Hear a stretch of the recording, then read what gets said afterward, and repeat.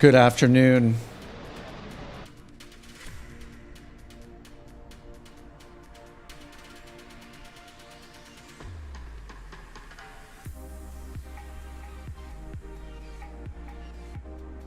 I got the cheesy music going to start the stream, as is tradition.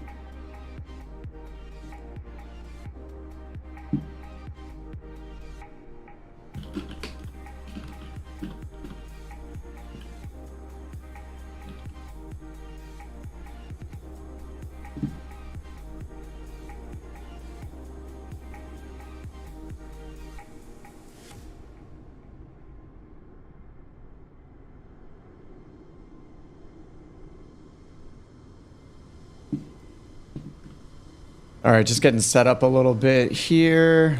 What's up, Gabe? What up, Mike? Hey, Slashed, how's it going? Couch Captains assemble. I do have the Couch Captain livery going. I don't know if this will mess with VATSIM at all. I don't think so. I think you can kind of use whatever livery you want. Like, nobody's gonna see the Couch Captain livery, I assume. So yeah, we'll see how that goes. I also have multiplayer turned on. I think this will probably be okay. I'm pretty sure that any VATSIM traffic will not have a nameplate over it unless they're also on multiplayer. Actually, oh, it does have a nameplate. That's pretty cool. Okay, so when I have the nameplates turned on, I will see those. So that's actually really useful. Yeah, it looks like everybody here has a nameplate, including the VATSIM traffic. So we're over here at the north ramp at Washington Dulles.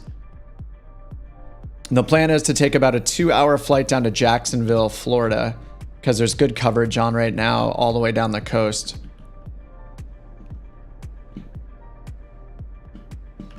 So let me bring up that map really quickly. So I have SimBrief already generated, so KIAD to KJAX, and it looks like we'll be using a, well, potentially, this is what I'm going to file right now, is using a departure, Jacoby 4 departure. And then, oh, what is this? I don't know that I've ever seen this before.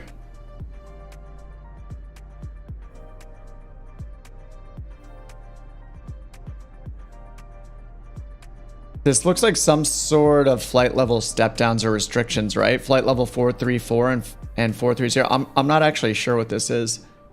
I have never seen this before. And then the Looney 1 arrival. That's what is suggested by SimBrief, and it tends to, it generally looks like what SimBrief picks is the preferred routes for VATSIM controllers anyway. So I think we'll be okay there. Vaping until a vertical nosedive. That did happen, what, last week when me and Yoda were doing some. Yeah, we ended up like nosediving because we were just chatting the whole time doing shared cockpit. So here's the coverage right now. So over here at Dulles, we have an ATIS. We have the ATIS available here. We also have Potomac approach. They've been online for 42 minutes. DC Center's been online 2 hours, so we'll see how long they last. Then down further south, we have Jacksonville Center, and then we have Jacksonville Approach, and we have an ATIS at Jacksonville. So we should get 4 controllers or so for this flight, as long as nobody goes offline, so we'll see how it goes.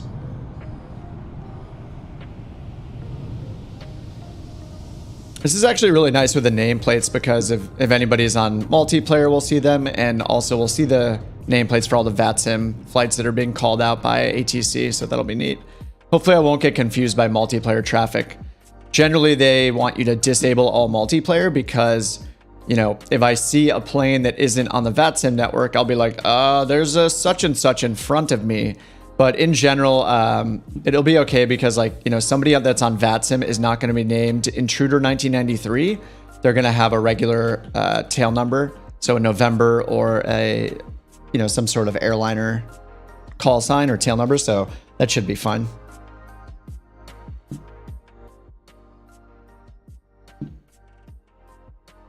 All right, I'm gonna go file my flight plan first. I haven't done that yet, so I'm just gonna use the pre-file flight right here and click on pre-file for VATSIM.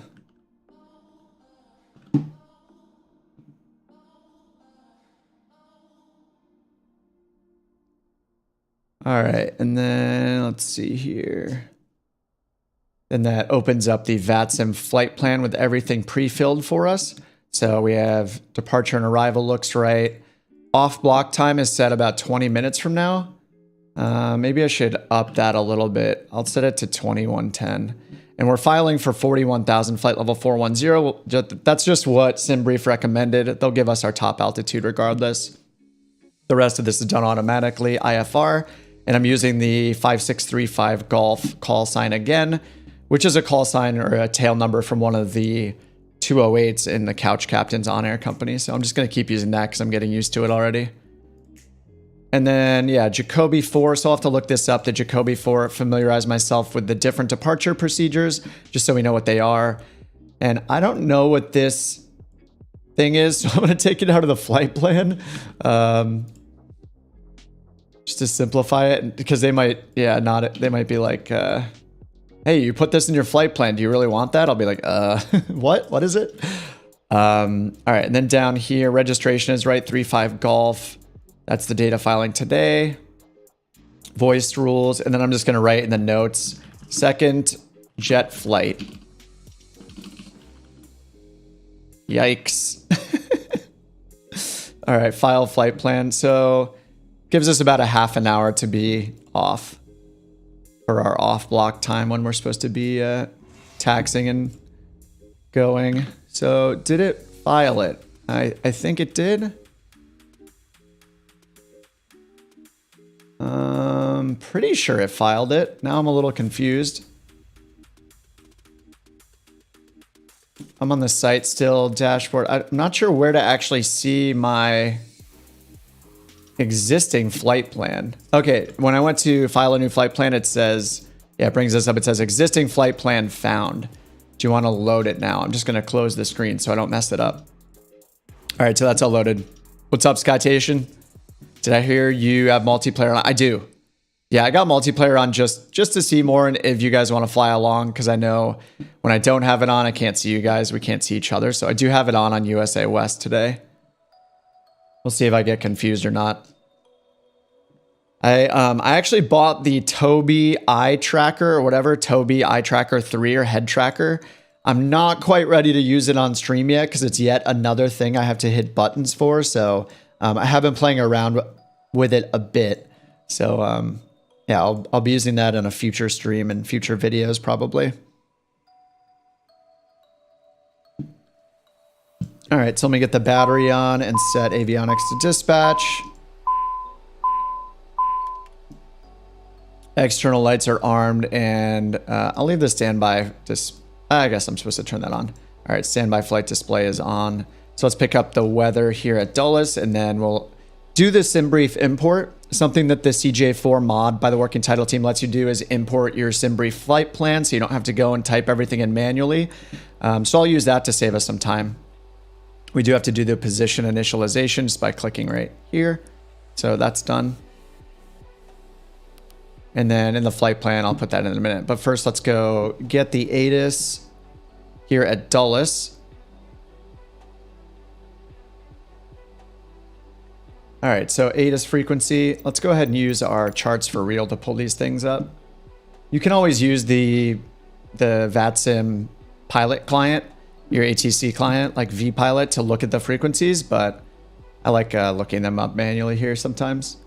So what I'm gonna do is go and just add all my charts first. So here's Dulles, I'm going to the charts list, and right here, add the airport info. I don't need the parking gates because we're gonna park at ramps, so we don't need to know specifically where the gates are, but if we fly one of those giant aeroplanes later, then I might need that.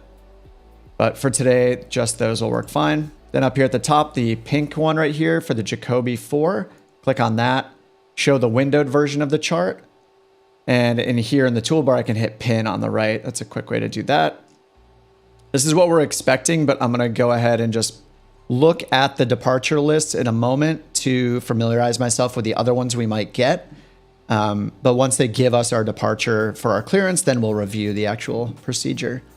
All right, so after that, we're going to the SCOOB waypoint, direct to WEAVR, then joining the Jet 121 airway. Looks like we're gonna pass by a VOR on that route called the ISO VOR. So if I click that, the name of that VOR is the Kinston VOR. So they may, at some point, if they direct us to Kinston, we'll need to know that that is the ISO, or India Sierra Oscar VOR. Then we're just sticking on the Jet 121 airway through Bartle and JMAC. And then another VOR en route here is CHS, so that's Charleston VOR.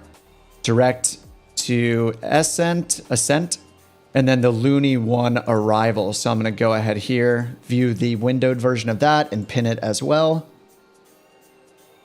And then finally, runway 08 at Jacksonville. So open up Jacksonville, and finally pin the taxi diagram right here. So now at the bottom, we have all 4 of the charts where ideally we'll only need the 4 of these, but these are the 4 I have pinned. So we have the airport here at Dulles, Jacoby 4 departure, the Looney 1 arrival, and then eventually we'll need an approach chart as well. And then we have the airport here. So what I could do is check the METAR really quickly at Jacksonville. Actually, I'm just going to look at the SimBrief flight plan because it does that for us, and it automatically puts in the expected runways. So we have runway 30 at Dulles and runway 08 at Jacksonville. So what I could do is just go to the charts list here, look at the approaches for 08 at Jacksonville, and sure enough, we have an ILS, and we have some RNAV approaches as well. So let's look at, this will be the ILS. This is the Cat 1 ILS. The one on top is Cat 2 and 3, which we're not going to do unless we're like flying airliners. So I'll just assume it's the Cat 1, so I'll just pin that. And then I'll also add that to our route up here in SimBrief. So destination approaches, choose the ILS runway 08, and then I'll just choose the only transition that's available, which is CRG. All right, and they'll, if they end up giving us vectors or something like that, that's fine. So I'll review that stuff once we're in the air, but for now we just need to know where we are and get the weather here at Dulles. So where we are is up here. Actually, what I can do is bring up the full screen. I'll bring this up every now and then instead. Let me go ahead and reload the flight. What's cool about SimBrief is if you use the other apps like the iPad app or use the desktop app, like in this case, if I just go up to new flight and actually, sorry, what I can do is go to flights, and then it shows my flight that I've done in the Navigraph charts layout panel, or the little toolbar panel right here. Everything I've done here for this flight to Jacksonville, it's synced. So here at the top of my list for flights in the desktop app, I can see the one to Jacksonville. So I can just click that. It'll not only pull in the route, but also pull in all the pinned boards I put at the bottom. And I've had 2 of these running at once, so I can track my position here, and I think I can track it over here at the same time. Let's see. Yes. So I can track my position in 2 places at once. So I can just toggle between the big version and the small version. But this is really nice for the stream, of course. So I can bring this guy up when I'm reviewing things and then use the small one just to kind of monitor our position. Curious how like the head tracker bought the Toby when you got everything else. Used it 4 times. Yeah, that's the weird part. I think I would use it pretty sparingly. Like I'd use it for taxi, takeoff, kind of sightseeing once I'm up a little bit, and then on final, and then taxiing again, and that's about it. I think besides that, whenever you're interacting with the cockpit and the controls, having that shaky cam, like if you don't, you have to hold your head perfectly still. Yeah, it's just not worth it. I like the camera presets better. So. But I do like the feeling it gets when you use it and, you have that more natural looking movement of the camera. So I think I'll end up, just using it sparingly. We'll see how it goes. I did have the track IR at one point and I barely used it and I returned it. So, but I committed to keeping this and I even threw the packaging and everything away. So I'm just going to keep it, force myself to kind of use it. All right, so we're at the North GA ramp here near Zulu 2. The last time we flew from Dulles was my first VATSIM flight on the stream, and what I did was I got instructions to do 19 center. So I remember that at the bottom, originally we were going to go down here to the south to runway 30, And we got changed to runway 19 center, or offered 19 center last time. So we'll see how that goes today. So let's go ahead and get the ATIS. Up here at the top, we have the ATIS. So it says, wait, it says 13485. So let's use that. Is that frequency out of range? I'm not sure. Let's find out. 13485. 0 at 9er. Visibility 10. Whoops, I have my head game turned on still. 4,000 broken. 10,000 broken. Temperature 19er. Let me fix that really quickly. I'll just switch and then switch back. I had the in-game ATC. 1 right and 1 center approaches in use. Landing runways 1 right and 1 center. Departing runways 30, 1 right. All VFR arrivals contact Washington Center 133.725 prior to entering Washington Class Bravo airspace. Radar service available Washington Center 133.725. Notices to air mission. Simultaneous approach is being conducted to parallel runways. Use caution. Read back all runway assignments and hold short instructions. VFR departures, say direction of flight and aircraft type. Operating mode, see on all taxiways and runways. Advise ground control regular taxi holding short of taxiway Z or J. Advise on initial contact. You have information delta. Advise on initial contact. You have information delta. All right, information delta. Let's hear it back from the start. Runways 30 and 1 right are active. Airport 8 is information delta 1952 Zulu. 1340 at 9er. Visibility 10. 2,000 scattered. Ceiling 4,000 broken. 10,000 broken. Temperature 19er. 2.11. Altimeter 3020. ILS runways 1 right and 1 center approaches in use. Landing runways 1 right and 1 center. Departing runways 30, 1 right. All VFR arrivals contact Washington Center 133.725 prior to entering Washington Class Bravo airspace. Radar service available Washington Center 133.725. Notices to air mission. Simultaneous approach is being conducted to parallel runways. Use caution. Read back all runway assignments and hold short instructions. All right, we got all that. All right, let's keep that in our recall for now, and we're going to have to contact DC Center. No, there's Jacksonville Center. Sorry, let's see. DC Center, and we also have... We have Potomac Approach, so I think I start with Potomac Approach. Let me see their coverage area again. Yeah, that's right. So let me go to Potomac and listen in for a minute and make sure other people are getting their clearances from Potomac. So 119850 is it Potomac? 119er 85.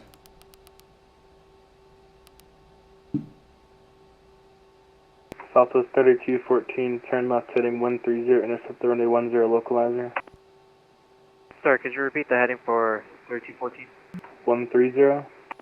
Left turn heading 130, intercept localizer, Southwest 3214. Southwest 3214 on the rollout, the field will be about... Hey June, what's up? And, check out AV Angel, she uses head tracking. Okay, I've seen some of her videos before, not recently, but I'll take a look. Southwest 3214. Once you make your left, turn on departure wave, and wave as you go over. I'm due south at the end of the runway. Awesome, Mason. 10 and clear to land, runway 10, Southwest 3214. You turn eye tracking off. Yeah, I did the same thing. Yep. Turn the sensitivity way down. Yeah, I'll see how much I actually use it. I'm so used to using my keyboard shortcuts for all the preset cameras, you know, the instrument camera views. But yeah. Double click a controller in vPilot, you get their coverage. Oh, I see. Let me give that a shot. 217 Hotel, cross caption at 2,500 at caption, cleared ILS and I1 approach. Cross caption at 2,500 from caption. Yeah, it gives me a message that says Potomac approach covering DCA area. Feedback available. I'm just not sure if I assume I use Potomac approach. I'm not sure if I use approach for my clearance or not. I haven't heard anyone calling clearance with them yet. Southwest 2577, you never assigned us a runway, sir. What can we expect? Southwest 2577, expect to visual approach 10. Actually, we'd like the ILS 15 left if we can. 15 left? Yeah, it's, we monitored ATIS. We'd like 15 left if we can. Okay. It sounds like the winds aren't favorable for that runway. He's like, what? Thank you. Okay, I guess he got his wish granted.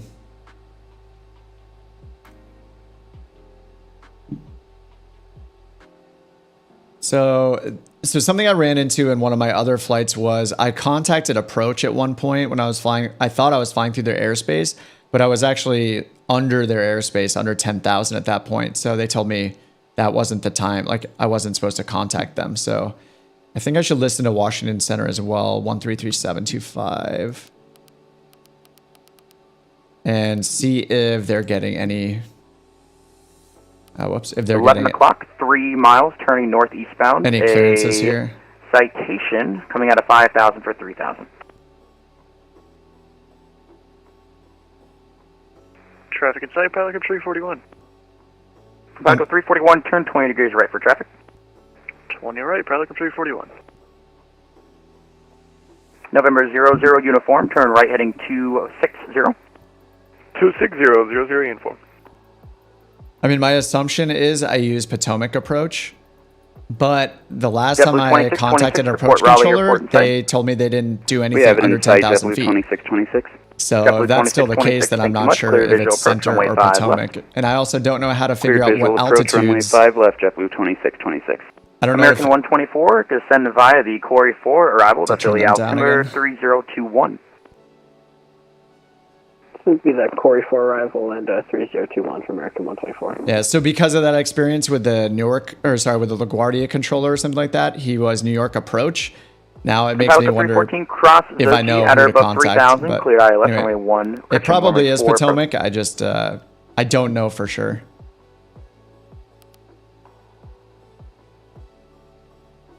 So Potomac approach is 11985.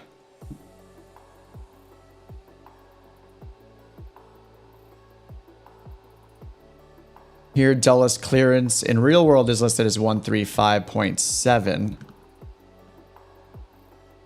And there's no 135.7 online because there's no dedicated clearance delivery.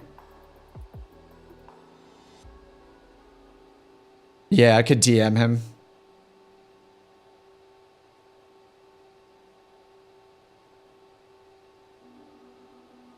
So while I'm thinking about what to do there, let me bring up the list of departures. So here are all the other departures. We're expecting to get the Jacoby 4 RNAV departure. Right here. I'll invoice the landing fee to you. And that would take us here north to Jacoby, then around the east, and then south. Sounds good. Through SCOOB on our way out. The U.S. Air Force is 500% more increased.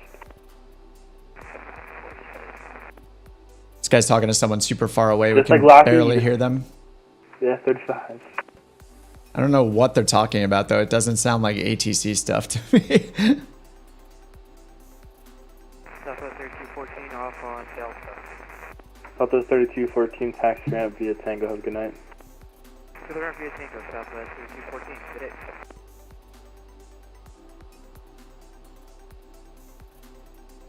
Still haven't heard anybody else call for clearance.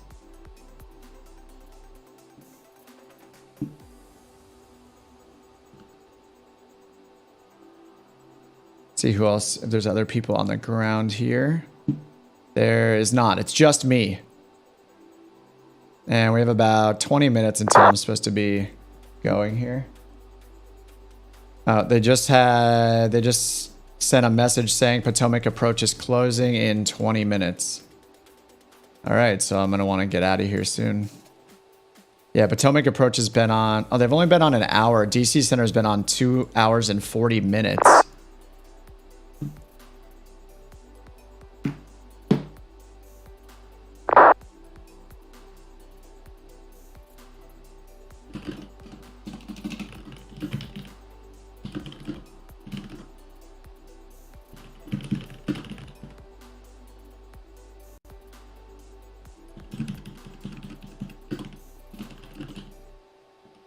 All right, I messaged the Potomac controller just asking him if he handles clearances for KIAD.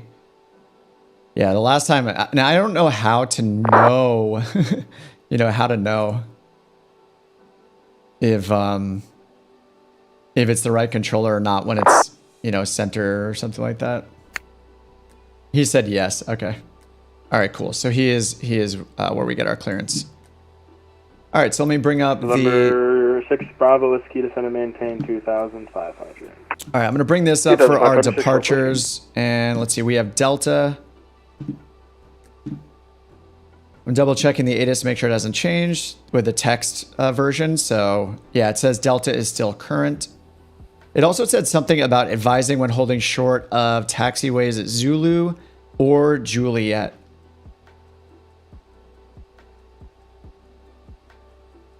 Which was interesting. It was like a really long ATIS, but it is a giant airport, so it makes sense. All right, cool. Yeah, good recommendation, June. Just message them instead of guessing, right?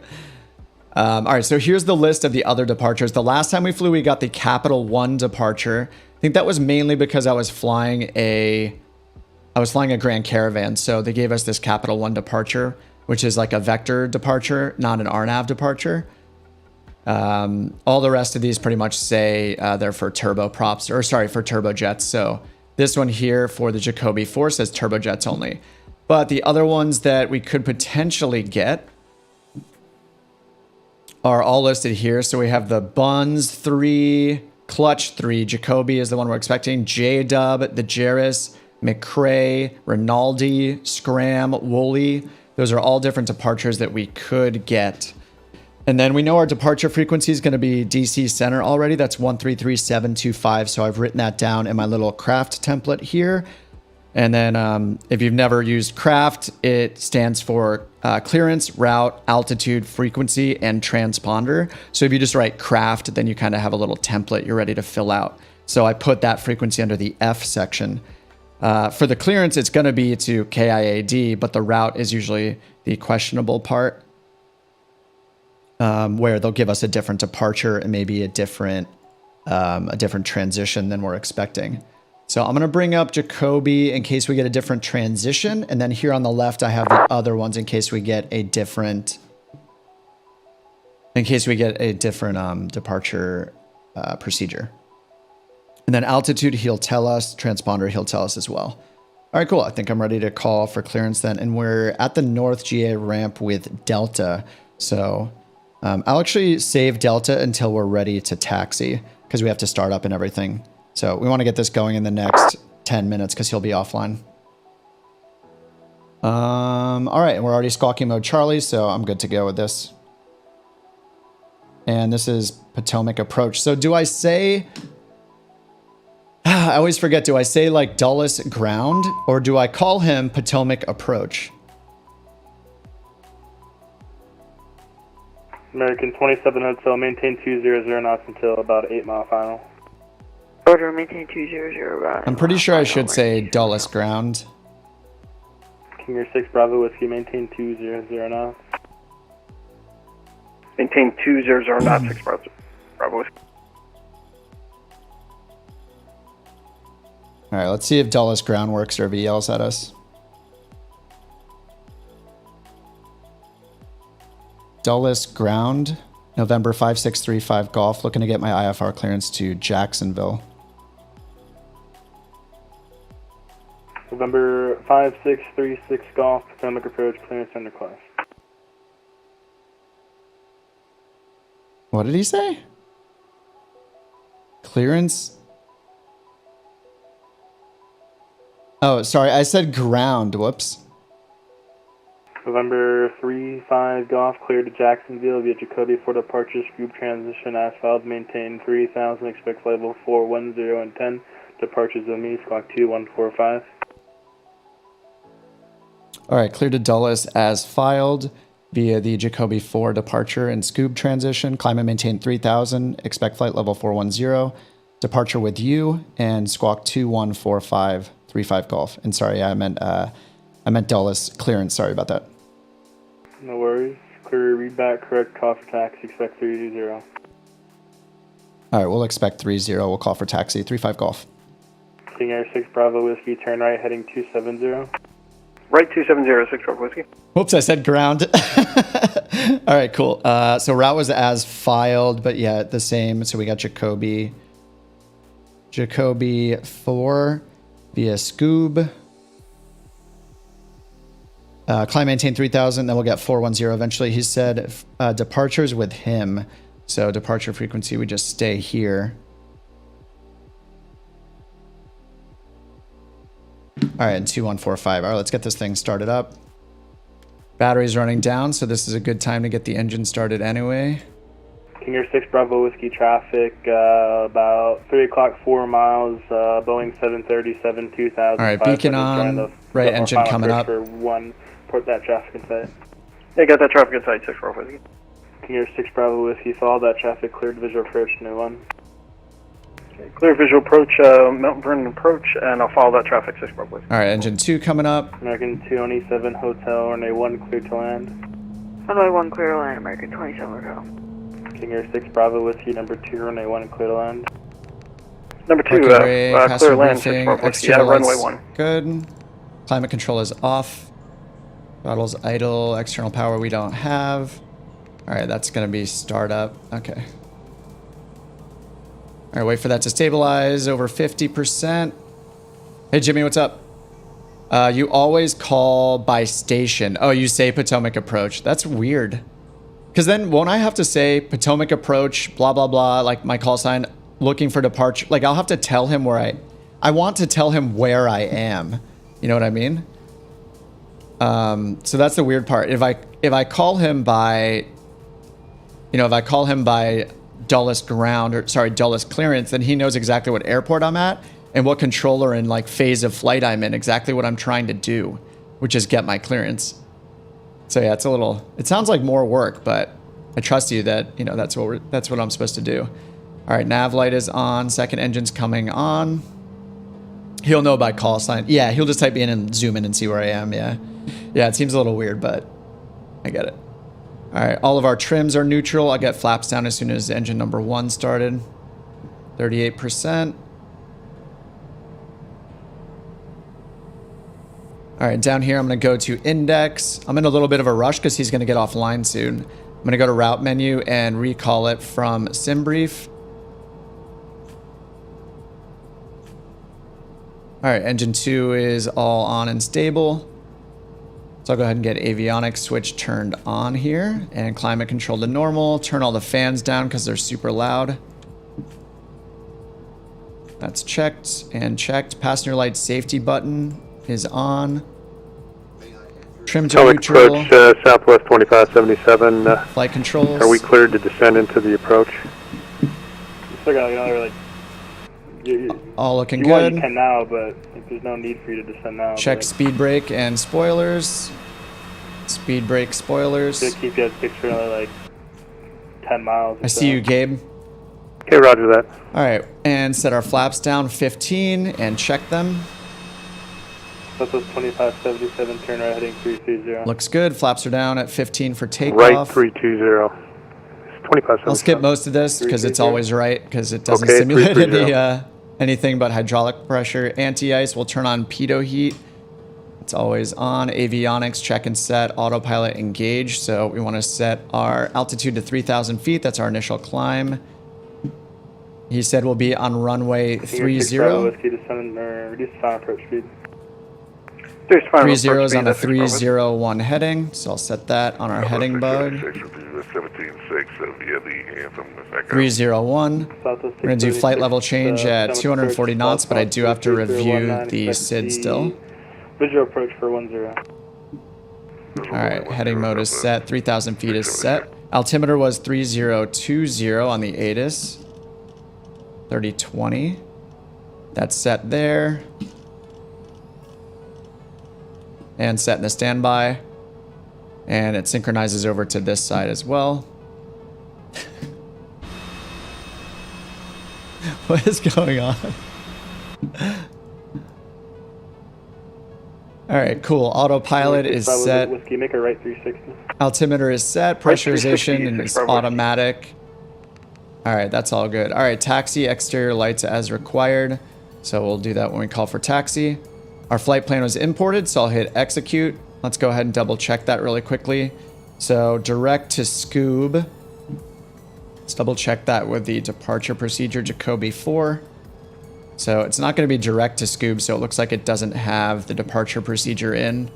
Let's go to arrivals and set Jacoby 4. SCOOB transition, runway 30, execute. 2577, turn right heading 350. 250 for Southwest 2577. Go and set the arrival is the Looney 1 through Ascent. And we chose ILS for 08 CRG. All right, execute all that. All right, so we take off. We have vectors expected, and then to Rhines. Actually, we need to go. Yeah, rings is first, actually. I'm just going to get rid of the discontinuity there. Invalid delete. Oh, I had something in. Oh, I can't get rid of that, I guess. All right, let me check. Maybe they expect us to be on vectors until they assign us. Okay, yeah. So runway 30, climb on heading 301 to 820 feet. Then turn right heading 320 or as assigned by ATC. So let's change our heading here to 320 then. And then after that, 3000, Southwest 25. Vectors to cross rings at or above 3000. That's a 3000 he gave us. From rings, we go to Jacoby, then on assigned transition, maintain 3000. All right, so yeah, they're going to vector us towards rings, and then it's up to us to go direct Jacoby, but we need to be over 3000 feet, and we can't make our right turn until we're over 820 feet. So 820 feet, runway 30. Where are you at? All right, I'm going to call for a taxi now. Taxi lights are on. We'll turn our logo on because it's beautiful. November 46512. Summit approach, turn center call. Wait for that person to read back, then we'll call for taxi. It's information echo approach, now. King Air 4164 Whiskey. Do I have a clearance to land? King Air 6 Bravo Whiskey, runway 1, clear to land. Clear to land, runway 1, 6 Bravo Whiskey. 3019er on the ATIS now, so I'm going to sync that in.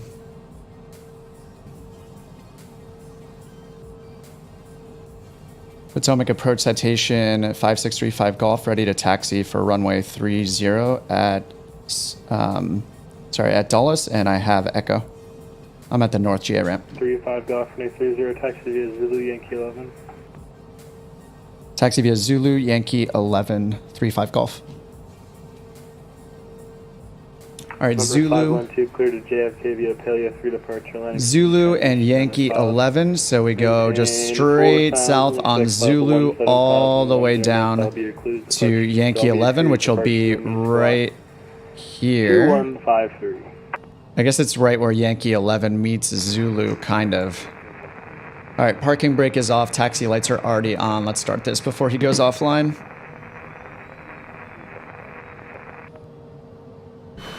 Citation 512, read back correct. King Air 6 Bravo Whiskey, taxi via Kilo, good night. Taxi to via Kilo, 6 Bravo Whiskey, an awesome ATC today. All right, this is Zulu right in front of us. It's Zulu 2. Radar contact lost.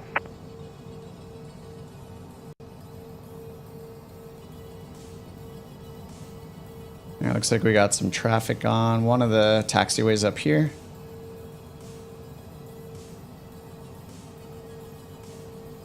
This is the United that just landed, it looks like. All right, flaps are set, gears down. Let's look at the rest of this checklist here. Lights as required, brakes, parking brake release, did that.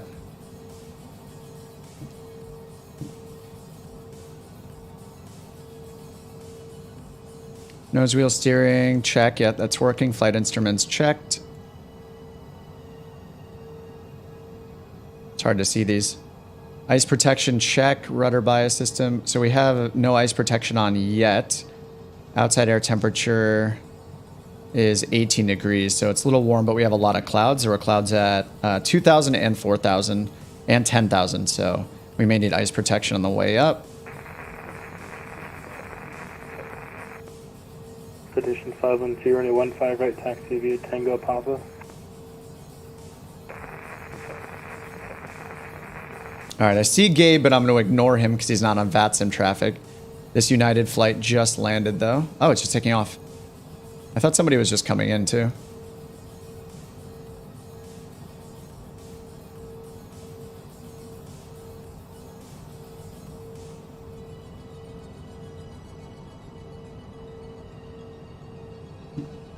All right, we're still taxiing on Zulu here. What hardware do I use? TCA side stick, Airbus side stick, the Bravo throttle quadrant, and the crosswind rudder pedals, V2 rudder pedals. So I think there's a V3 out for those, but I would get the Charlies if I didn't have any. All right, let me speed this taxi up a little bit. So runway 30, our departure procedure is climb to a little over 800 feet. I think it was like 812. Then a right turn onto heading 320. Then we expect vectors for getting to our first waypoint, which is called like rings. Bring that back up. Yeah, or reins, I guess it is. Rings, I have no idea. And then to Jacoby. And then I don't see any speed restrictions shown here, so we can climb at 240. That'll be fine. Maybe I should set it to 220. We're going to get to 3,000 so fast it's not going to matter. The hard thing is keeping the speed on this plane because there's no auto throttle. I see you, Delta Tango. There's no auto throttle in this, so I need to be very careful with how much power I give this once we take off. So we'll be in the takeoff detent first.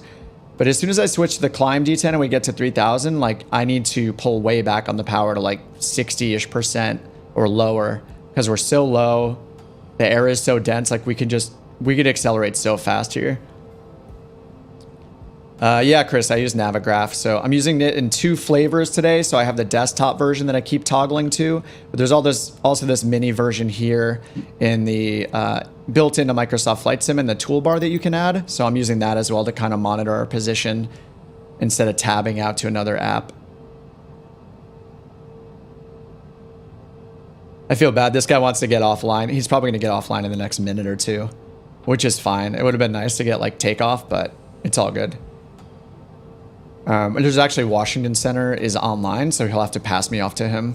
He might actually be waiting to go offline until I just finish this taxi. I'm going to try to pick up the speed just a little bit for his sake. 3019 is set. Our autopilot is set in heading mode. Yep, still taxiing to runway 30. We are almost there. I should have used this south ramp here, which is coming up on our left.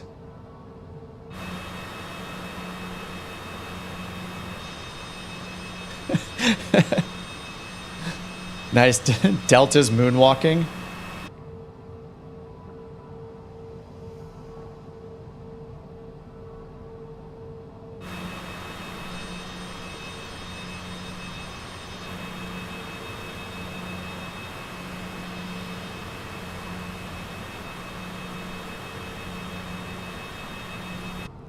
It's a Delta flight right there that there's a bunch of flights sitting here on the ramp.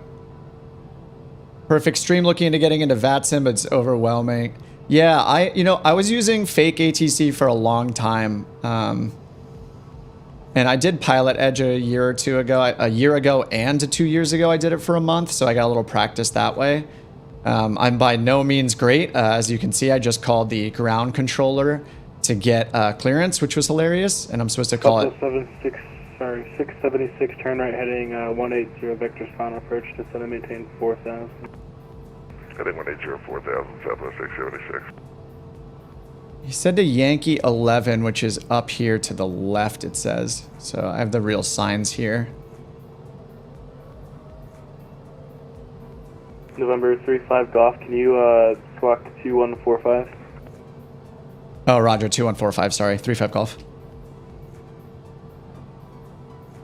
Whoops, let's set 2145. 5112, 12, 12, runway 15 right, clear for takeoff. All right, 2145. I forgot the squawk because I was in a rush. All right, let's keep going. Yankee 11 is up here on the left.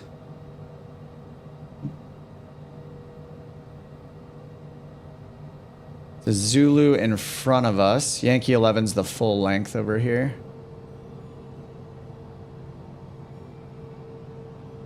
So this would be Zulu right here, which we don't want. Or sorry, this is the end of Zulu at Quebec and Yankee. We want Yankee 11, which is right over here. All right, now let's switch over to our departure chart.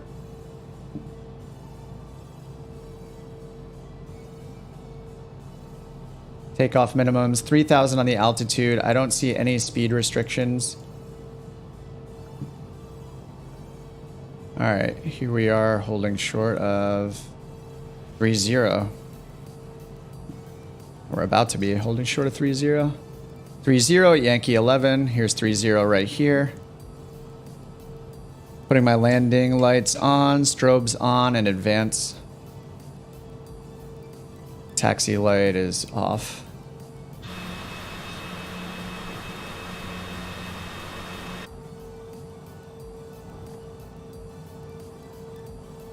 All right, waiting here for him to...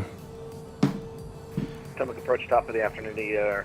Ooh, top of the afternoon. 615, 22,200 descending. Hey, AMO, what's up? Can't afford a ticket. Watch from the ground. Appreciate you watching, no matter how you're watching. Expect a visual for 10. Ice protection checks, seats, flaps are done. They're at 15. Trims are set, crew briefing. Hey guys, we're flying. Okay, that's it. TCAS, TARA. Let's set that up. It is up already. Right there, TARA. Radar is... Pitot heat is on. Ice protection, we're not going to use yet because it's 19 outside. Alright. Before takeoff list is done.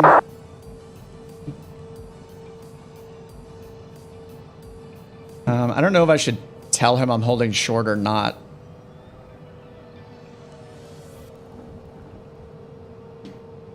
I guess I will.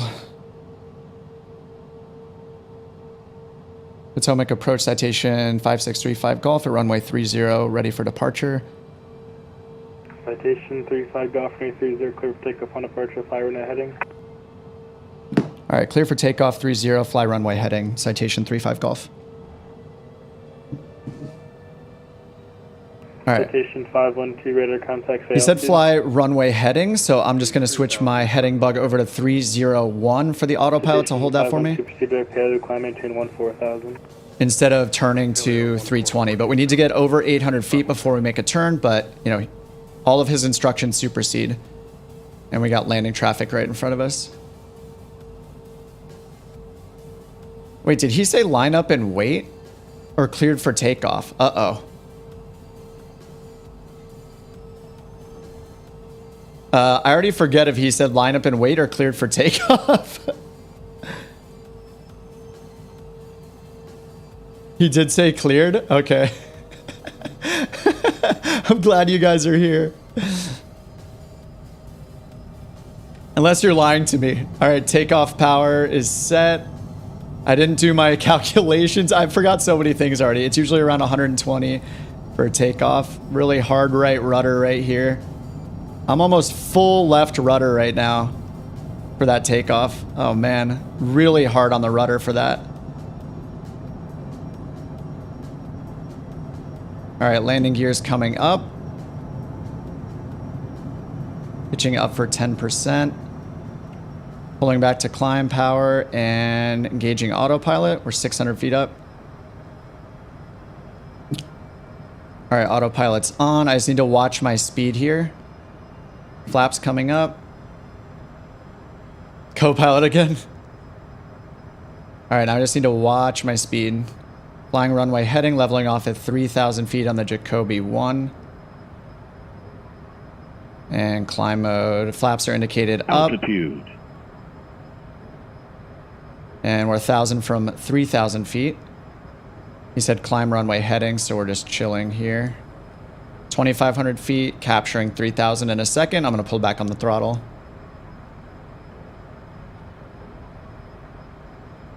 All right, pulling back on the throttle hard. Really hard. Delta 676 from 10 clear to land. Yeah, I'm under 50% throttle right now at 240. I'm almost idle.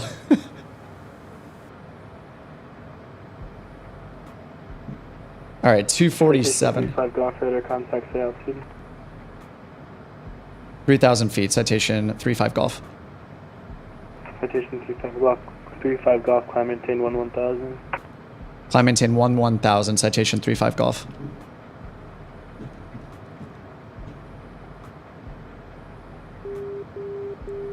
All right, 240. 35 Golf, proceed direct Riggins. Direct Riggins, 35 Golf. All right, we're back in climb mode. We're over speeding somehow because we're so low. And it's also not using my, vertical mode. 35 Golf, Washington, closing radar service terminated, frequency change to advisory approved. Advisory frequency, you said? 35 Golf? Citation 512 Washington Center closed, radar service terminated, frequency change to advisory approved. Advisory? Frequency change to advisory approved, citation 512.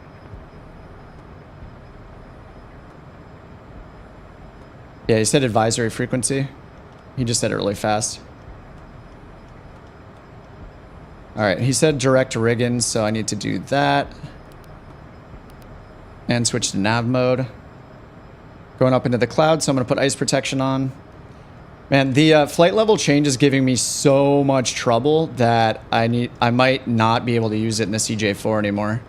All right, climb detent, direct Riggins. I hit nav mode on my thing, but it didn't work, so I'm hitting it here. So we're making that right turn all the way around. Whew. So we said to change to advisory frequency, but there's Washington Center was just on, unless they also decided to go offline. So let's check that. They're both still online. I'm kind of confused. Washington Center's been on 3 online, 3 hours. Southwest 676, left turn unable to taxi ramp via Tango. Have a good night. Yeah, I'm a little, bit confused. Terminated, frequency change to advisory approved. He said change to advisory approved, so does that mean DC is going offline? Potomac approach is closed. Have a good night.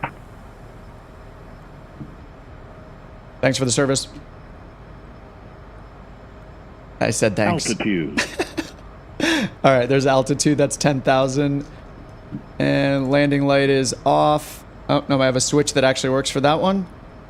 We'll go logo off. And we're supposed to be going direct Riggins.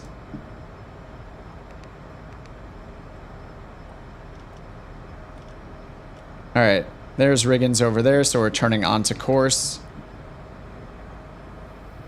And we got our altitude, so I'm going to go back to cruise mode on our, or cruise on our throttle. So we only have 2 detents on the CJ4. We have takeoff and climb. After that, it's manual.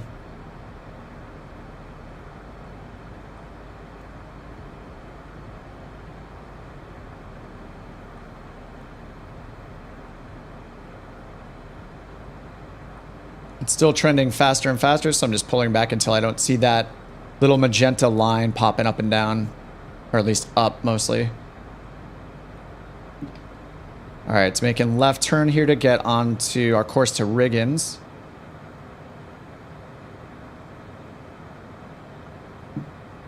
So I already made a few mistakes before taking off. So I didn't set my squawk code. Just totally forgot that because I was in a rush to taxi. And then I called him ground instead of just calling him Potomac approach.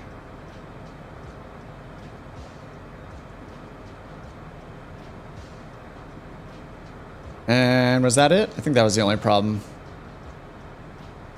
But I did something else wrong right when I took off. I mean, we had to change our heading on the autopilot to follow his instructions, but... yeah, he said to go to advisory, so I'm still kind of confused. DC Center is online, so I don't have any messages from them, so I'm just going to go to Unicom for now and see what happens. Wait, sorry, 122.8 I think is Unicom. And then I was expecting 133.725. So I'll put that on my recall in case he tells us to contact him. What's up, Gabe? Oh, nice.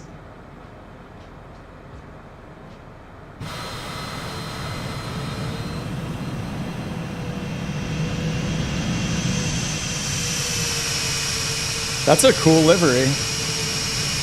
Junyao Airlines? Whoa. Yeah, that's a little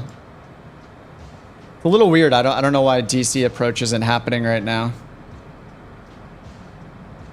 I mean, I think, you know, as soon as you make, like, I make one mistake, like forgetting the squawk code, I all of a sudden start doubting what I'm doing. I'm like, uh-oh, I'm messing up. Now I'm going to mess everything up. So we have a 3,000 restriction at Riggins, and then following this, I don't see any other restrictions here. We have flight level 180 right there, 14.6, and then 8,000. So I'm just gonna, and he said to expect 410, so I think I'm just gonna continue my climb. All right, anti-icing is on. We're turning direct Jacoby now. That's our second waypoint here on the departure. And then we're going to be going to bow or bow after that.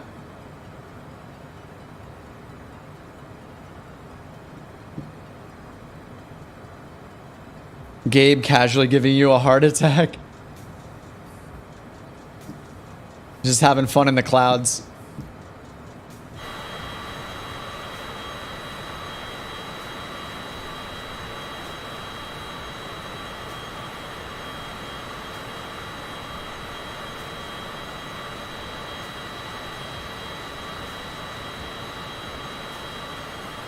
All right, I think we should just keep our climb going here. We don't have them available to step us up, but they set... I mean, they had us climb up to 11,000, but he said expect 410 after 10 minutes. So I think we should just continue our climb all the way up, and we're an advisory frequency anyway. So worst case, if we get in touch with DC Center, if they ask us to contact them, then we will listen to their commands. All right, let's go 290 knots on flight level change. Oh, you know what I didn't do is I didn't set my plane weight either. I'm so used to the weight being set by On Air Company because I use it all the time that I did not set the weight. So let's see, or our fuel, 3398. So probably have around 3,000-ish. I'm just gonna add a little bit. We're supposed to have 33. All right, there we go. Mistakes after mistakes, but, you know, I'm learning. All right, so we're on the Jacoby 4, and we're just going to climb up to flight level 410.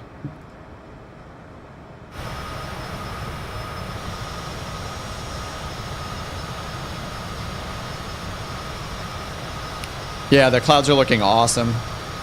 Yep, going to Jacksonville. Last time I had a pretty short route, so I wanted to do something a little longer. I also wasn't really able to chat with you guys that much last time, and I felt bad about it because we were, I was just talking to ATC the entire time. But right now we're on, you know, we're on Unicom frequency, and it's got another hour or so in cruise, so it's trying to extend my flight time a little bit so I have a little more time to chill.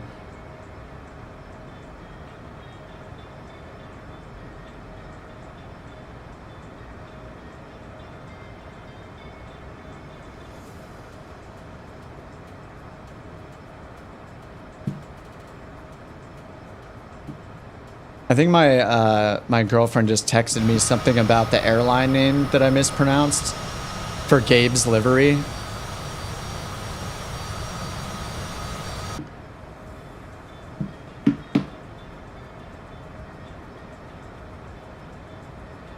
Yeah, so the airtime for this was just listed at 1 hour and 43 minutes right here, so it's not too bad.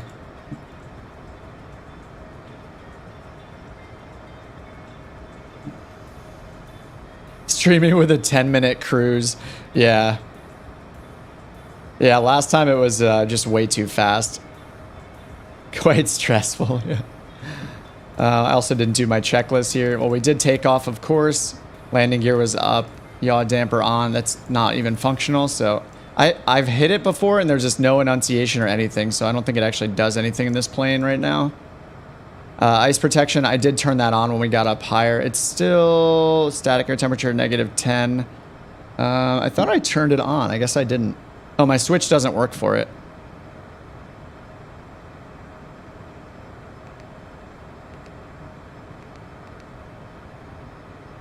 All right, we're crossing bow right now, making our right-hand turn.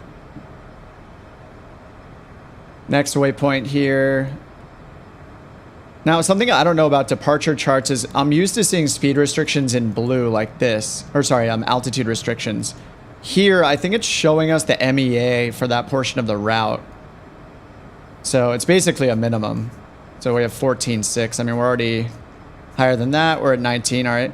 Change to standard barometric pressure. I just hit B to do that real quickly. That's all set. So we cross bow. Now we're going to Amy. And then Colin. These are all not to scale. So our moving map, our little plane won't be to scale on these waypoints. And then to SCOOB after that.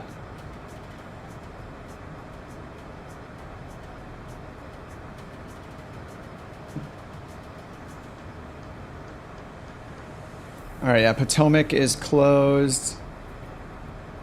Oh, it looks like a few more came online. The list on in the vPilot app has gotten a bit larger, so it looks like a few more controllers hopped on. What's weird is, yeah, we're right over here, right? Where are we? Oh, here's KIAD. I should be in this area. I don't see myself. Let me refresh real quick.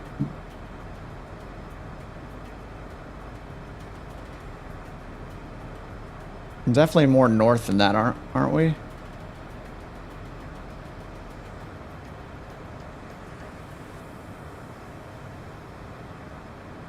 Where am I? I am connected. I'm squawking mode Charlie.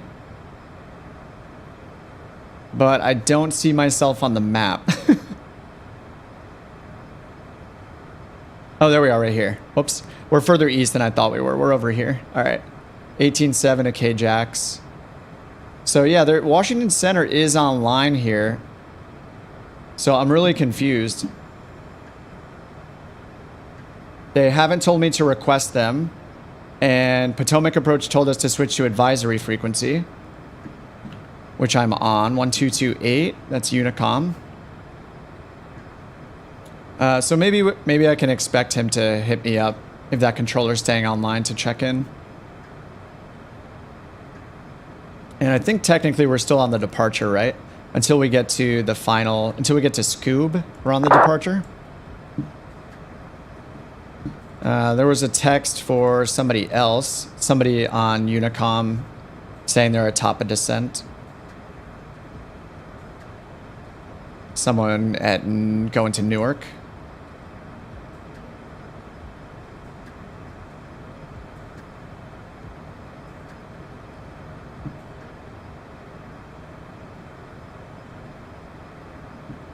I should have had the, I want to keep the nameplates on like this. It's really nice to see the flight numbers and everything. Sorry, I'm probably, oh, it's just, I was just going to say, I'm probably dusting you guys in this citation, but nope. I was worried that you weren't going to be able to catch up.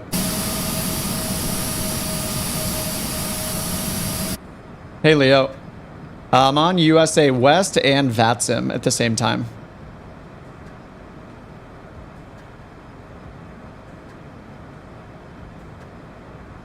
FSLTL, yes, I have it installed. I just haven't been using it because I've actually been using VATSIM, but whenever I'm now not using VATSIM, I mean, this is only my third flight on VATSIM total.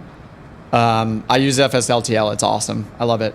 I did edit the settings to only show 30 planes instead of like 100, just to keep the frames down and stuff and keep the ATC to a minimum. But yeah, it's amazing. And I'm using the livery pack from FSLTL. I mean, it's free, it's easy to install, it makes the sim better. It's amazing.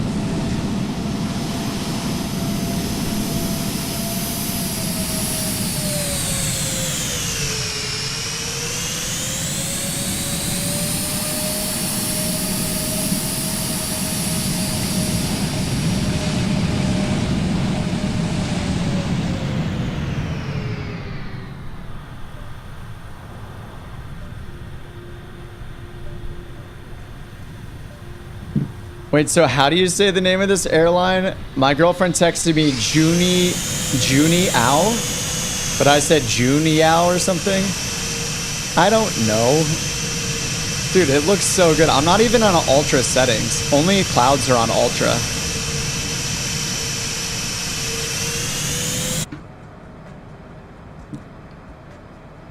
Oh yeah, sorry Delta. You could use time acceleration to catch up though, that'll work. All right, what are we at here? Still in the climb detent. We're getting pretty high. Oops, Mach 0.64. So we're switched over to a Mach number now. So I need to switch this up to, I think we normally climb at 7.2. Let me check the...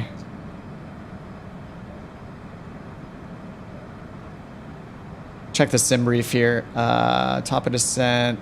0.64, oh, 0.64 until top of climb, actually. So I'll leave it at 0.64. Blue Streak 5424 is on a 15 mile final, runway 1. You wanted more practice with the CRJ. You'll be along when you get there. Oh yeah, the CRJ is pretty difficult. The thing about it that I hate the most is really just the that it can only really do ILS approaches, so it makes me nervous whenever I have to do a visual approach. And same with the CRJ, or sorry, the CJ4. Like even in this can do RNAV approaches, but and it also has a functional LNAV with or VNAV with VNAV mode on the autopilot, not just advisory. So yeah, it yeah, there are times when I just do not, I get nervous flying the CRJ. It's a cool plane though, for sure. I like it. It's just, you know, a little more vintage, I guess. It's a little more limited. And in the, who is it? Logan, who's in our Discord, is an actual CRJ pilot. And he's posted videos and photos of him flying before, photos of the cockpit or like the MCDU. And he gave me a bunch of tips, and he was like, yeah, ILS or visual, that's it. That's like all they use.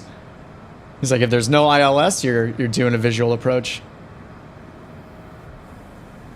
Gabe's trying to smoke us out here. But yeah, the CRJ is really cool. I just love the, I don't know, it feels like a little bit more old school, but not so old school that it doesn't have modern avionics in it. Even though it can't do RNAV approaches, it's still pretty awesome.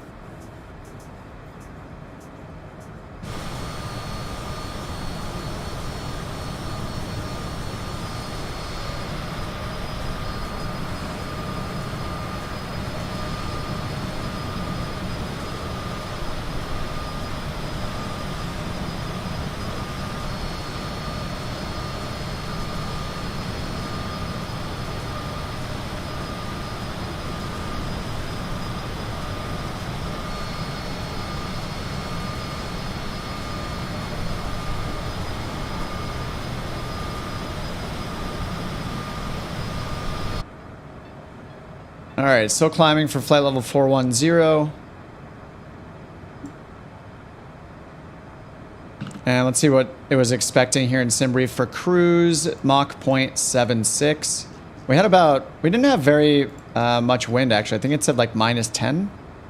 Oh, even better, -3. So that's pretty good. I mean, we don't have a tailwind, but I'll take -3. Seen like -30. All right, let me go back to the checklist. Landing lights, yeah, pressurization.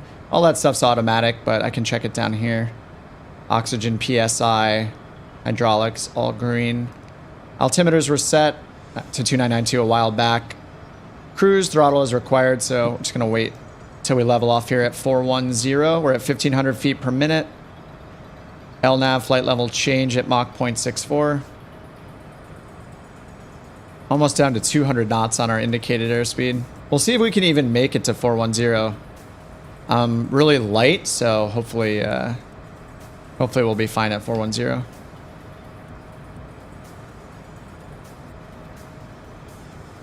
And we're still direct SCOOB right now on the Jacoby 4 departure.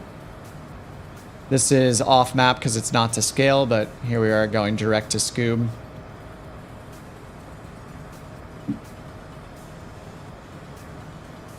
We can take a look at the big version here.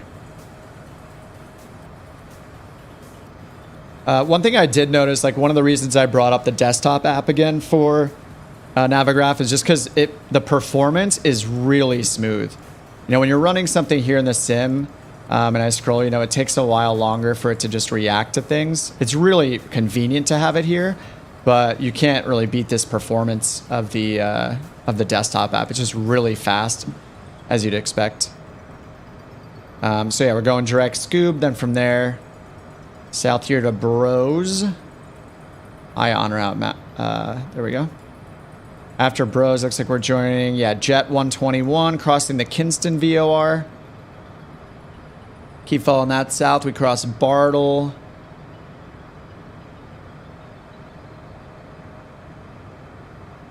And then the Charleston VOR.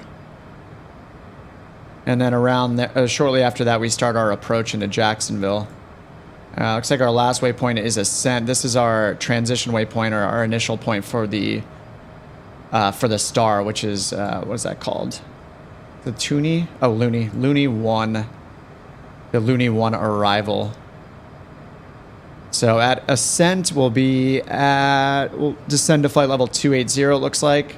We have a bunch of restrictions here. 260, 8,000, 5,000. So we'll just follow those down. And we're expecting to get runway 08, but never know. We'll see what they say. Looks like if we do 08, we're gonna basically potentially have a reversal, but if there's enough space here between Rumi and the final approach course, maybe they'll just have us vectored around big left turn here to intercept the final approach course. We'll see how it goes. Jacksonville is still online. Yeah, Jacksonville Center is online. DC Center has not told me to contact them yet, so I'm not sure what's going on. Let's see, did they go offline? Yes, they did. Yeah, looks like they went offline. So our next contact will be with Jacksonville Center. Altitude. All right, that's 1,000 feet to go. Yeah, we check back on SimAware. DC is now offline, so it makes sense. But we are right here. We have how long do we have to go? I can check the progress screen actually, see how long we have to get to Jacksonville. Index progress. So we have 1 minute until SCOOB, hour and 42 direct to Jacksonville. I'm actually not sure. Something that's nice about the CRJ is you can get a progress and estimated fuel for every waypoint in the list. Here it looks like on the CJ4 I can only get what our next waypoint and then our final waypoint is. Yeah, none of these keys are active.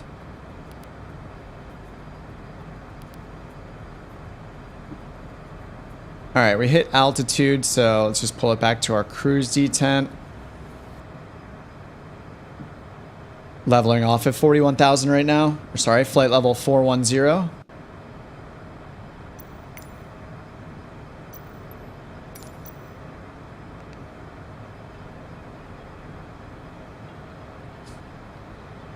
All right, all leveled off. We're at 102% throttle right now. We'll see. We're 102% N1 right now. We'll see how that goes. See if we get up to our target of Mach 0.74. The fact that you're just trying to control it while it tries to kill you all the time. Yeah, the CRJ. Yeah. My local time, I'm in California, so 2:47 p.m. 14:47. The local time where we're flying, though, is 3 hours ahead of that, so 6:47 p.m. East Coast time in the U.S.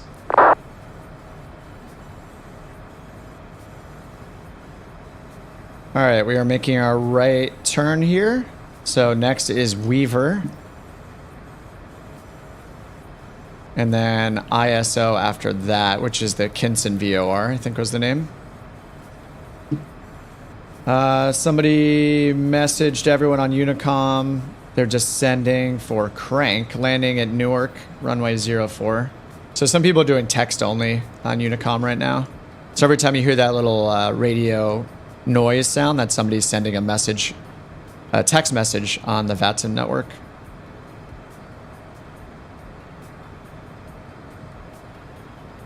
Is Gabe doing a contrail art out here? What's happening? It looks good.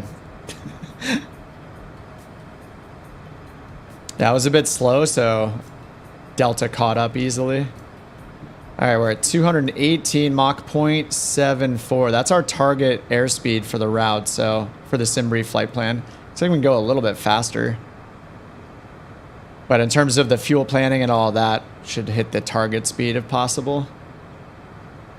I'll bring it back to 96.5 on our power setting and then see what speed that gives us. We're almost at Mach 0.75 right now. All right, and we check our fuel. It's estimating that we'll have 2,300 pounds when we cross WEAVR. Can compare that to our fuel log down here for our estimates. Here's WEAVR and 2.3. 2.34 and 2.37 is the estimate. So I need to pull a little bit of power out to get to 237 on here. Yeah, because we are going a little faster than was planned. So I'll pull it back another % and see how that updates our estimated fuel for that waypoint.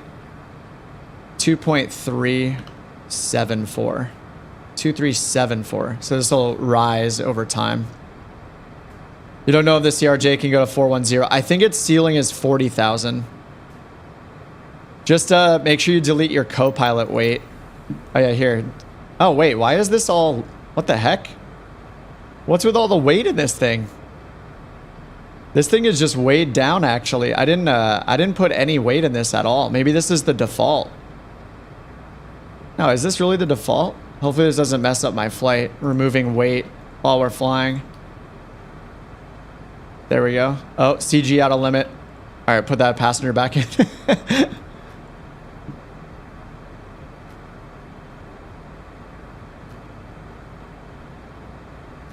There we go. Take all the cargo out. There we go. We're a little lighter now. So I didn't do my fuel and weight beforehand. I guess that default. I don't know. Auto passengers and cargo. Oh, no, I think I set it to 0. I set it to 0 in SimBrief. Yeah, maybe when you load SimBrief, it loads in the cargo and passengers when I did the SimBrief import down here. Man, I forgot to do so many things before I took off, too. Like, I didn't even do my speed calculations or anything. I just really sped everything up because I knew Potomac approach was getting offline, and I didn't want to miss them giving us our takeoff, giving us our permission to take off, so. Yeah, I'm not sure if it does that, too. Maybe it does. Because normally, yeah, normally everything's empty except for pilot and co-pilot as far as Microsoft Flight Sim's defaults go.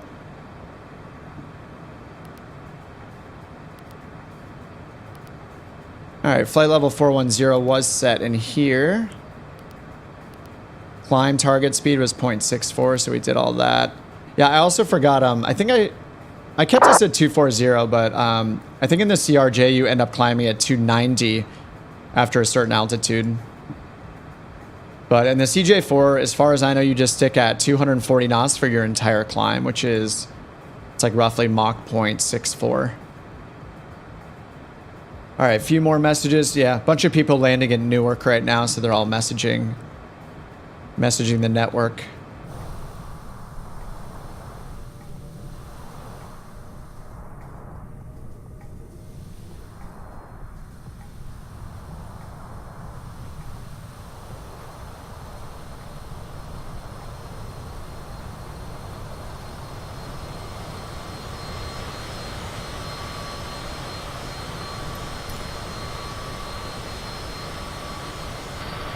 Turn off names real quick so I can take a couple screenshots here.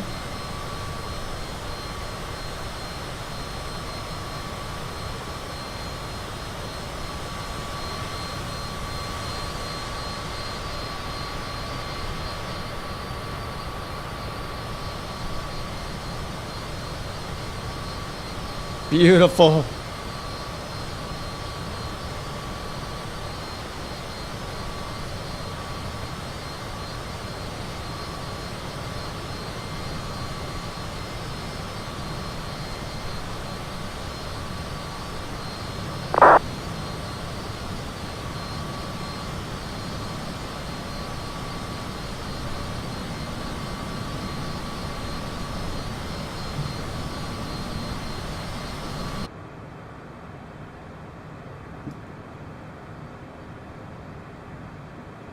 Oh, we can't squeeze in the back on the CJ4, can we?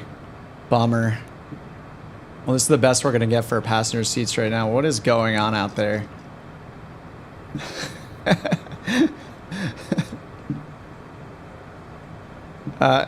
Gabe, could you stop having fun? Please?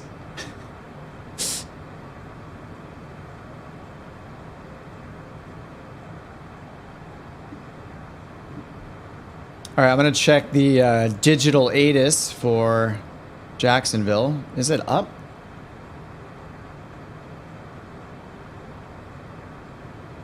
Oh, no. Jacksonville went offline. Why does this keep happening to me? No, it ruined my whole plan. Well, Miami's online. Jacksonville has just a ground controller on now. Oh, man. What a bummer.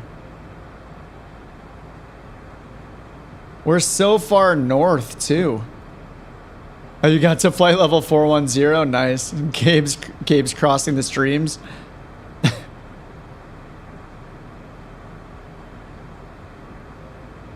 He's painting. Here he goes. It's coming right at us. Keep it up. Hold Love your breath. Content. Thanks, June. Thanks for the 5.99 euros. You love the content where I plan a VATSIM flight and pick controllers that have only been on for less than an hour and then they're all offline within 30 minutes. It's so frustrating. I'm getting crop dusted here. A little bit lower, please. It's not quite in our mouth. Not quite in my eyes. Who doesn't want to inhale a ton of your chemtrails? It's a little annoying how often this has happened. When me and Citation were flying together, was that last weekend? Or it was it Tuesday or Wednesday we did that? I think it was Wednesday. Or Tuesday, sorry. Yeah, we did a few flights and like the controllers just kept going offline. We like changed our flight like 3 times, I think, before we took one. It's just like unavoidable. But yeah, I mean, obviously they're all volunteers. It's amazing we have them at all. But it is a little bit frustrating when you plan a whole route and you're like, all right, these guys will be online. It looks like they just got on 20 minutes ago. I'm sure they'll be on for an hour or two. And then everybody just goes offline. Check the bookings for how long they'll be there. Oh, I wish it showed that on the map here. Wait, Potomac Approach is back online? Now that we're just outside of their airspace. I wish it showed it here. I wish when you point it, like when you point to the different areas, it shows how long they've been on. It would be really nice if it showed estimated time remaining. That would be really cool.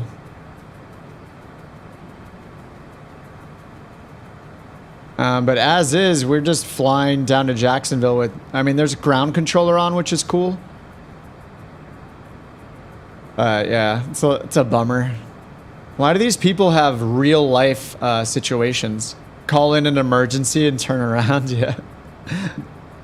We could divert to over here to Charlotte, I guess. Charlotte's been online an hour and 43 minutes though, so that may be playing with fire a little bit. Zoldrin, what's up? Good to see you, man. Can I divert to Charlotte or Miami? I actually don't know how diversions work. Let me Google that right there.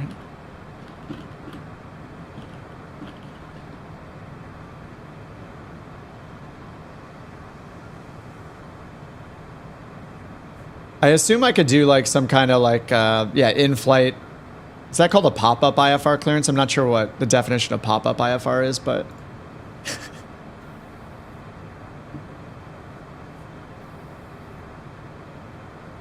Just file another flight plan. And I would have to connect them. Yeah, I guess I can, you know, I can kind of fly wherever I want right now. So I could just change our flight plan from going to Dulles to go to Charlotte, or from Dulles to Charlotte. Probably have to just start my descent soon though. And Charlotte's been online almost 2 hours, so that weirds me out. We could go over here to Louisville. Is it Louisville or Louisville? I forget. Isn't there a... I don't know how to pronounce certain city names the local way. I mean, pretty much all of them, but... There's a tower, ground, and center on here. Indianapolis Center is online.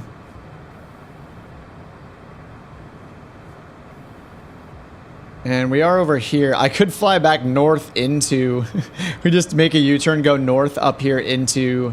the Potomac airspace, and then go west, and then yeah, Indianapolis has only been on for 54 minutes, so hopefully they'll stay on. Tower and ground, a little more than an hour, hour and a half. Whoa, looks like we got a weather change.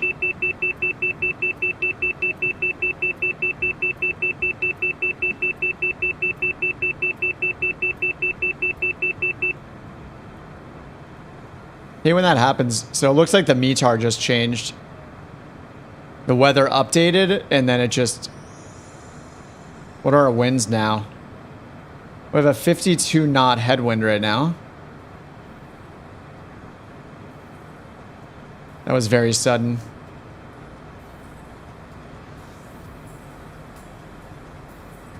All right, let's get our power set back again. Make flights to New York City. Yeah, I did Teterboro last time. There was just, they were on like all the way down the coast. So I was thinking I wanted to do a longer flight.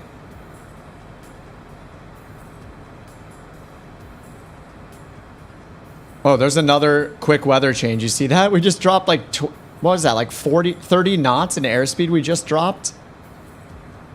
What is going on right now? Wake turbulence. Yeah, that would be awesome. Yeah, I don't know what the plan is, but that would be really, really cool. They probably will need to have a setting for that, though, because imagine like multiplayer and people like buzzing you and stuff. That's probably why they haven't done it, actually, is for multiplayer reasons.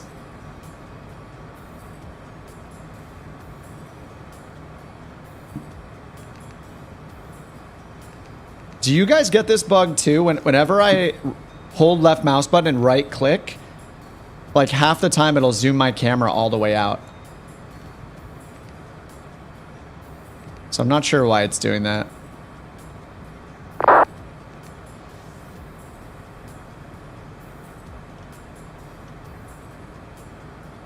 right, let's see if we can get our... the problem is that the filed route is hard when you're up in the air. You mean like you can't change it? So you're saying I could divert and land at an airport and then start another flight completely. So we could just divert to whatever the nearest airport is. We just start our descent now to like 10,000 and then just can figure out which airport we can land at that's in the vicinity. Land there, close it, and then create a new flight plan and file it from, you know, somewhere else. There's not too many connected places. Oh wow, there's a lot of action on the West Coast right now, or the Western US. Denver Center is on. Centennial Airport. And it looks like Denver has an event today. 2300 Zulu. What time is it right now?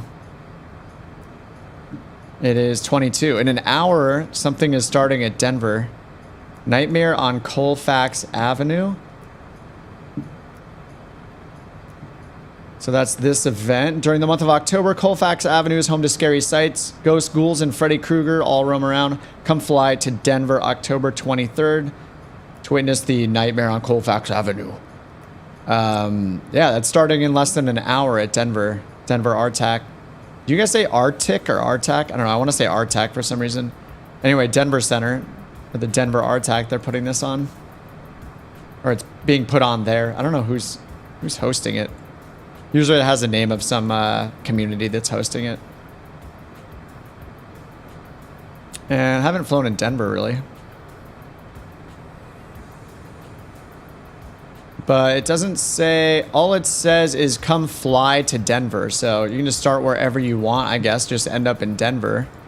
I mean, we could start up here, like Minneapolis to Denver. That'll probably be like hour and a half in the air, right?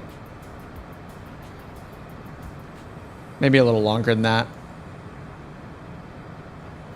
How long have they been online? An hour here, 20 minutes. Denver Center's been online 2 hours already. And Denver Airport is not online yet though, but at Centennial near them. Oh, actually, unless it's Denver Centennial, but I think it's, yeah, KDEN is the one with the little red dot next to it for the event. Land the plane, file a new flight plan. Do I have the energy for that? It's only been an hour and a half. I think I could do that. All right. All right, yeah, why not? Let's just start our descent. I think it's relatively flat, this part of the world, right? So we could probably just go down. I'll just go down to 18,000 to start. All right, going down to 18. I'm just going to stick on the same route for now, but just get our descent going.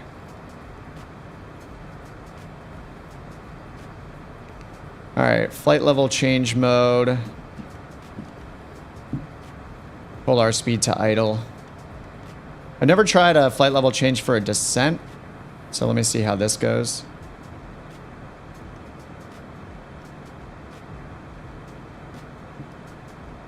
I'm so used to using the NXI. Squawk 7500, put it into the ground. I wonder if this will mess with my like my tracking on the VATSIM network, where it expected me to land, you know, in Jacksonville, but I didn't. Probably doesn't matter at all. All right, we're just starting our descent. Got the engines at idle. 3,600 feet per minute right now. And then let's find an airport to land at. So what is near us that is a decent size?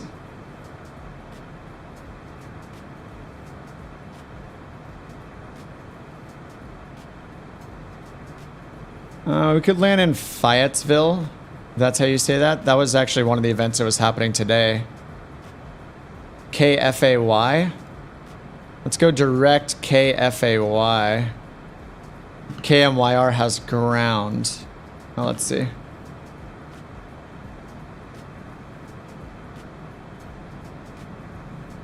Oh yeah, Myrtle Beach has ground. It's only been on for 5 minutes. He'll be like, cool, I'm gonna go practice here because nobody's flying here.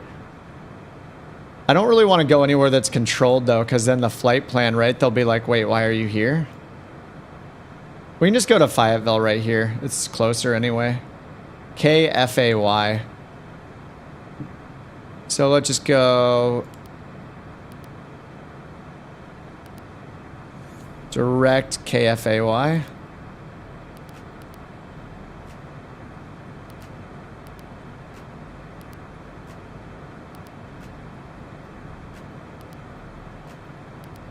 I think I need to. I've never actually changed my destination in this plane before.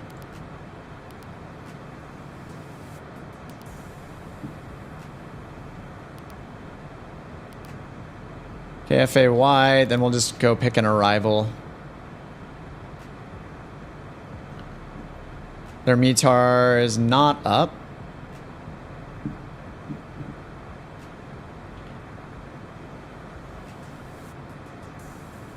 They have an ILS on 04. Winds are 350 at 7. So that's not too bad.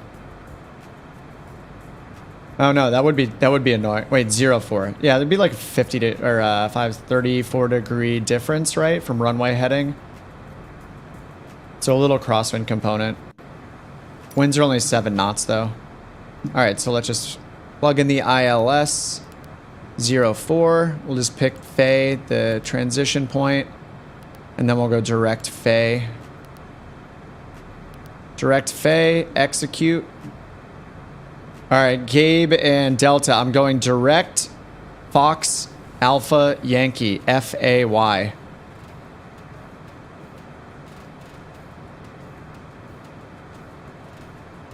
All right, let's see our next altitude. So final approach fix looks like it's 2,300, or maybe that's the initial approach fix. 11 is there.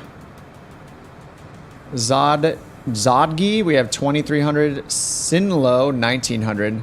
So we want to go down to 23 to start and then 19 later. All right, let's go all the way down to 2,300.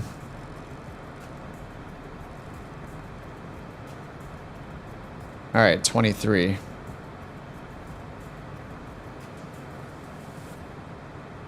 And we're descending like crazy. 5,100 feet per minute. No problem. I'm sure this is totally fine. Go ahead and slow that down a little bit. We'll just go down to 250 knots.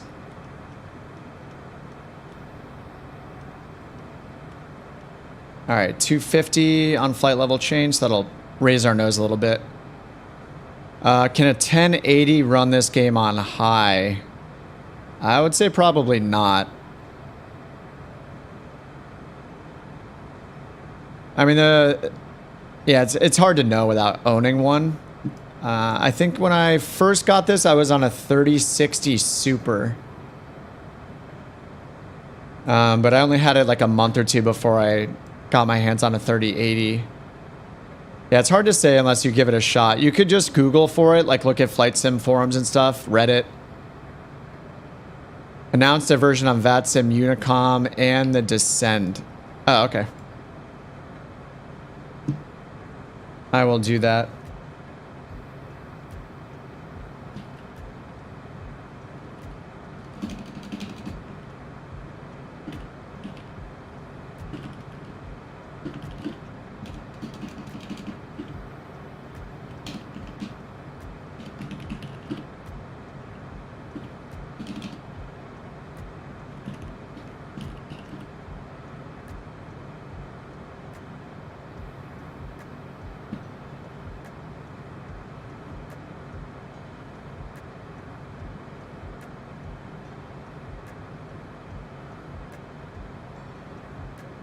All right, I announced it on the Unicom. I just announced it in text because that's what most people have been doing. It looks like they're kind of all using text.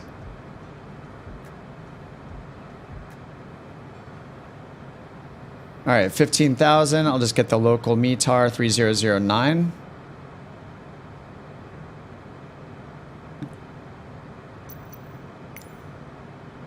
By text is okay. Yeah, it looks like most people are using text anyway. Maybe once it's in Unicom, they just prefer doing that most of the time. All right, let's find the approach plate. Fayetteville.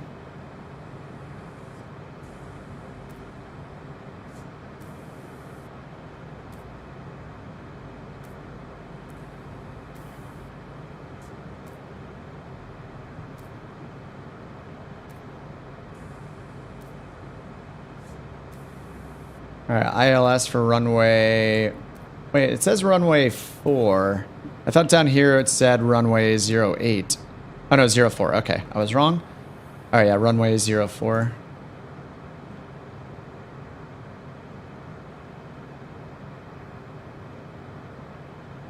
And looks like our direct...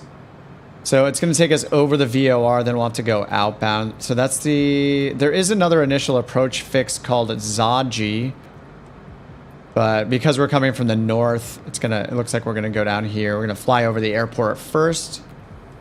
Minimum safe altitude is 2,300. And then during the reversal, yeah, or after the reversal, we hit Zodgi and then we descend to 1,900 for the glide slope. Let's make sure we have the localizer frequency, 1105.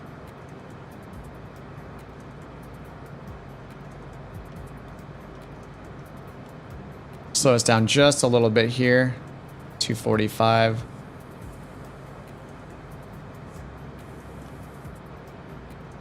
And actually, we're just going much faster than we need to, so I'm gonna make this a lot more shallow, and then we'll wait for our top of descent here on VNav to kick in. You can just use the banana right here too, so I'll just lower my vertical speed until that banana stretches out a little further.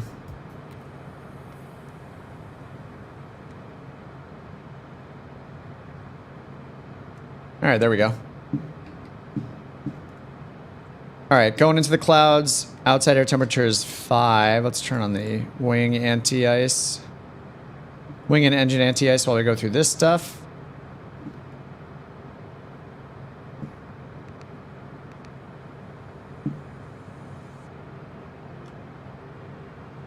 A little bit of precip to the left here, to the south. All right. Yeah, you only see text on Unicom. Only when you're landing in runway, they shout via voice. So yeah, when they see other people and they're just like, ah.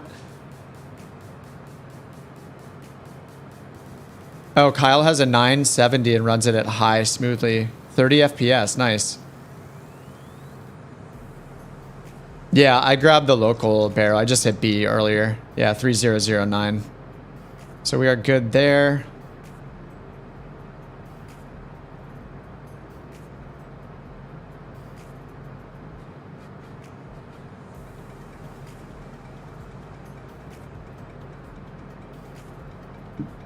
All right, and let me check that localizer frequency. 110.5 on the localizer. Go make sure that's tuned in. 110.5. That in nav 1 and 2.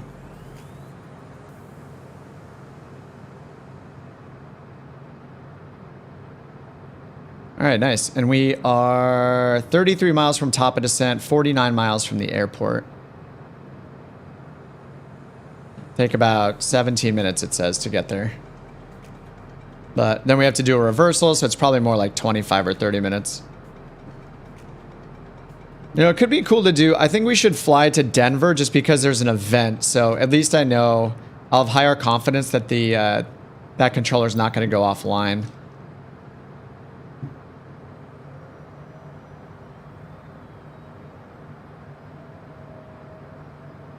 Pretty slow right now. Let me add this power back in.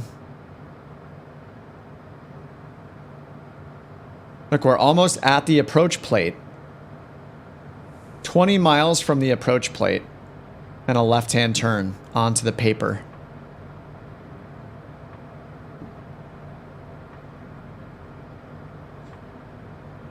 Does my landing light switch even work? I think it does. Sometimes my switches mattering the plane, even my generic switches like won't work correctly. Landing works. Taxi works. Nice. Strobe works. It was actually, sorry, not my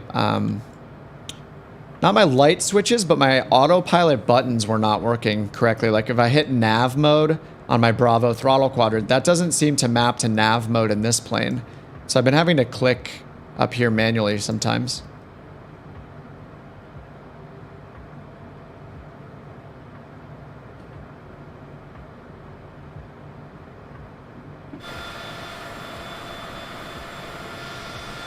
It's not too bad.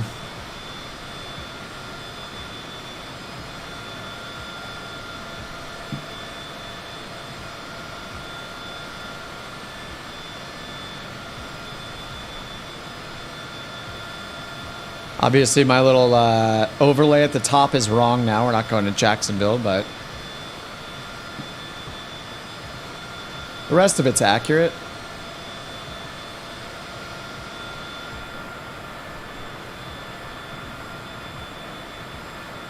Hey, Aviation Central, what's up? Welcome back. All right, yeah, it's good we're not diverting. Jacksonville would have taken like another, what, hour and a half to get down there. And all the controllers, like this entire coastline was covered when I started my flights. Like from New York all the way down to Jacksonville. Oh yeah, and Miami went offline now too. So all of the center controllers have gone offline. The only one that remains, at least close to us, is Indianapolis. They've been on an hour.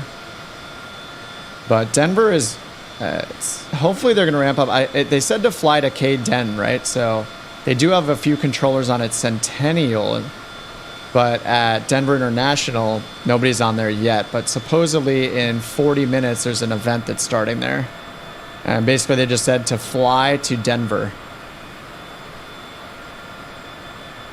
So we're diverting to North Carolina. Instead of going down to Jacksonville, we're landing at Fayetteville in North Carolina. And then we're going to plan the other flight, figure out where to start at to fly to Denver.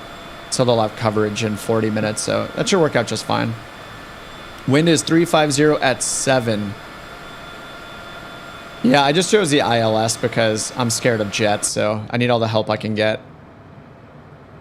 Yeah, it's only a 7-knot wind, so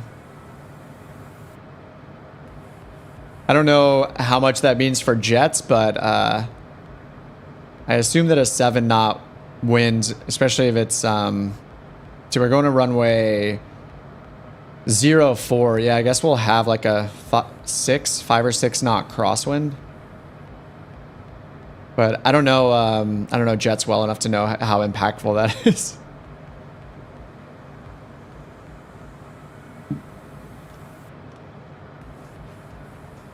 All right, 26 miles until... Wait, why am I still descending? Oh, right, yeah, because we're going... Okay, yeah, we're going all the way down to 23. All right, we're almost there. Minimum safe altitude for here. So it's 25 miles around the airport, 2,300 feet. I could make our descent a little shallower here.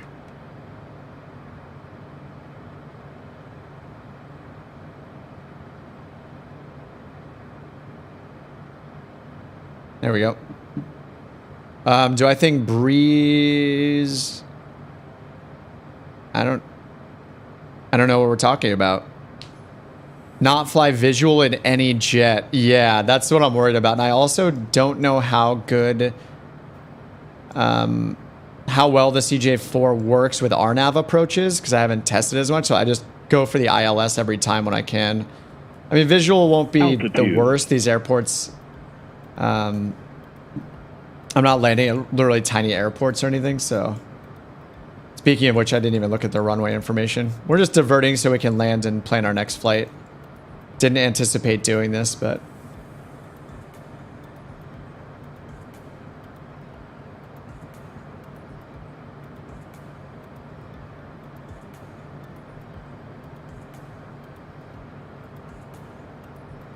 touchdown zone elevation 189.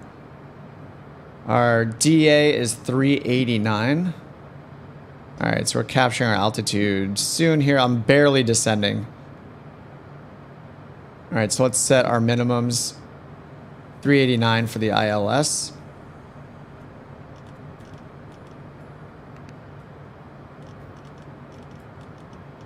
So there's 390. I'll add 40 feet like you guys always say to. And then let me calculate my approach speed.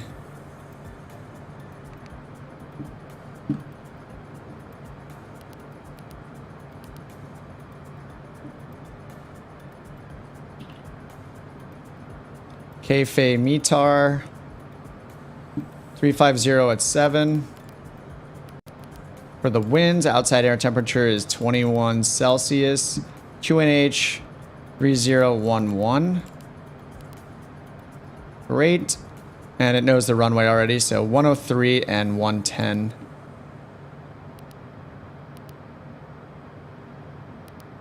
All right, Faye, Zaji, Sinlo. Runway 04. So we're going to have a reversal that we do here.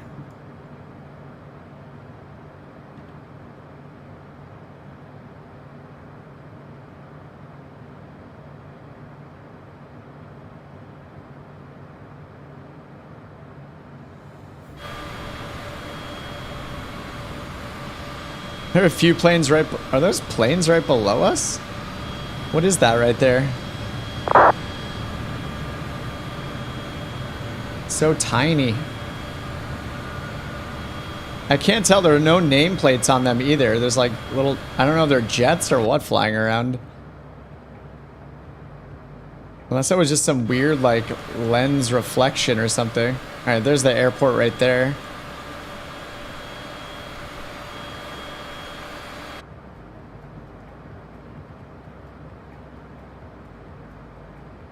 Oh, 2 new airlines in the U.S. Oh, really? I had no idea. What are they called?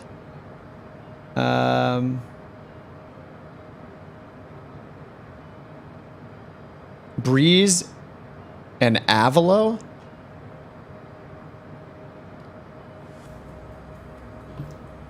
Or Avello, I guess. All right, there's the airport. And this will be runway 04 right there.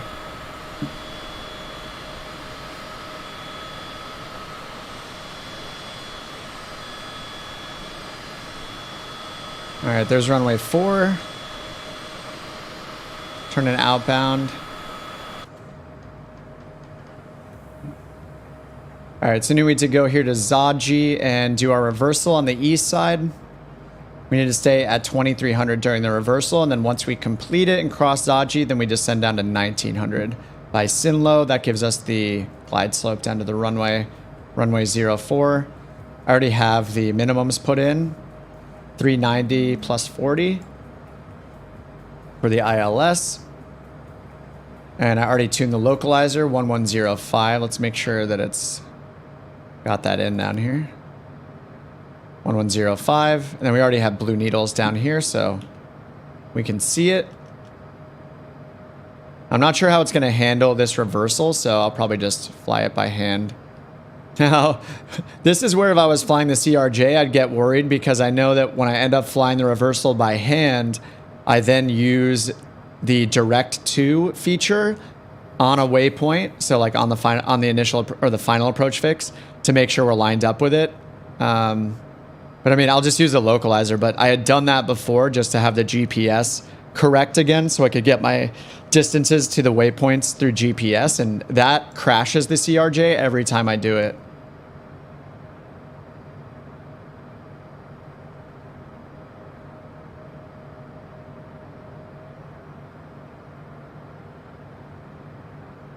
Velo has hubs at New Haven and Burbank. Breeze has hubs at Tampa and Charleston. No, we're not in Jacksonville. Everybody went offline. Like 4 controllers in a row that were on the entire path I planned all went offline. Of course. So we diverted to Fayetteville in North Carolina. We're going to land here, and then there's an event starting in 35 minutes for everybody to fly to Denver. So we're going to figure out a new route. We're going to land and figure out a departure airport to fly to Denver. So yeah, here's the event. Nightmare on Colfax, starting at 2300 Zulu. And right here it is 2225 UTC right now. So I think it'll be cool to fly to Denver. Oh, is that why you're doing it there? Oh, sweet. Awesome. I can be a celebrity, which is what I've always wanted. Whoops, I'm switching into heading mode now. Whoops, and turning heading mode around. All right, so we want to stay outbound on roughly a 218 heading, 218 course. And then we're going to do our turn to the left. I can buzz right on past you. You'll try to follow you in.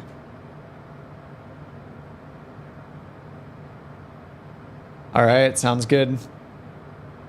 KFSD to Denver, hour and a half. Okay, yeah, I'm up for suggestions. I never fly near Denver. I have no idea what to choose for our departure there. All right, we're at Zaji, so we need to do the reversal here on the east side. So we're gonna make a left-hand turn here in a second. And we have to do that 1 minute standard turns. And it's usually within 10 miles of Zaji, right? Let's also change my nav source here to the localizer just to get DME distances here.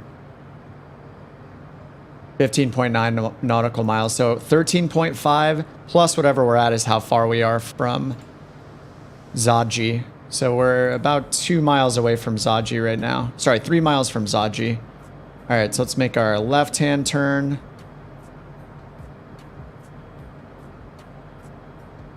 We'll go to 188 heading.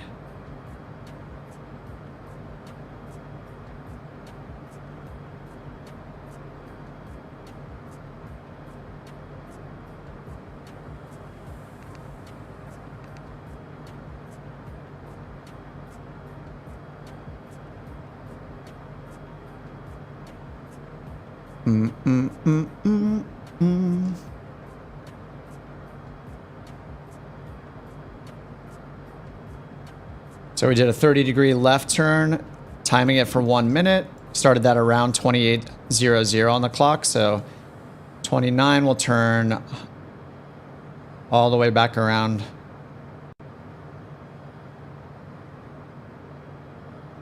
And we have to complete this within a few miles here just because our minimum safe altitude or minimum sector altitude is 2,300. That's 25 miles from the airport. We're almost 21 miles from the airport right now. All right, 5 more seconds. We'll spin it all the way around to the left. So 188 is 368. That's 008. I want to turn around for 008 to the left.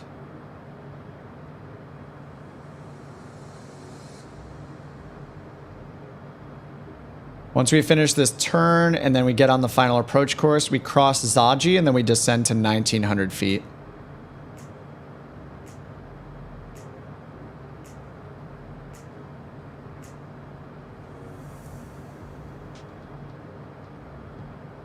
We lost the localizer.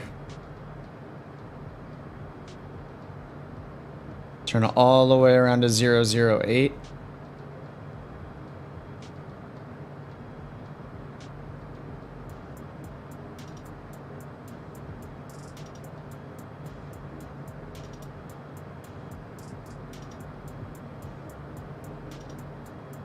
KFSD is your home airport and it's windy.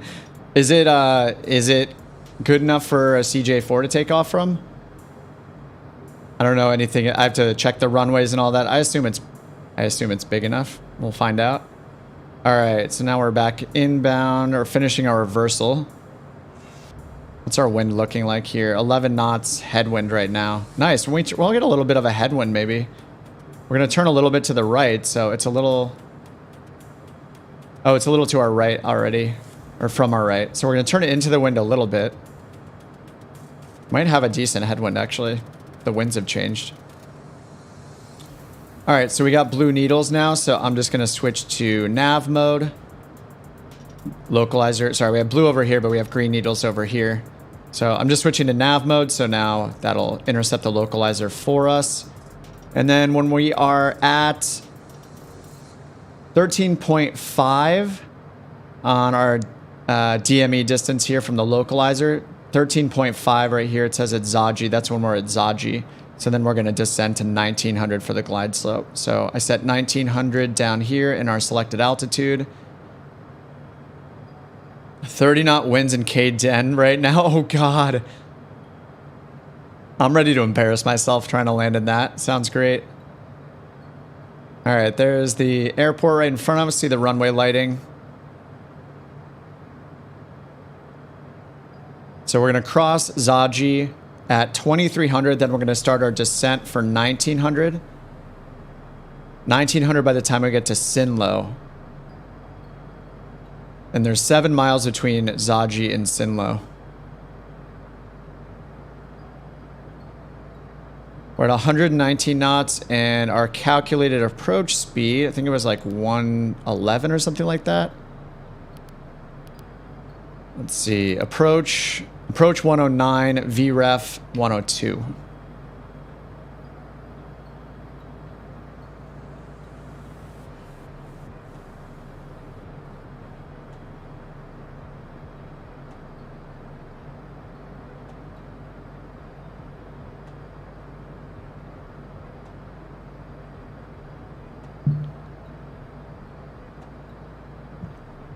Forgot we were on VATSIM for a minute, so I should probably announce my position. We're still 14 miles out though, so don't skid off the runway. Oh man, I probably will.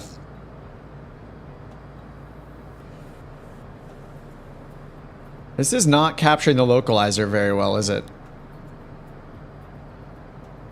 Alright, so we're on our way to the final approach fix here. I'm going to start our descent down to 1900, so I'm just going to vertical speed mode it.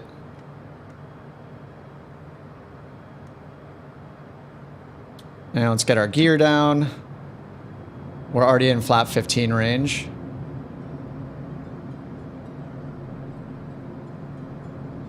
Missed approach procedure is climb to 1100, climbing right turn to 3000. All right, flaps 15. Not getting the localizer. Make sure you're on 110.5. Oh, do you mean the glide slope? Yeah, glide slope's not till sin low. And it's a 3-degree angle for the glide slope, so that's standard. All right, we're down to 156 knots. We're in range for full flaps. 6.5 on the DME is going to be our final approach fix, so we still have 3 miles to go. All right, we're down to 140 knots. I'm going to announce our final now on VATSIM. Fayetteville traffic, Citation 35 Golf is on final, 9-mile final for runway 04 Fayetteville.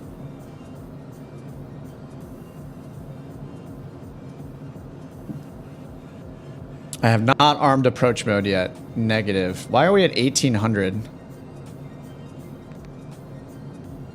I'm not seeing the glide slope either. This is what Delta was running into. No glide slope. Yeah. Oh, there it is. Now it's coming in. All right, I'm getting my full flaps out. Glide slope's coming down. And adding power. I'm usually a little over 60% on final. Oh, I have this stupid music on this whole time. Sorry, guys. Need you guys to yell at me if it's I don't know why I didn't notice that until just now. All right, flaps are full. Landing gear is down. 3 greens. Landing lights are on and strobes are on. Pitot heat's still on, kind of always on. Gonna have to reduce some throttle once we hit the glide slope. About to capture it.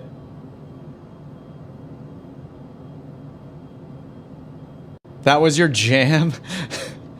I wonder how many times that's actually been played on the stream because I use the same copyright-free playlist the whole time. All right, we're on the glide slope. It says it's a little bit above us. All right, let's pull some throttle out. We need to get down to about 109.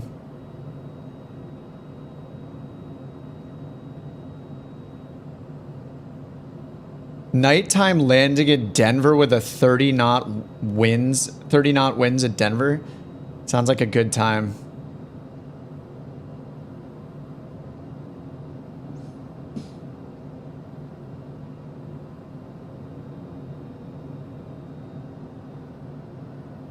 All right, so we have a decent headwind right now. 9 knot headwind, 10 knot headwind.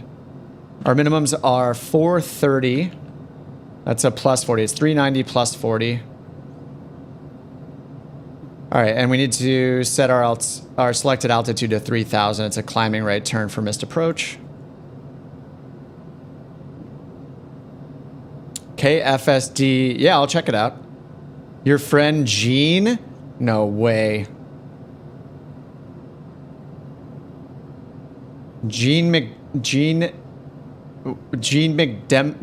Was it McDemonov?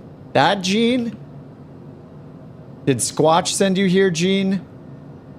No way. What's up, dude? How's it going? I haven't seen you forever. All right, 115. We're at 790 on the radar altimeter, 800 feet, 430 is minimums. Mine and Jean's at Jacqueline. Oh my God. How's it going, guys? Squad, inform me of your secret life. Yes.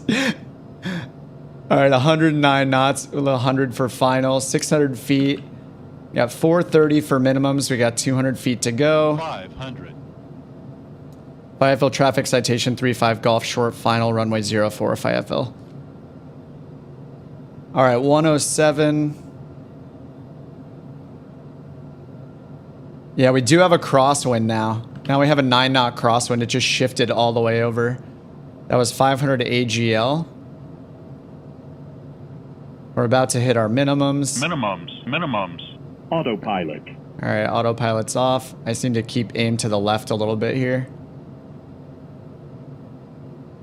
Still a little fast. 111 knots.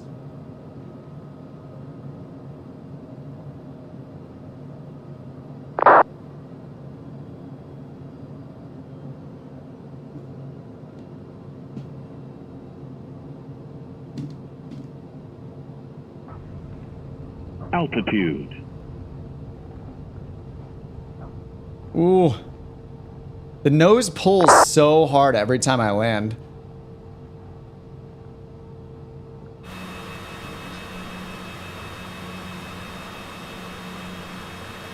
A little bit squirrely.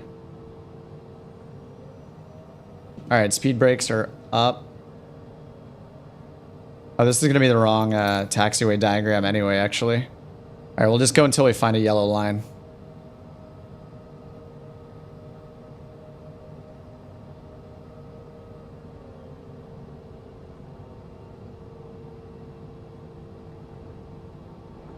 Man, if we're gonna do another flight, I might need to go like get a snack or something.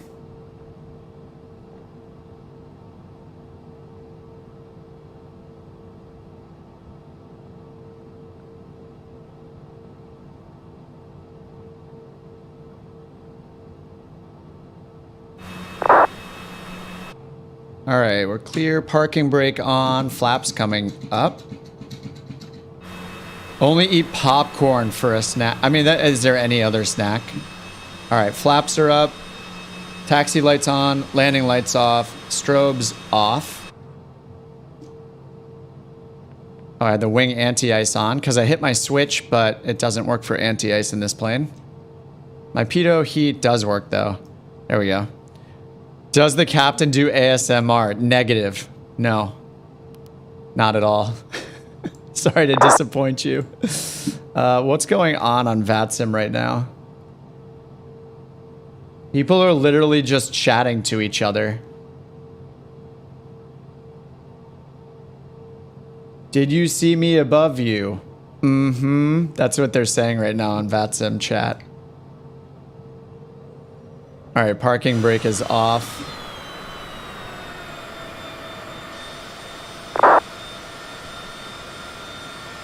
Oh, Gabe's still coming in.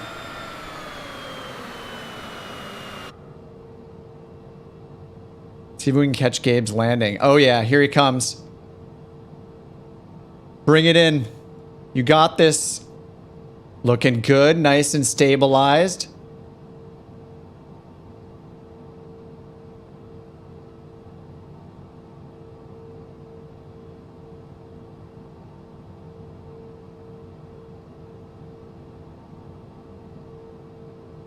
Beautiful.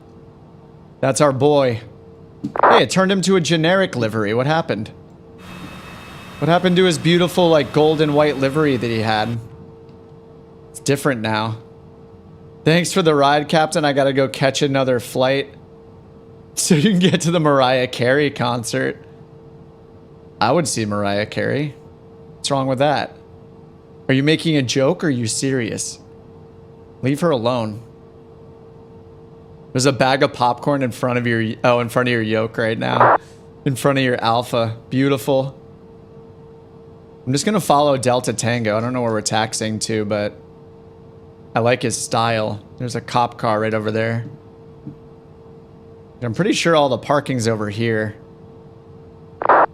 Wait, where are we going? Maybe I made a wrong decision. I wish he was joking. I wanted to take a flight to Harry Styles concert, but no. That landing was more controlled than I expected. I mean, great job. I don't know how to I don't know how to make the... As soon as I put the nose wheel down, it pulls hard to one side. Like, I feel like I need, like, full rudder in one direction to get it to stop doing that once I touch down. So I don't know what I'm doing wrong.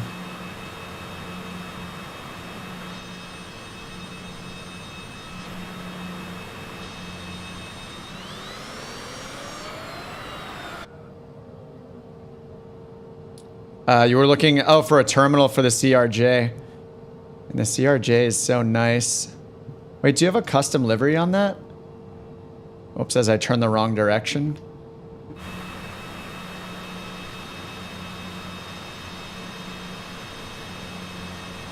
Oh, what livery is that? I don't have any that I can actually use. I only have the 2 that came with it, but I do have the pack installed, so... Oh, the Ibex? That is pretty cool looking. It's very retro.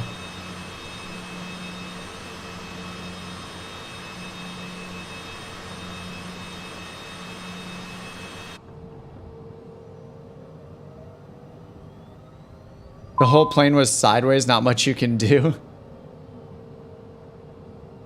I'm just gonna park right here poorly. All right, there we go. Just shut this thing down. We got planning to do.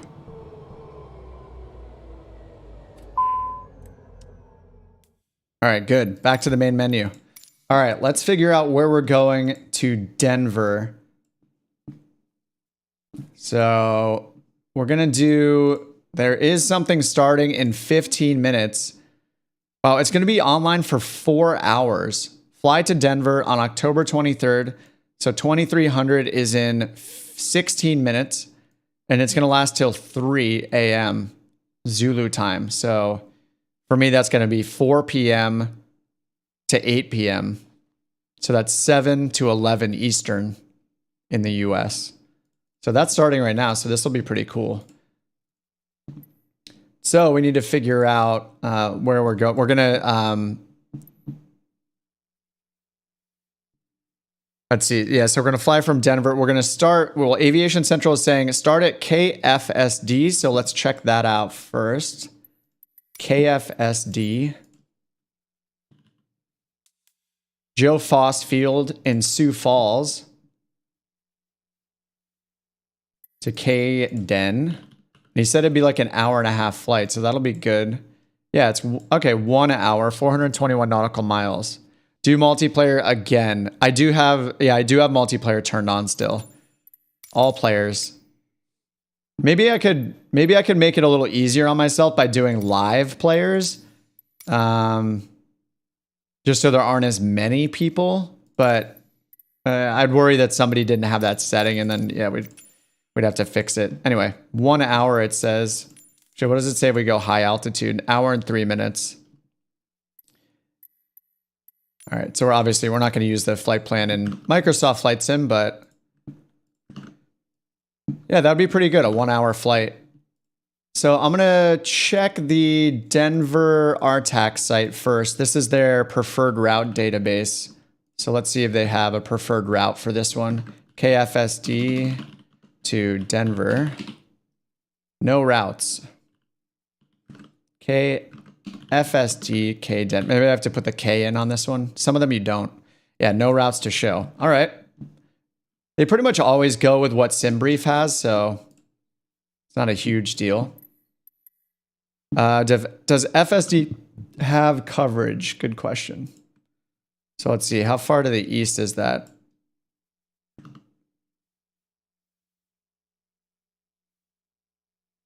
Oh, let's get the cheesy music back. It's just way too quiet without it. I need it. There we go. That's better. We have 15 flights a day to Denver. Oh, cool. All right, so Denver Center is now offline.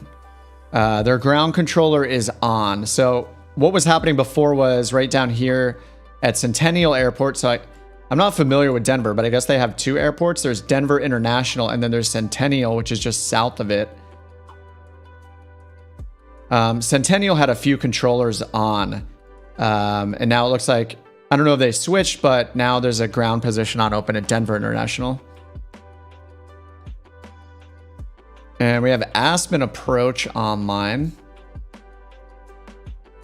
So here's Sioux Falls right here. So yeah, we will have coverage up here from, is that Minneapolis? Minneapolis Center.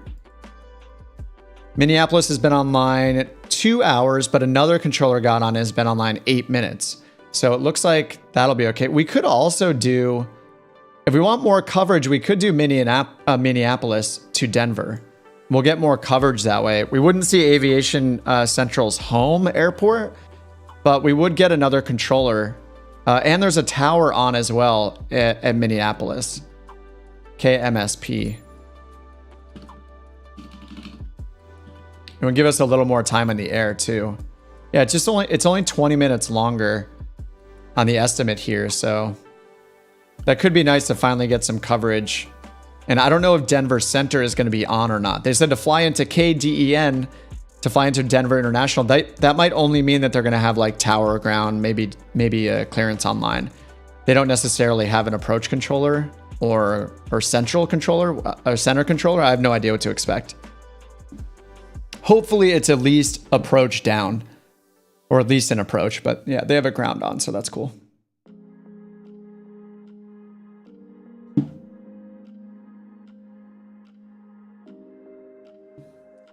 Centennial is the GA airport. Oh, okay, cool.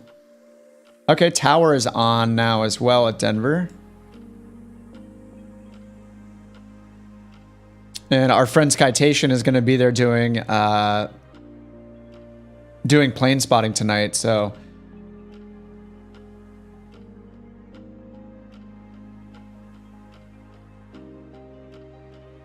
let me link his channel really quickly in case you guys want to watch him. Yeah, he's starting at 4 o'clock, so yeah, he's starting in 10 minutes. So yeah, let me link his upcoming stream. So what he's gonna do is he does a lot of virtual plane spotting, so kind of like you'd see a real life plane spotter with a camera at an airport, but he listens to VATSIM while he does it. So he'll be on the ground at Denver starting in 10 minutes, and he'll be listening in on VATSIM and, you know, basically photographing, you know, taking video of all the planes coming in essentially.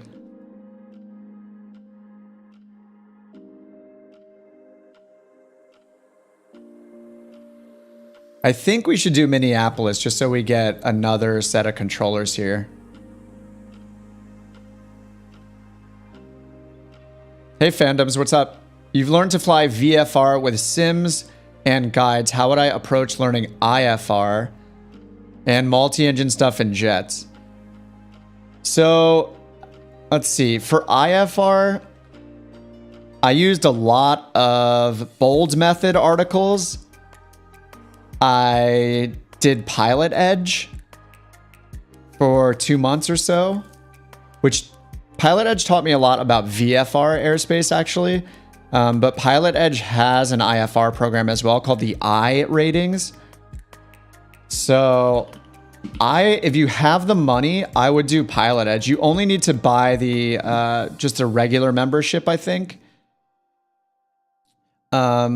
Especially if you want to be consistent and do it like a few times a week or more, because they're online 15 hours a day. So they have 3 controllers online 15 hours a day.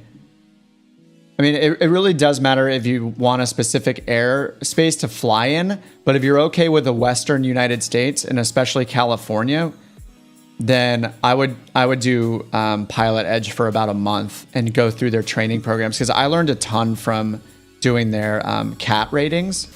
So they have 2 different programs here, and you know, I'm not sponsored by them, or I'm not sponsored by anyone, you know, I'm too small time for that. But anyway, I always say that because people are always like, oh, you could be, you know, people always assume that maybe you're biased to something because they gave you a discount or something.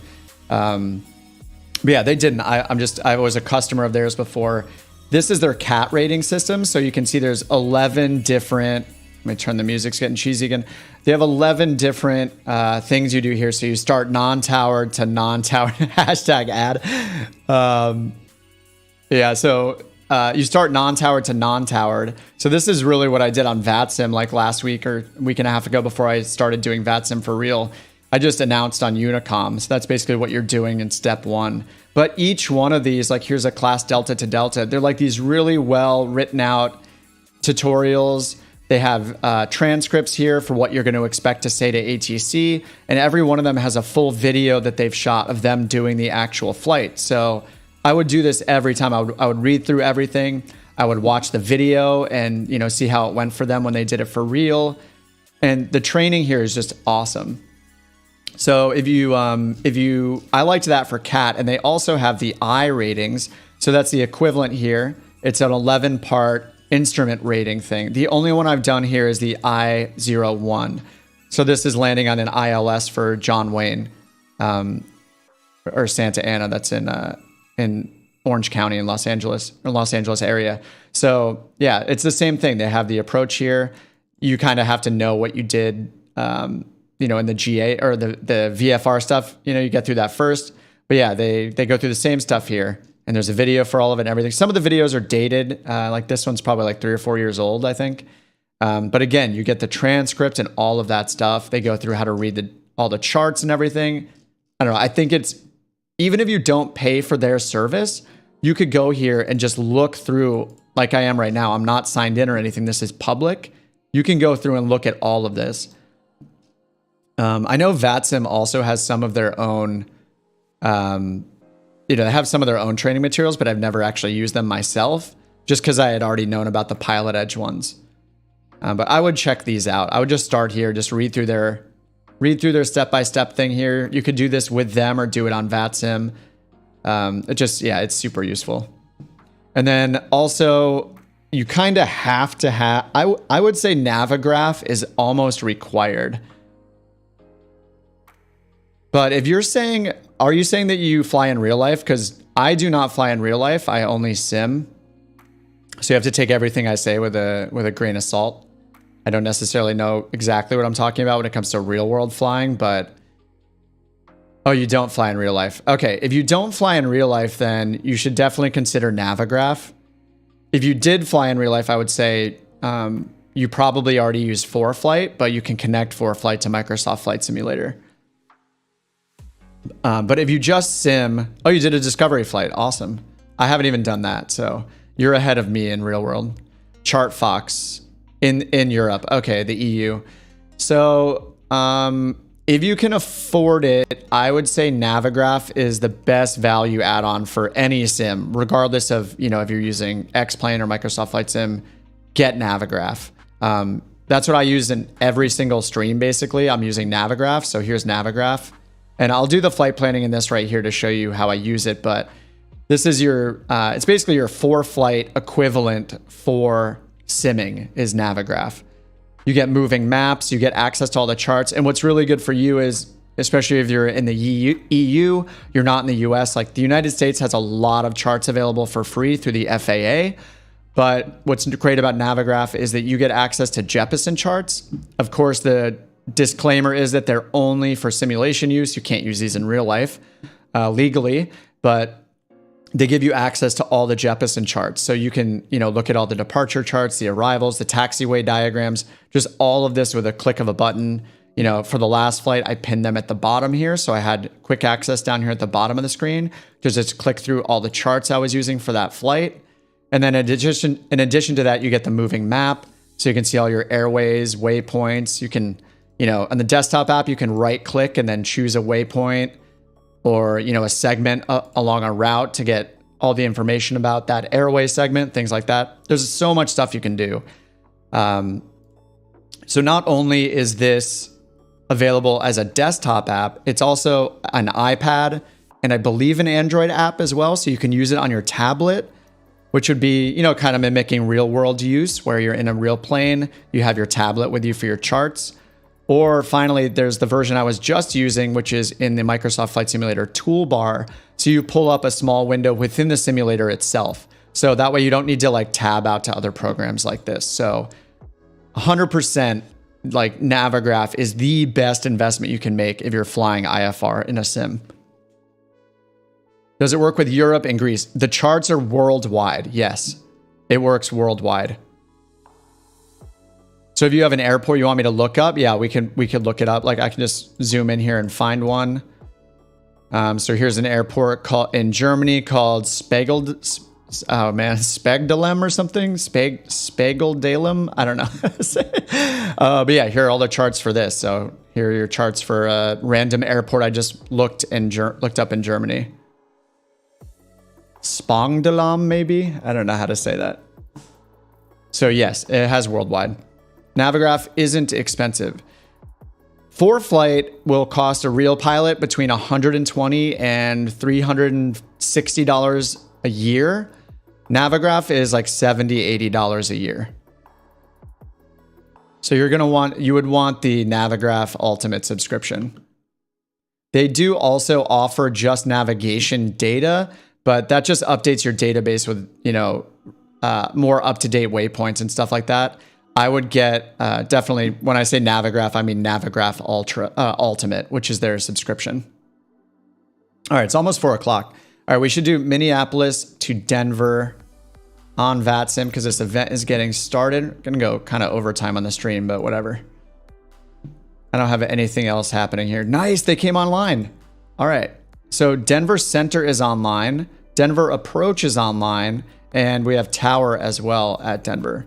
So it's officially starting in about 2 minutes, but we can see more and more controllers are coming on. Yeah, and here, let me go to Navigraph really quickly just to show you guys. So yeah, here's Navigraph. Now they offer, you could just pay for the data, but what you want is Navigraph charts. And it also comes with the updated data. So if you go to products up here, you have Nav data. So this actually also integrates with SimBrief. So if you use SimBrief, Navigraph bought SimBrief, I don't know, a year or so ago, maybe 2. And they made it so you can update your SimBrief data with your Navigraph subscription to have even more up-to-date nav data. So the nav data comes with Ultimate. Or you could buy the nav data separately, but in my opinion, you should go for Ultimate. Having the charts is the big thing. You want the app. So yeah, here you get charts. You can use it on the web, desktop, which is what I was just showing you. Yeah, iPad and Android apps, and then the in-game charts panel. So that's what I was just using on the last flight. I was using kind of everything at once. And you can actually run multiple at a time. Like I could have the in-game charts panel going and use it on my iPad at the same time. And then yeah, of course, moving maps, like everywhere you are, taxiways, it shows your location on the maps. And we're going to use all that for this next flight, so you'll see it all in action. But yeah, the pin boards, like I just showed, it's pinned at the bottom. Chart overlays. Yeah, the chart overlay is really cool. So if you find a chart like this, you can hit a button here to overlay it on the map. So you have your whole map with the chart on top of it. You can control like how, opaque it is or how solid it is over that. So it overlays it on top of it so you can see where you are in context to the actual chart, what's depicted on the chart in the map view here. Start fast or Minneapolis will go offline. Yeah, I actually think, didn't it just come online? Let me double check again. Yeah, I think it just came online. Okay, Approach has been online for an hour, but a new controller just got on Minneapolis Center 22 minutes ago. Yeah, we got to get the planning going and everything like that. So let's go to Minneapolis to Denver. All right, so let's start in SimBrief, new flight.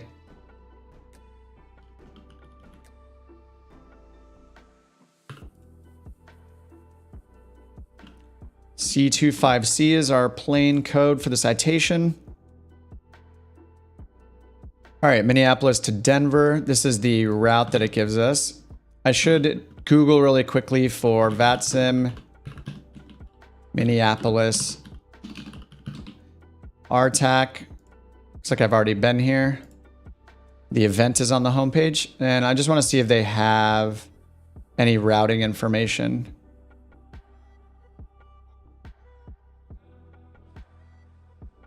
It doesn't look like it. What is IDS? Apparently it's nothing. Charts lookup.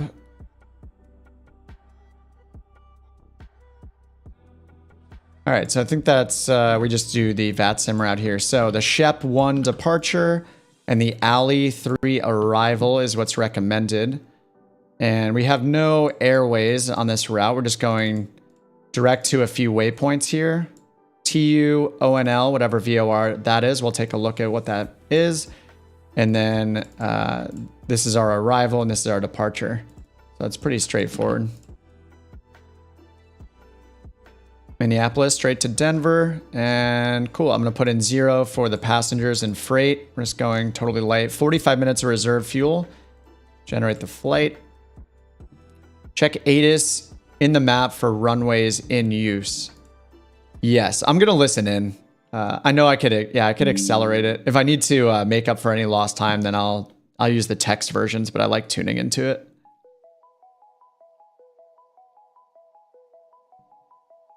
All right, so it's recommending flight level 430 here on SimBrief.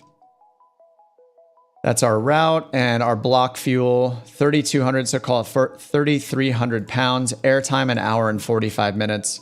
And it's estimated our departure in about 30 minutes. All right, so I'm gonna go pre-file the flight on VATSIM. Denver, we are, oh, the call sign is wrong. We want 5635 Golf. That's what I've been using just from, it's actually from On Air Company. 5635 Golf. Third jet flight. Actually, I'm not going to put any remarks in there. I don't feel like a newbie anymore, even after just a couple flights. All right, IFR 43,000. C25C, that's right.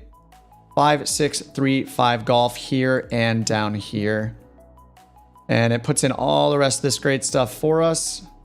It put in our equipment code. Where's that? I hear all our equipment suffixes up here. Doesn't it only need like Golf up here? Anyway, it's got a ton of stuff written up here. I'm just going to leave it alone. File flight plan. So that's done. Flight plan is filed. Okay, cool. I'm going to remove Denver. Actually, do we want to check? Do I have any Denver? Maybe it's too late. Do I have any Denver scenery? Sometimes the taxiways and stuff can be wrong if you don't have updated scenery. So I think in general, they ask you to have updated scenery. Oh, I have the, oh, it must be part of the premium upgrade then. Yep, I have one that's part of the premium upgrade, so at least it's not completely stock, so that's nice. All right, Minneapolis. Let's go and look at the chart for Minneapolis. Something else about Navigraph is that it integrates with SimBrief. So now I can just go up to flights, say new flight, and then say from SimBrief. Here's the one we just generated, and that's going to pull in our entire route for us.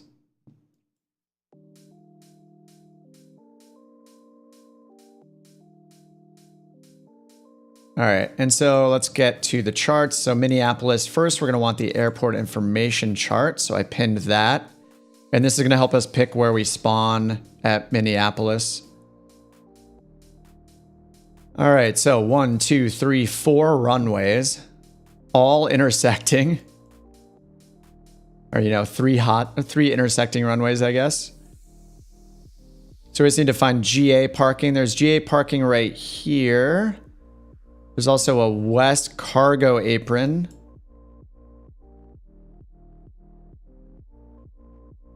But the majority of the gates are all here, and then there's another terminal down here near Delta. So we could either go here at the, I think we'll just go here in the middle at the GA parking near Whiskey 6 right here.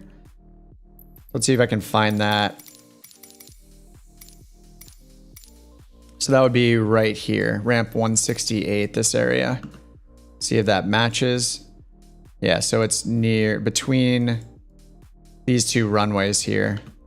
This should be 4. Yep, and this is 30 left. So at that intersection and right down is where we're at. So ramp 168, let's run in there.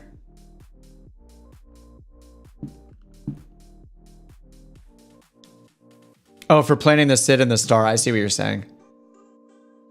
Got you. Yeah, I usually just look at what SimBrief recommended, but that's a better idea. That'll be more accurate, of course. So I'll compare them, but here is the route.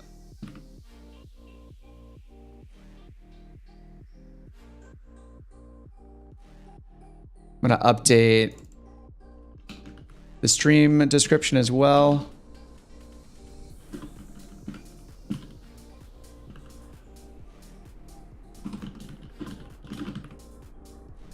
So it said 12 left and 16 right. Approach with VNAV or ILS. We won't know until we get to Denver.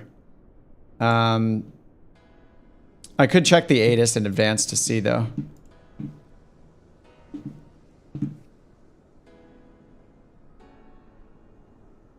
All right, 3-5 Golf. And so Citation is doing virtual plane spotting there on his stream. And he said that the winds were at like 30 knots when he last checked. So this could make for a pretty sketchy, sketchy arrival. We'll see how it goes. All right, let me get the new flight plan here in the overlay.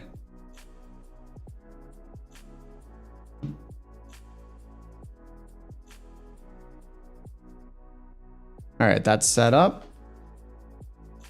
And we got a bunch of traffic on the ground already. I do have multiplayer turned on, so if you guys want to fly along, hop on USA West and jump into Minneapolis. That's Kilo, Mike, Sierra, Papa. Pull my time back. I could do that. I'm going to leave it on for now, but yeah, I could just do it in the middle of the flight too. It's not a big deal. I don't think they care if you do that, as long as your weather is accurate. Something about PilotEdge when I was using it is that they actually, on PilotEdge, they actually have you use information Zulu as code for custom weather. So whenever you say you have Zulu, that means that you're using custom weather. So they don't actually have an information Zulu on their ATIS. Okay, so I'm just taking some notes here on my notepad. I'm just writing down KMSP is our departure. And then KDEN. I'm writing down my call sign just in case I forget the whole thing. 5635 Golf. This pen is horrible. I bought like a nice pen and I changed out the, I even changed out the little ink cartridge on it today and it writes so horribly. I was like, I swear it's better to just have like a cheap, like 20 pack of Bics or something. This thing it's horrible. 5635 Golf. I can't even write.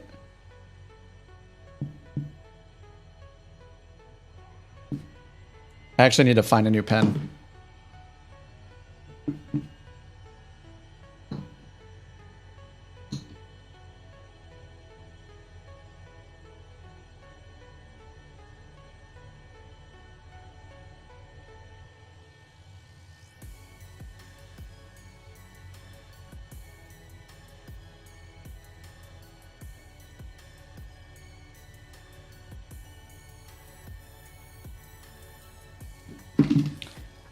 Oh, this is becoming a problem. I don't think I have another pen. All right, I'm going to use my iPad, which could be a horrible idea because I'm very bad at writing on the iPad, but I'll use ForeFlight. It has a, what is going on here? Google Chrome help. I just mashed my keyboard and it opened something. Face reveal, 1 million subs, of course.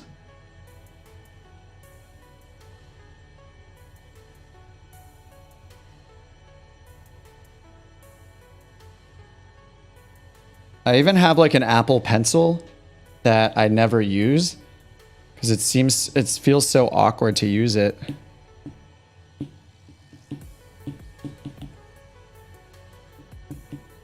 Yeah, and it's out of batteries anyway. Everything's going wrong now. Why can't I? And I can't find a pen anywhere, which is the most embarrassing part. Oh, let me try to find another pen. I just can't write on a tablet. There's something about it that just, especially with my finger, horrible.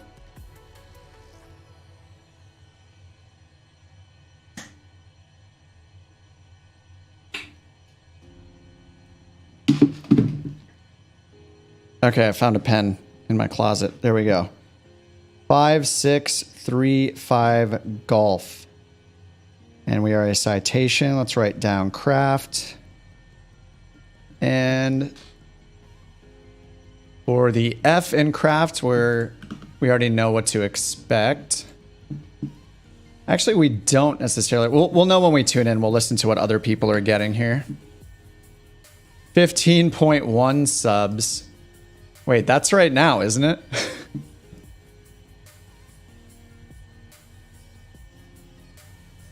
No, 1 million. Okay, 500,000. There, I cut it in half. All right, Minneapolis. 12 left. So it's expecting the SHEP 1. So let's go ahead and just get the battery on. Get the ATIS and start listening to clearance. Battery on. Dispatch. Standby flight display. I'll leave the standby display off for now, actually. Warnings off. Let's get some lights going. And initialize our position so I don't forget. And then we'll do the flight plan in a minute. All right, let's tune in to ATIS first. 135.35. You have information November. Okay, information November. Minneapolis St. Paul International Airport ATIS information November 1853 Zulu. Wind 140 at 11. Visibility 9er. 22,000 scattered. 25,000 scattered. Temperature 22. 2.4. Altimeter 2952. Visual runway 12 right approach in use.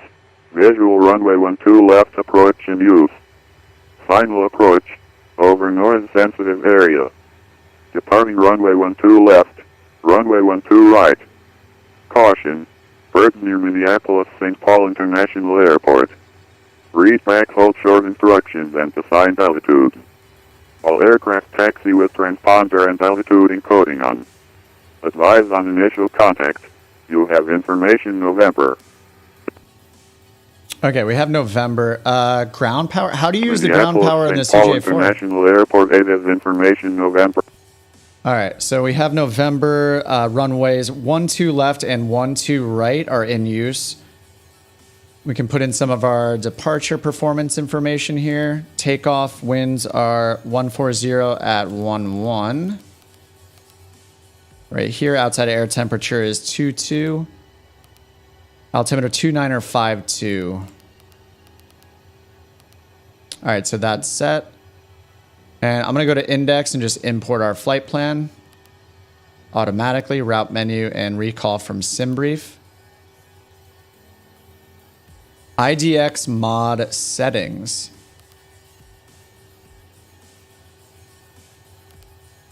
Mod settings. Ground power. Oh, hey, I didn't even know we could do that. Awesome. Thank you. I didn't know that was a thing. What was this? Spotterman? Yeah. That's basically like an ASOS, but yeah, it's... They don't do the human recorded ones for VATSIM either. All right, cool. So we have information November. Let's go ahead and I'll just bring up Navigraph charts here as well. So let me do the work over in the desktop app. So we have the airport info pinned to the bottom. Our departure, let's see again on the route. We're expecting the SHEP 1 to RXANN. So I'll go to SID, find the SHEP 1 right here and pin that.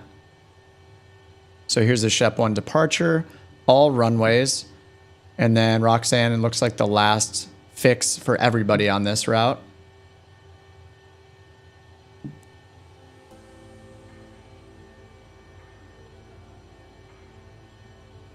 All right, and then the ALLEE 3, or the all 3, or the ALLEE 3 arrival. I'm gonna pin that. And then if I check, let's see if, is Denver ATIS? Denver ATIS is actually not even in range where we are, so we have no ATIS there. But 16 right is what was expected from SimBrief. So we could put in an approach for 16 right if we want to. Yeah, it says 16 right here. Let's see, let me add the Denver taxi chart. So these are all getting added to the pin board at the bottom of the screen. And then our star, yeah, I already had that. So for the approach, We're expecting runway 16 right. There is an ILS available, so I'll just pin that as well. And I'll just set our approach here to ILS 16 right. No way. Is that really the initial approach fix? Are we seeing this? The Kipper initial approach fix? Awesome. That's a great name. All right, so now that I've done all that here in the desktop app, all I have to do is go to the in-game panel, go to flights, and then just pick the top flight here, and that'll also pin all that stuff. So it syncs everything there. All right, and there we are. This is the wrong flight. Let me try again. There we go. That's better. Airport info. I clicked the second one, I think, by accident, or it didn't sync in time. All right, so here we are at GA parking at Denver near Whiskey 6. We have information November. And let's double check our flight plan here to make sure everything's right.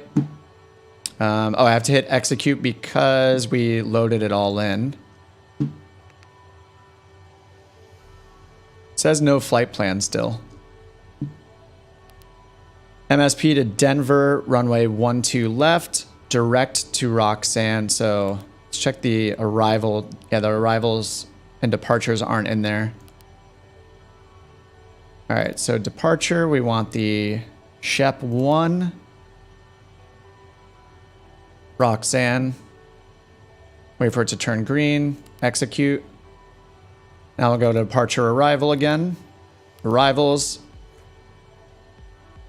And the all 3. And I don't know our transition point. Which one is it? It was PORDR. And then we also are just going to anticipate the 16 left. ILS 16 left. And we'll choose Kipper, I guess, because we're coming from the northeast. All right, Kipper. So that should all be good. Let's go to legs. Okay, great. That's done. Let's go through our checklist. Should have had these up from the start, but before starting engines, all right, we had that on. Emergency lights are armed. Standby flight switch display is on. Just right there. Altimeter is 2952. 2952. All right, that's set. Avionics switch to dispatch parking brake is set. That's checked. Wheel chocks removed, cabin door closed. We don't have chocks or cabin door access. Passenger briefing complete. Let's go ahead and hit passenger briefing then. We'll go through the passenger safety list. All right, back to the checklist. Seats, belts, and pedals, exterior lights as required. We will turn the strobe on in advance, or sorry, the beacon on in advance, and the logo, why not? Passenger safety light is on. All right, climate control selector is off. That's right over here. Throttle is idle, just shaking my throttle quadrant to make sure. Engine starter. All right, let's get started. Actually, we shouldn't get started until we get our clearance, right? So we should do that first. All right, cool. Yeah, the approach was meant to be. All right, let's listen in on approach for a second before we call them. Maybe we'll hear what the departure frequency is going to be. Let's go to tuning and then find the clearance is right here, 133.2. I don't know if that's actually the one we're going to get here, but we'll find out in a second. I might have to contact someone higher. So this is if there's actually a clearance delivery on, which there isn't. So it would work if there was someone online for that position. Oh, there is right now, actually. Someone came online.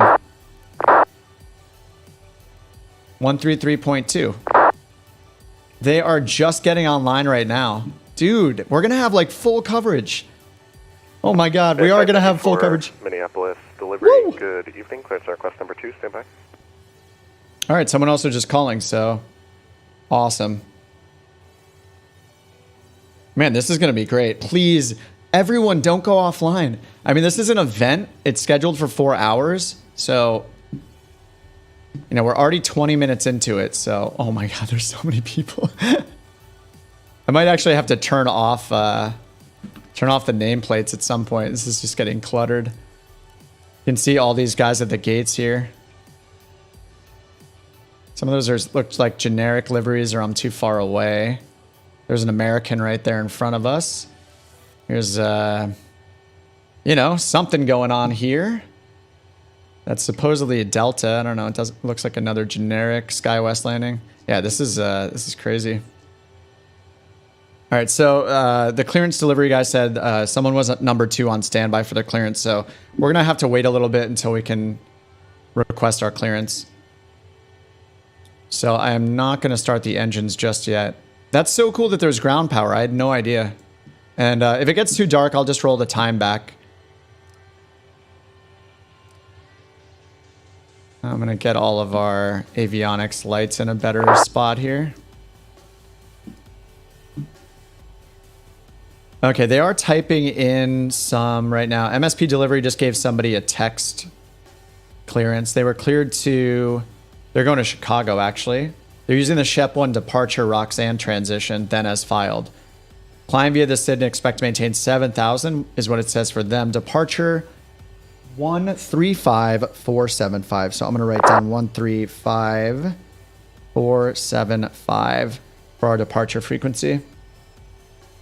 Just assuming we're going to get the same as them. And if we also check here, yeah, we can see 135475 right here for Minneapolis approach for this controller. But yeah, we have delivery, ground, and tower online at Minneapolis right now. And they've all been online less than an hour. They've all been online 30 minutes or so. All right, so we have November, and it's the bottom of the hour-ish, so we should still be good with November for another 30 minutes. Okay, they're giving more clearances on text right now.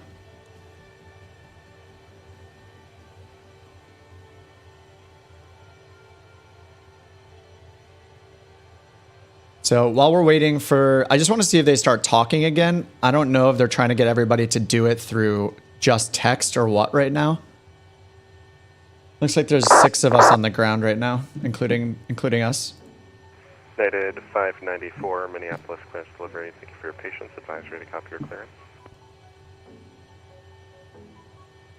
Oh, that was someone was waiting to... asking them to wait to give them their clearance, so they didn't get it yet.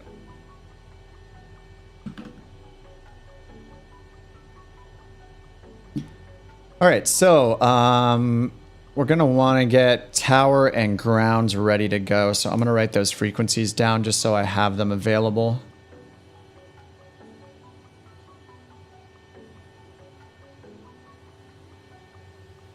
Minneapolis ground is 1219er.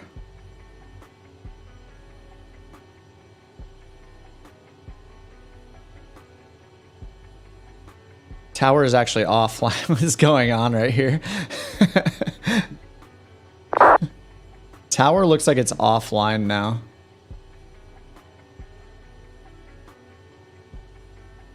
So it's showing here, but it's not showing in vPilot. So I don't know that they're totally online yet, but they would be 1267.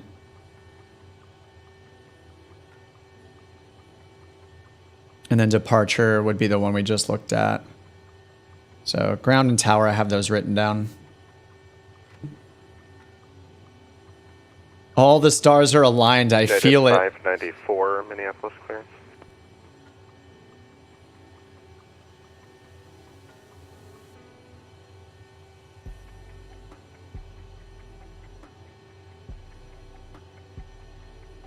All right, while we're waiting, I just want to see if he's actively giving clearances yet. He's been typing some in.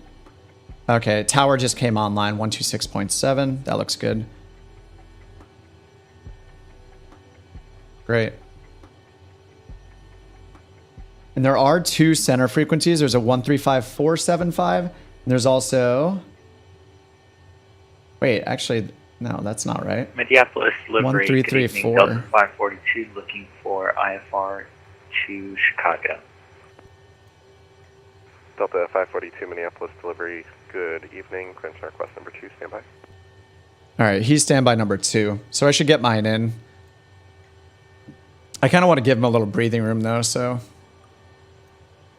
What we could do in the meantime is look over the departure. So we have the Shep 1. This is what he assigned to another aircraft. So most likely we're going to get the same one. They got the Shep 1 departure, RXANN transition, which is down here, which is what SimBrief also anticipated. It says radar is required. We have our frequencies up here. And then down here, takeoff obstacle notes. Delta 542, can you accept the 1, 2 1 departure? Oh, he's giving him Rochester 1. Hey, firm, we can take Rochester 1, Delta 542. Where? Delta 542, Roger. I have a route amendment for you. You are cleared to the Chicago O'Hare Airport. The Rochester 1 departure, Rochester transition, Romeo Sierra Tango, direct zipper, Zulu, Zulu, India, Papa, Romeo, direct fight. I'm sorry, then the Fight 1 arrival. That's Foxtrot Yankee. So now he's assigning Echo. assigning Rochester 1 to another 6 plane. Arrival. Yeah, get it into the queue. Yep. Except maintain 7,000. Departure frequency 135.47. Squawk 3646. Oh yeah, 13547 is right. The other ones are center. Chicago via Rochester 1, then Rochester transition to zipper, Fight 6 arrival, climb via the SID, climb maintain 7,000, departure frequency 135.47 and squawking 3646, Delta 542. Delta 542, verified climb via SID, except maintain 7,000. And expect flight level 310 as your final cruise. Copy. Climb via SID, except maintain 7,000, and we'll expect flight level 310 for cruise, Delta 542. Delta 542, readback is correct. Information alpha is current. We expect runway 17. Information alpha? 121.9, ready for push. They just reset it or something because it was November. Copy. Information Alpha 17 for departure and contact ground when ready for push to start. Delta 542. Thank you.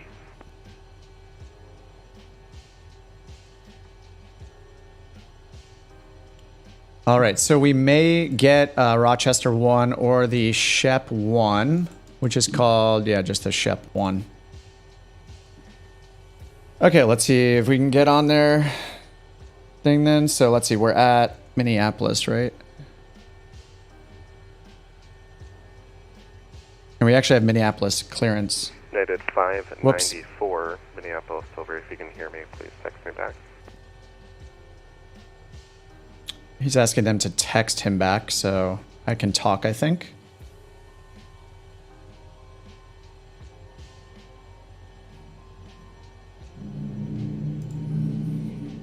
All right, I'm going to get in the queue now.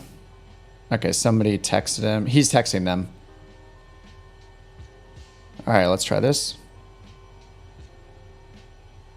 Minneapolis delivery citation 5635 Golf, looking for IFR clearance to Denver. Citation November 5635 Golf, Minneapolis delivery, good evening, clear to the Denver airport. Shep 1 departure, RXANN transition then as filed. Climb via SID, except maintain 7,000. Departure frequency 135.47. Squawk 2632. All right, cleared to Denver via the Shep 1 departure, RXANN transition, then as filed. Climb via the SID, except maintain 7,000. Frequency 135.47, squawk 2632, citation 35 Golf. Citation 35 Golf, readback is correct. Information alpha is current. Expect runway 17 for departure. Contact ground 121.9 are ready for taxi. All right, we'll get Alpha expecting 17 for departure, and we'll go over to ground for taxi. Thanks, citation 35 Golf. Whoa! All right, got it. Cool. 17 for departure. So ATIS just changed completely because before it was runway 12 left and right. Now we're on runway 17. Good evening, Delta 1176, looking for IFR clearance to Denver. right, so we did get the Shep 1. Delta 1176, Minneapolis delivery, good evening, clear to the Denver Airport, Shep 1 departure, RXANN transition then as filed. Climb via CITIC at maintain. We're going to change our runway here over to 17 and Navigraph. Squawk 2452. And let me put in the squawk before I forget Clear this to time. Denver International Airport, Shep 1 departure, RXANN transition then as filed. Climb via SID, accept maintain 7000, frequency 13547, squawk 2452, Delta 1176. All right, 2632 in the box. 76 readback is correct. They're going to be 121.9 for ground after this. 121.9 are ready for push and start. Looks back to runway 17 and contact ground when ready for a push to start, Delta 1176. Thanks. All right, that guy got the same as us. All right, we're over to 1219 on ground now, but let's set up the rest of this stuff. On to Bravo is approved. I'm going to change our runway from 12 left to 17. Here's 17 down here. We are still on the same departure, the Shep 1. And then the transition is RXANN, so that's good. Execute. And our instructions were accept, maintain 7,000. So that means we're going to follow the departure, except we're not going to go higher than 7,000 feet. Let's see, the standard departure instructions here, runway 17. For assigned headings, ooh, we don't have assigned headings yet, so I can't follow that instruction, right? So we might not know that until we get to tower. It says cross MSP, that's Minneapolis VOR, at or above 3,500. So we don't have a restriction on how high we can climb except the maintain 7,000. So we just need to get above 3,500, but we're a rocket ship, so we'll do that. That'll be totally fine. And then obstacle departure notes here for runway 17. Right here it just says standard minimums, standard climb.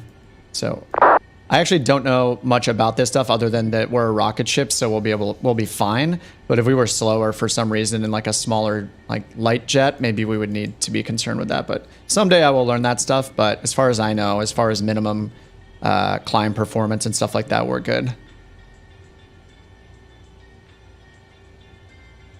All right, cool. And then let's check over here. So yeah, these are just the same instructions I looked at. So it's saying for assigned headings to cross DME 7.0 from MSP. So we need to tune in the MSP or Minneapolis VOR because of the DME usage here during the departure. So actually, I think there are rules where if you have GPS, then you don't need DME, but we might as well tune into it just to have the information on. So Minneapolis VOR 115.3. Somebody is hovering in front of us. Let's roll back the time a bit so we can get some nicer views here. All right, back to tuning. So let's tune in on nav 115.3. All right, so that's set there, DME American 1. 291, monitor tower 126.7. Good day. Roger, over to tower for American And our 291. frame rate is getting not great right now. All right, that all looks good. We have the departure pinned. We have the taxi, so all we have to do is, yeah, just follow the departure, and we're just climbing and maintaining 7,000 for now until we get out of the, until we get whatever's assigned. He did not give us a final altitude yet, so we don't know what that is. All right, so I can contact ground and say I'm ready for startup.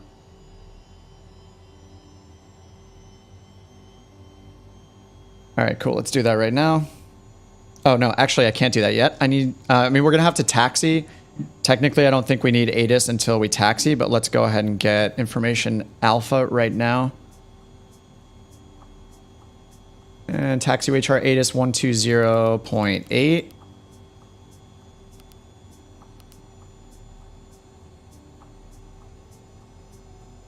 Oh, no, it's 135.35.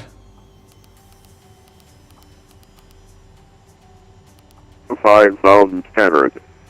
Temperature 22. 2.4. Altimeter 2952. Visual runway 12 right approach in use. Visual runway 12 left They approach switch to in visual use. approaches now? Final approach over noise sensitive area. Departing runway 12 left. Runway 12 right. Caution. Birds near Minneapolis St. Paul International Airport. Read back hold short instructions and assigned altitude. All aircraft taxi with transponder and altitude encoding on. Advise on initial contact. You'll have information November. November? What? Didn't he say Alpha was current? Minneapolis St. Paul International Airport 8 has information November 1853 Zulu. Wait, what? 1140 I'm confused. What does that mean when he says Alpha is active? Is that a code word for something? What is? Let me check. VATSIM ATIS information A.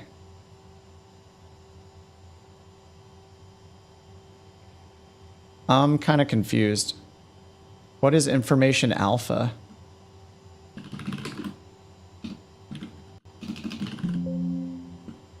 I don't know. I heard November. I'll just ask him to confirm. All right. Either way, I'm going to contact ground and tell him we're ready for startup. 2312 on Bravo, requesting taxi.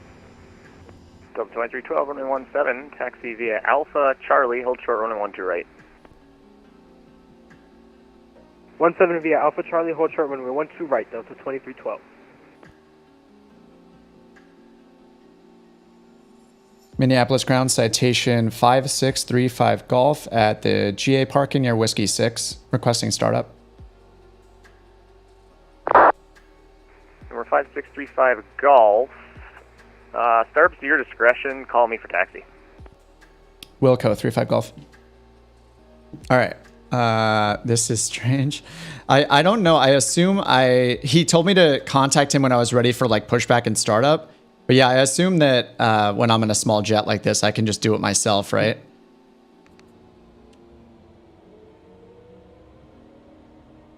Anyway, that was probably a little weird to ask him for startup when I'm not an airliner. So anyway, the guy told me to contact him when I was ready. So I was like, I don't want to mess up. So he's probably like, why is a citation asking me to start up? All right, 20%. Start 2.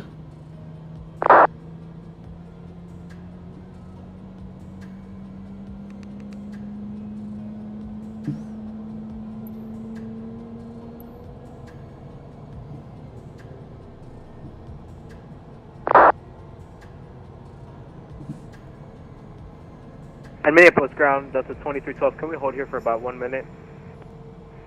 Delta 2312, that's approved. Roger, thank you. I guess I can't get a bathroom break, which sounds like a good idea before I taxi. All right. Number 2 is good. Starter is off. Engine 1. Whoops. That was wrong. I need to wait for the N2s to get between 18 and 20. What am I doing? You can find that in airport briefing. Oh, it depends. Oh, it depends at the airport if you need clearance. Got it. Oops, there's 18%. Now we can Minneapolis run. ground, good evening, Delta 1176 with Alpha, ready for push and start. I'm going to turn the logo off because we're daytime now. Push and start is at your discretion. Call me for taxi short of Delta.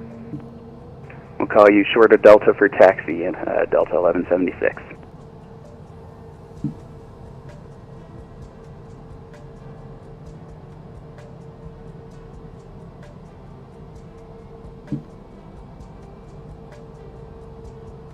All right, number 1 over 50%.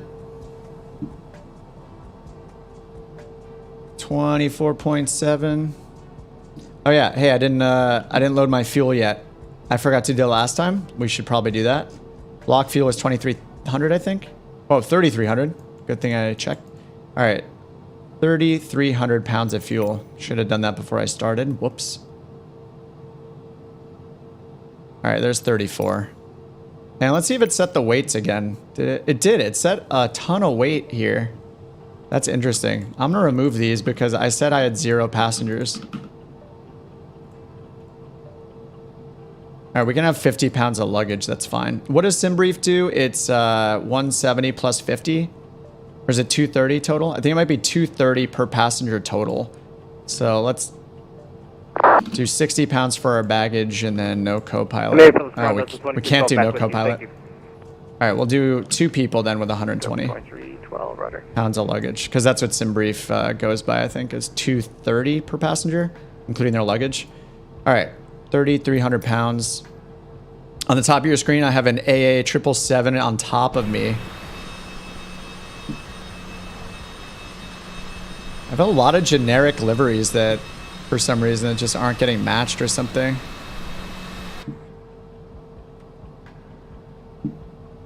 Couple deltas out here.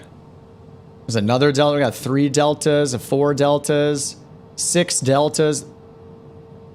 There's another one way out there. There's so many deltas. Feels bad being in November. I'm not ready to say that I'm a delta or anything like that. Okay, so they gave us runway 17. Information November still says runway 12 left and 12 right. So I'm not sure actually what to expect for a runway.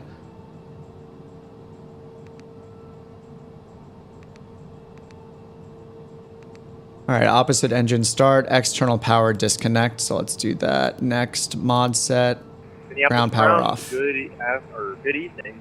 The 61 push and start. All right, external power disconnected. Check. Good evening. Avionics on, climate control normal, and turn the fans off. Turn all these fans off because they're super loud. Passenger light safety button is already on. Trims are checked here. All are neutral. Flaps are up. I'm actually going to put the flaps to 15 now for takeoff. Check flight controls and speed brakes. Let's do that. The dog literally just walked under my feet as I'm about to use the rudder pedals. Everything's against me. All right, that's all good here. Rudder's good. Stabilizers, ailerons, elevator. Let's check our speed brakes. Functional. It's one of those Delta flights taking off. Beautiful. Delta 2312, cross runway 12 right, taxi Mike. All right, flaps on 15. Correction, Mike Whiskey. Hydraulics in the green. Correction, the whole thing. Delta 2312, cross runway 12 right. Takeoff taxi data. Charlie Whiskey, cross runway 4 on Whiskey.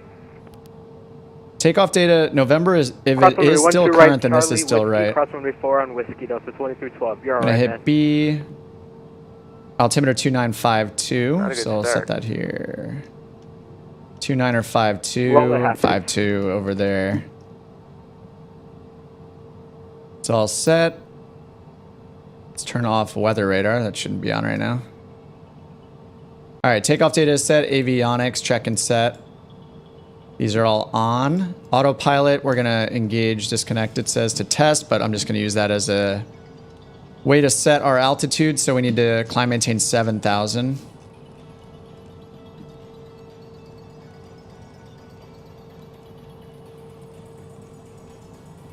Hey, Dibby. Have a good flight, nearly 1 a.m. We'll watch tomorrow. Awesome. Hey, thanks for hanging out. Oh, Minneapolis is Delta Hub.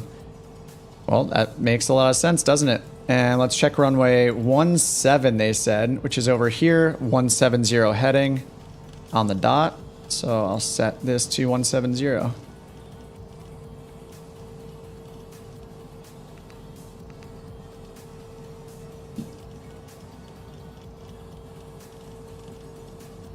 I'm going to try having flight level change off right now. And using go around mode before we take off like we're supposed to. We'll see how that works. Because flight level change mode has not been activating when I've been turning my autopilot on, which is kind of crappy. All right, autopilot is all set. Altimeter is set. I just did that. Pressurization is good down here. We got 2,000 PSI-ish and hydraulics green. Check for any messages here. There's nothing. All right, that's complete. All right, before we get our taxi, I'm going to use the restroom because this is going to be almost 2 hours in the air.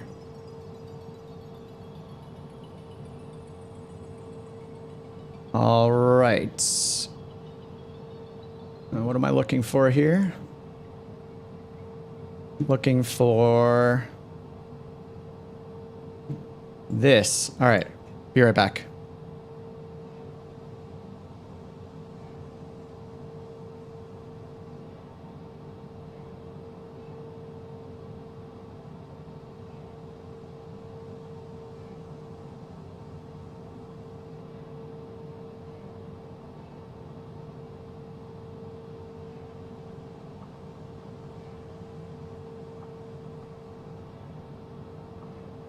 Delta 2312, monitor tower 126.7. Good day. Monitor Tower 126.7. Thanks for all your help today. We greatly appreciate it. Delta 2312. See ya. You bet. Enjoy flight. Ground Delta 1176, short of Delta, ready for taxi. Delta 1176, runway 17. Taxi All right, ready to go. Via Delta, hold short, runway 12 right. Taxi via Delta, hold short, 12 right, Delta 1176. All right, let's get our taxi here. We're at Minneapolis ground. Minneapolis ground, citation 5635 Golf, ready to taxi with November. Number 5635 Golf, runway 17. Taxi via Whiskey, cross runway 4 at Whiskey. Runway 17, taxi via Whiskey, cross runway 4 at Whiskey, 35 Golf. All right, 17 Whiskey and cross runway 4.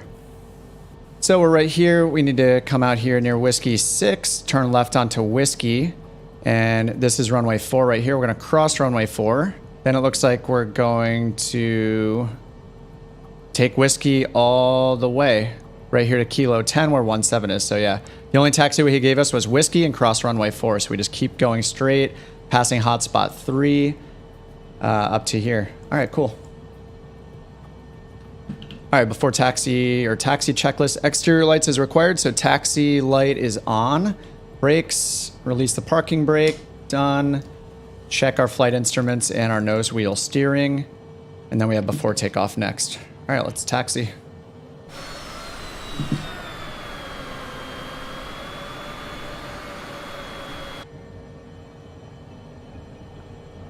To the right. Off to a good start. Man, our frame rate is dying here because of all this traffic. Delta 1176, continue taxi Delta Whiskey, cross runway 12 right at Delta, cross runway 4 at Whiskey. Continue taxi Delta Whiskey, cross 12 right at Delta, and runway 4 at Whiskey for Delta 1176.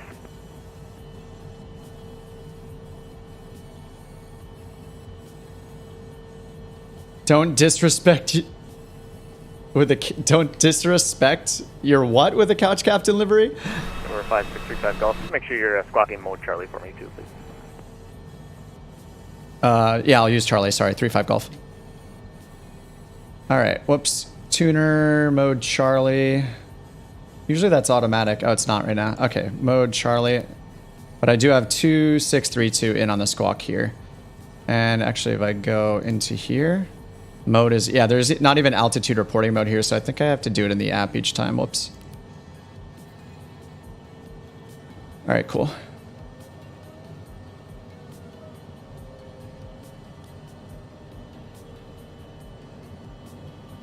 All right, here is Whiskey.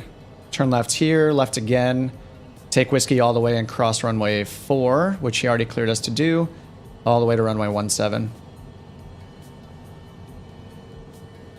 Wow, the frame rate is something else right now. All these really nice Delta liveries. That's the problem.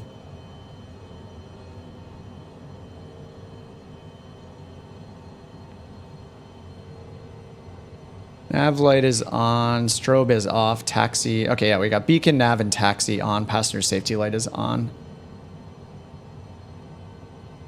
We got somebody in front of us here. Let's do our passenger briefing. Takeoff long. May I have your attention, please? Welcome aboard the Citation. Oh, this isn't. That's definitely a multiplayer scenario right there. That's Gabe.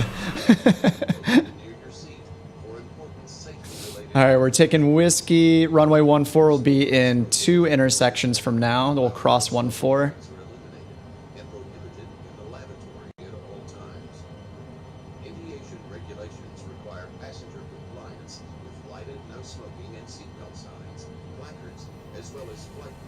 We have somebody up here in front of us. Delta 1176, monitor tower 126.7, good day.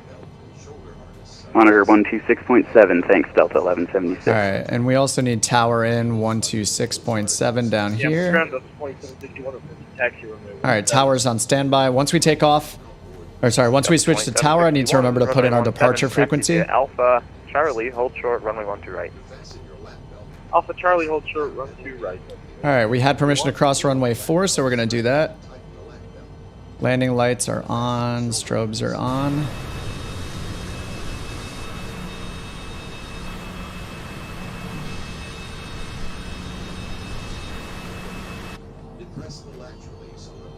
All right, crossing runway 4.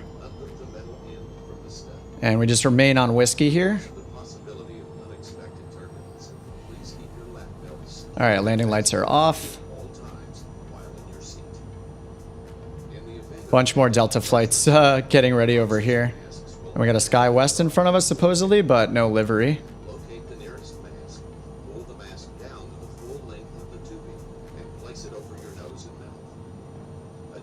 All right, see you, soldier. Thanks for hanging out. Hey, John, how's it going? All right, we got a Sky West in front of us. I don't know why the liveries aren't loading for the Sky West. I have the whole FSLTL pack installed.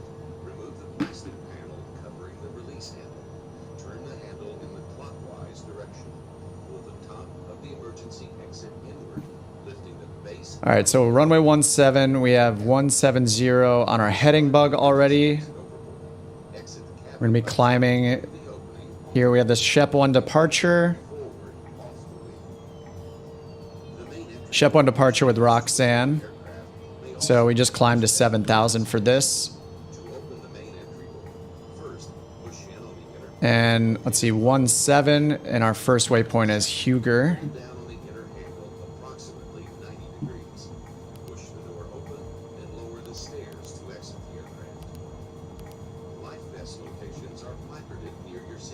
Just gonna put Huger as our first waypoint here.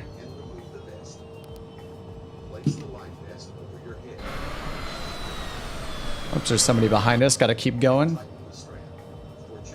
Trying to do 5 things at once here. All right, direct to Huger. There we go. Oh, the SkyWest isn't on VATSIM. That's why. I have live traffic turned off, but that must be multiplayer traffic then. I should probably turn off multiplayer traffic before I take off, maybe, but.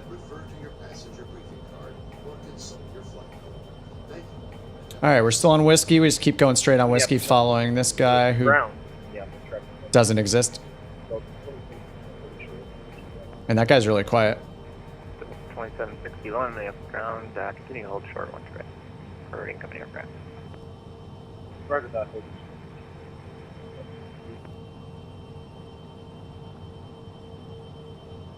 I don't have FSLTL running. Citation 35 Golf, monitor Minneapolis Tower 126.7. Good day. Over to Tower 126.7, 35 Golf. Have a good day. All right, we're going over to Tower and monitoring. So tune 126.7. And now we'll get 13547 in for our departure. 13547 for recall. All right, that's set up. We're right behind this fake guy. So I guess I should turn off live traffic for now because I think I'm near somebody when I'm not. Wait, real-time online. Oh, live traffic was on for some reason. That was so weird. I thought I had that off. I have multiplayer on. All right, here's whiskey. We're going up to hotspot 3 here.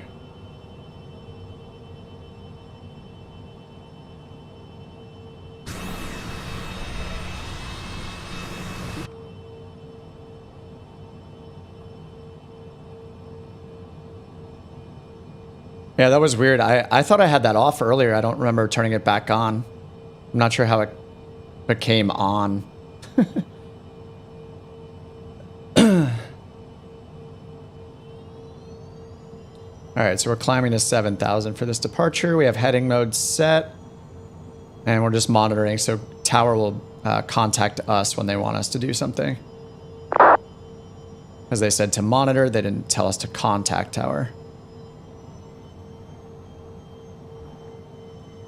And there's the hold short point right there. Got 17 right here, kilo 10, that matches up with the plates. I don't see anyone else around us.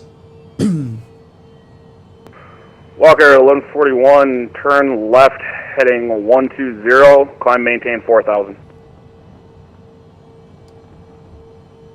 All right, we're on tower 126.7 and 13547 is in for our departure frequency. Walker 1141, correction, maintain present heading, climb maintain 4,000. All right, flaps are down. I got nav, strobe, landing on. Pitot is on. Ice protection, flaps are check and set. Trims are good. Speed brakes work. Speed brakes are off. TCAS to TARA, that is set. Radar as required, GA button push. I'll hit that right now. So we have GA mode set there, which is actually takeoff GA mode, toga mode. Basically just gives us 10% pitch up attitude on the flight director. All right, battery amps, pitot static buttons are on. 1141, contact approach 135.475. Check ECAS. 135. Okay. Takeoff throttle. And our altitude on the ground, 880. So we're going to be up to about 1,300 or so before we put our autopilot on. Cool, looks like we got another citation maybe, and... Oh, that's just you guys, right? That's definitely Gabe and Delta. I was like, oh, we got a citation and a CRJ. Interesting.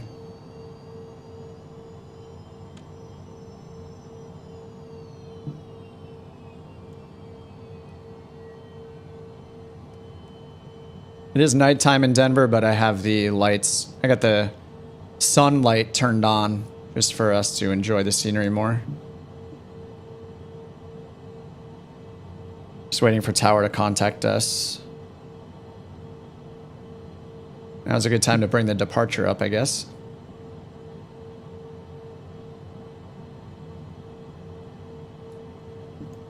For headings 23 to 285, cross at or above 3,500. So it's just a... Number 5635 Golf, Minneapolis Tower, wind 160 at 20, gusting 36. Fly runway heading, runway 17, cleared for takeoff. All right, runway heading 17, clear for takeoff, 35 Golf. Man, that's a lot of wind. 160 gusting 35, he said. So we have good headwinds here, but they're gusting 3.5 is crazy. And we're cleared for takeoff, fly runway heading, which I already have dialed in. Yeah, those winds are nuts.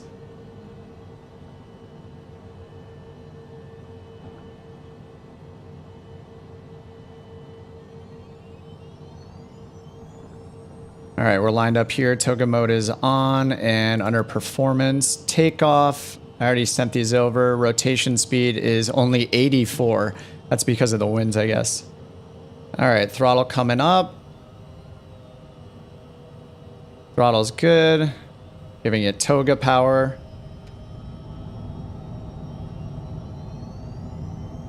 And fly runway heading. That's 80 knots, 90 knots. We can already rotate.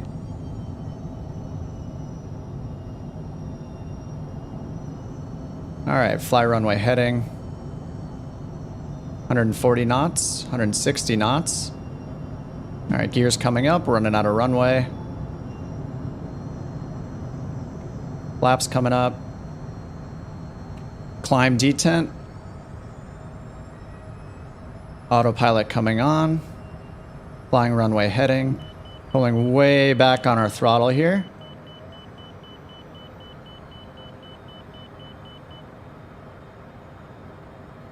Number 35 Golf, turn right, heading 215, contact departure. Have a good flight. Right heading 215 over to departure, 35 Golf, thanks.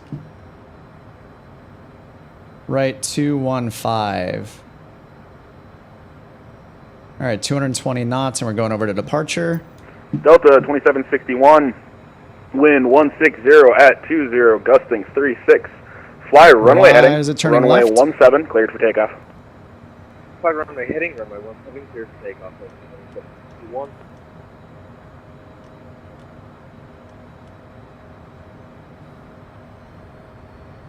All right, we are in our climb detent now, turning right.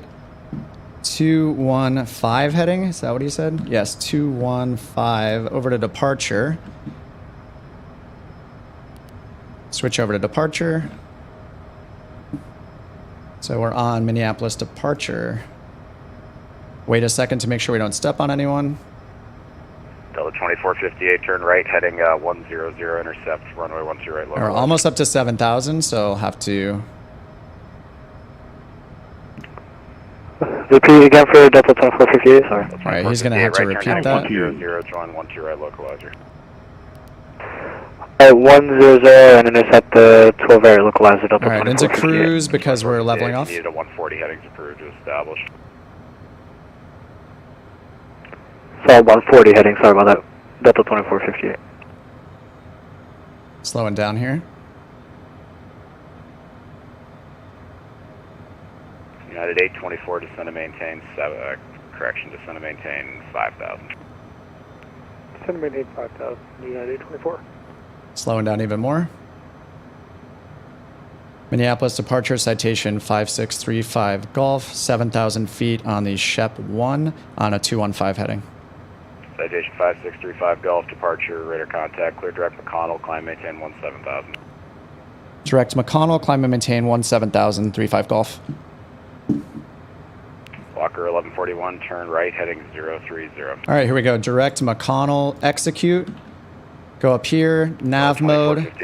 Start our climb to 17,000. 17, flight level change. Back into the climb detent on our throttle. Climbing again, 17,000 at 200 and say 245 knots. Minneapolis departure, Delta 2761, with climbing. And let's make sure that's shown here. Yep, direct McConnell, 23 miles to McConnell. Walker 1141, turn right, heading 090. So he's having us go right down here, direct to McConnell. I need another page of notes already. Minneapolis departure, radar contact, climb and maintain 17,000, clear direct McConnell. 17,000, clear direct McConnell. All right, we're about to pass 10,000, so the speed restriction 824, descend and maintain goes away as far as I know.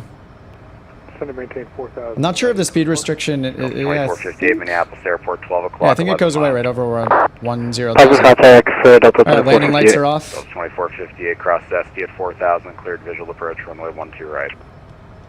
But we're going to keep climbing at 240. 4,000, clear for the visual 12 right approach, Delta 2458. In the CJ4, we just stay on this. Airport be at your 1 o'clock and 16 miles towards the site. They're really busy right now. Correction, citation 5635 Golf, contact Minneapolis Center 134.25. Over to center 134.25, 35 Golf. Walker 1171, cleared visual approach, runway 12 right, maintain 170 knots until, maintain 170 knots. All right, we're going to Minneapolis Center now. We're going to 133.25. Delta 2458. Sorry, 134.25.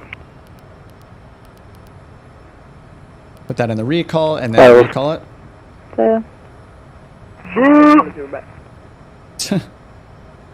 I'll wait a few minutes to make sure we don't step on anybody else. All right, sounds good. Nope. Am I still in your airspace? You want me to go over to Denver?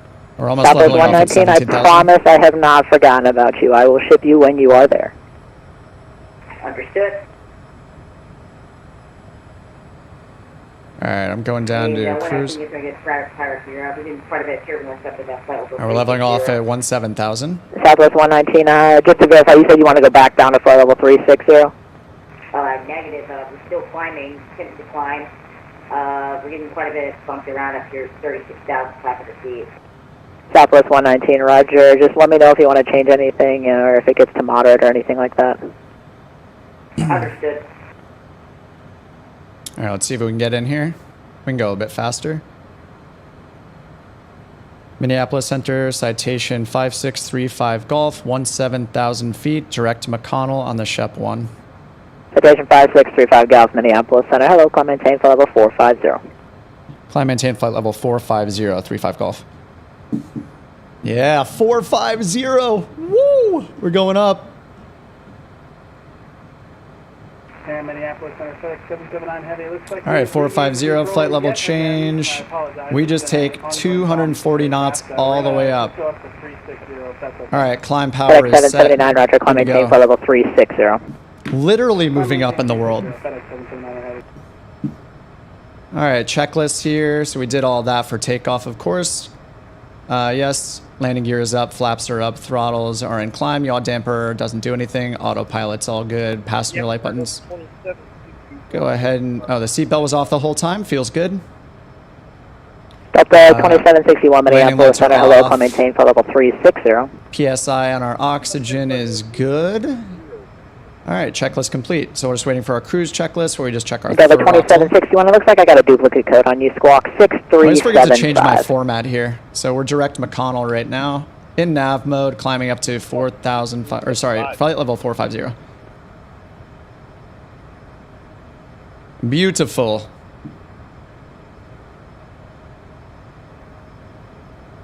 FedEx 779, contact Denver Center 127.905, 2795. Have a good night. 2795, thank you.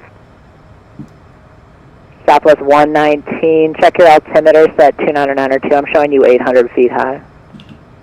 Currently reading 37.9 right now. Southwest 119, roger. Are you on X-Plane 12? I just set standard on mine. Understood, yes, affirmative. Southwest 119, roger. I'm just going to show you level at flight level 380. We've had multiple reports today of X-Plane 12 having a bug in the altitude right now. Yeah, because I'm currently, I've had that before. I'm level at 380 right now.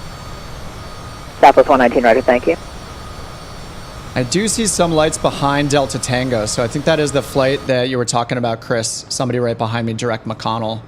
Sounds right. All right, we just passed McConnell. See what our next waypoint is here is RX, 14 miles to RX.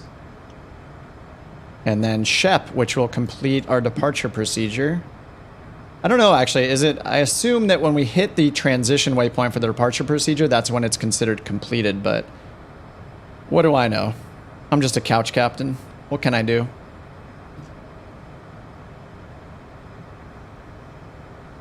Outside air temperature, where are we at? Negative 29.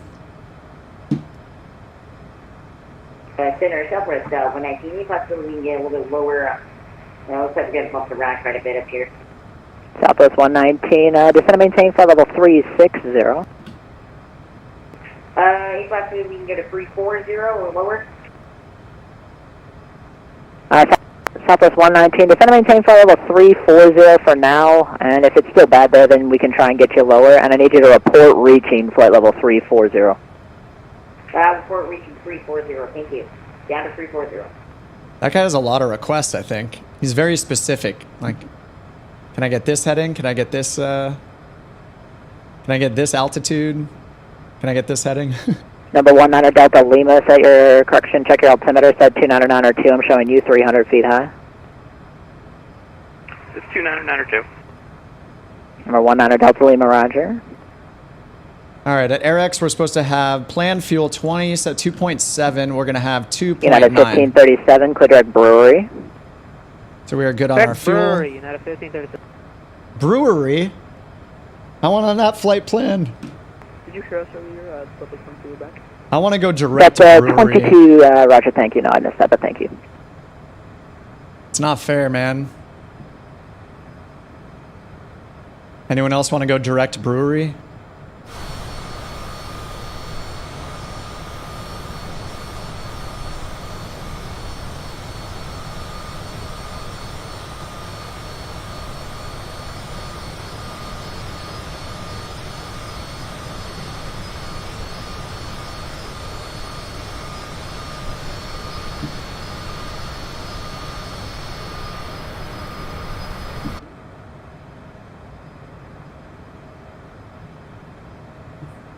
All right, so I should look up the star now. We were expecting the all 3 RNAV arrival, or ALLEE. Maybe it's the ALLEE 3, AALLE. It might be ALLEE. ALLEE 3 arrival.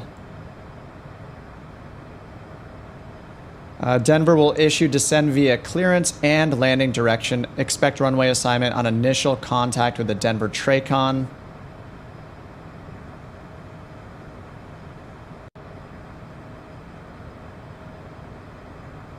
Okay, and it says to select the appropriate transition mattering which runway you're assigned. And then it shows the restrictions for those here. Let's go ahead and just check in advance now in our legs. Let's look at if all the restrictions... Delta Lima. I haven't heard any reports of X-Plane 11 having this problem, but I guess it definitely could be, definitely could be an issue. I'm still showing you 300 feet high, so if you do me a favor, just stop your altitude squawk, and I'll show you level at flight level 400. 16 to 21 at head. High gun and Kipper, 14 at high gun, which is over here. And then 12 at Kipper right here. So those, all those restrictions are correct. Southwest 119, perfect. Thank you for that report. And you can contact Denver Center 127.905, 2795. Have a good night. Shouldn't have closed this. 2795, thank you.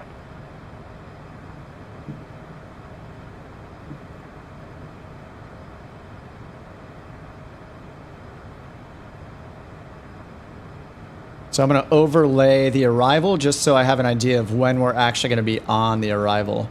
So we got a ways to go here. 1, 2, 3, 4 more waypoints until we get into the arrival territory. Delta 2160, 9.5 for 17,000. Delta 2160, Minneapolis Center. Hello, climb maintain for level 340. All right, we're still climbing here. Delta 2160. Now on the Mach numbers, we're at 0.64. So our climb all the way up to 4,000, or sorry, I keep still want to say 4,500 because I never fly this high. Flight level 450. All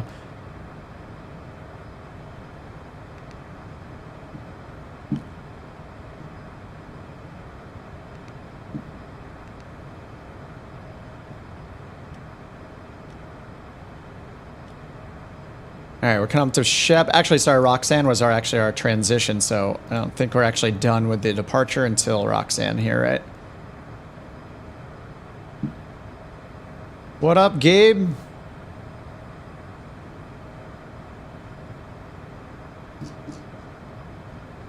Kind of going overtime today. 2 flights.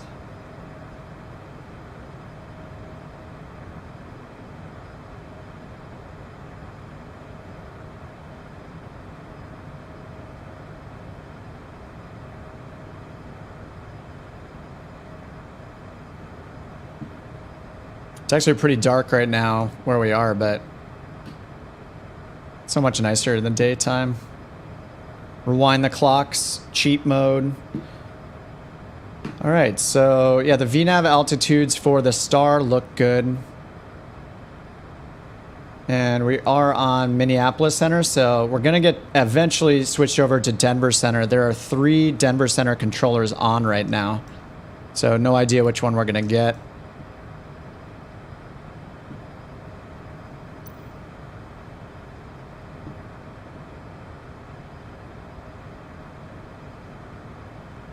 Let's go to SimAware and check what we got here.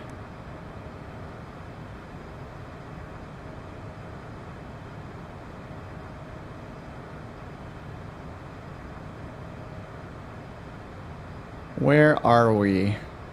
We're not going to be that far south. Let me refresh this.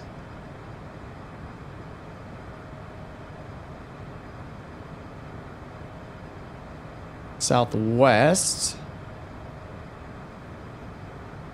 Oh, we're right here. Apparently there's a Delta flight right below us.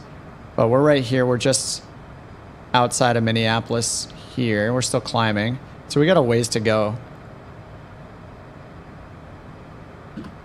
Supposedly there's a Delta flight. Yeah, at 1537. I just want to verify you're still maintaining Mach 80, please. Yeah, firm. We're still on 80, United 1537. Walker 1311. I just want to verify you're also still Delta not right to there, I exceed guess. 75, correct? That must be them. We're maintaining 75 now, Walker 1311. Walker 1311, roger. So that's the Delta flight. Just overtook us easily.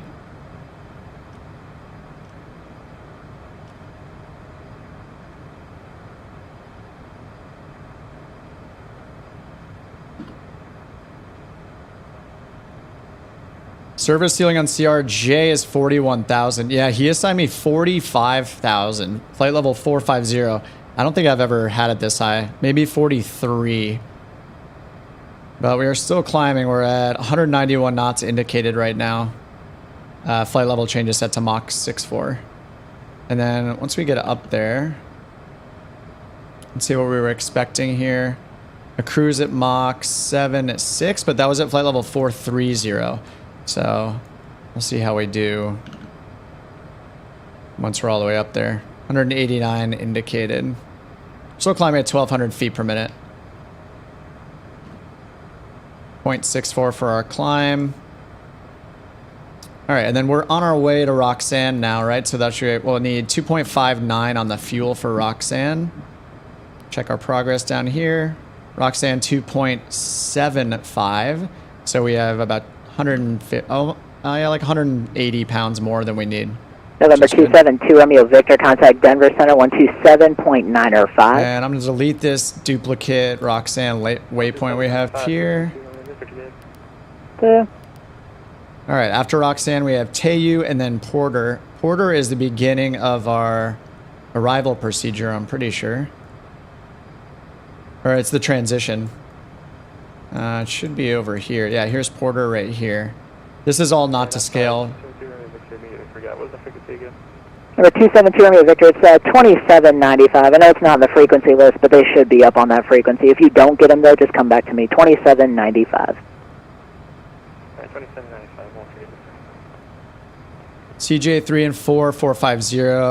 Yeah, Delta's in the CRJ 7. Maybe either the 550 or the 7 or the 9. I don't know which one he's in, actually, which model or variant. All right, we're still climbing at 1,000 feet per minute at 42,000 right now.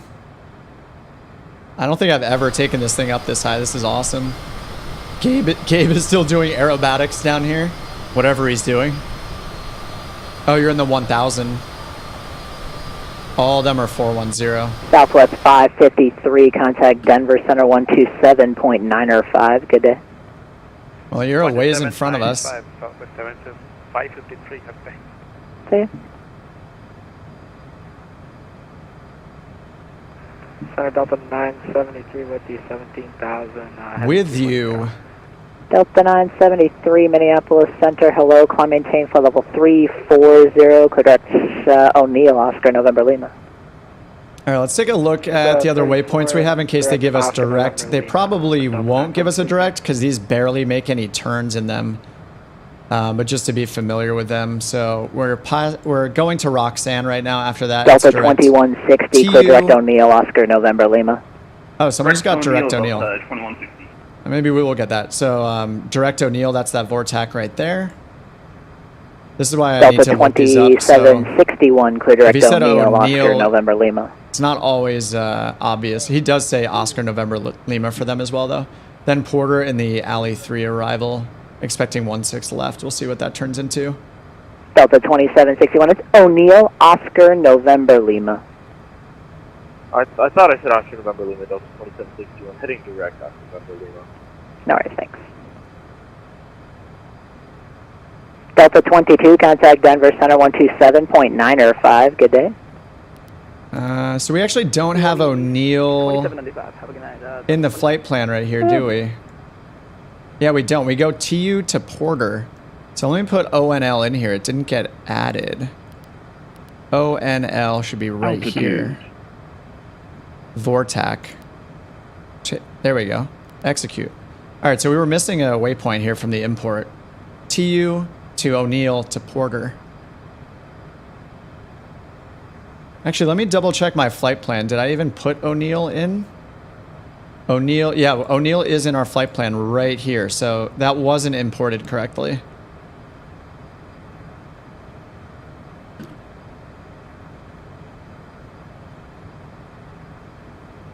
Citation 5635 Golf, check your altimeter, set 29902. I'm showing you about 1,500 feet high. Huh. Yeah, it's set at standard 29902. We're showing 44,800 right now. 35 Golf. Number 5635 Golf, Roger. I believe you were assigned flight level 4330. Did you want the block 43 to 45? Sorry, I noted down 450. Should I descend to 430? 45 Golf. Number 35 Golf, well, I had it in your flight plan as 43. Did you want 45 as a final, or did you want to block? I can really do whatever you want when you're that high. 45 is good. Thanks, 35 Golf. Number 35 Golf, German altitude, climb maintain, or maintain flight level 450. Maintain flight level 450, 35 Golf. Did I say my call sign I'm judge you can wrong? 450. I deserve it. I would judge you if you didn't take 450. Okay, we're still in the climb detent because I'm dumb, so I'll pull that back to cruise now. I swear he said 45. He must have said 430, but I heard 450 and wrote down 450. Delta 973 approved as requested, report back. And I read back 450. So I'm not sure when I did that wrong.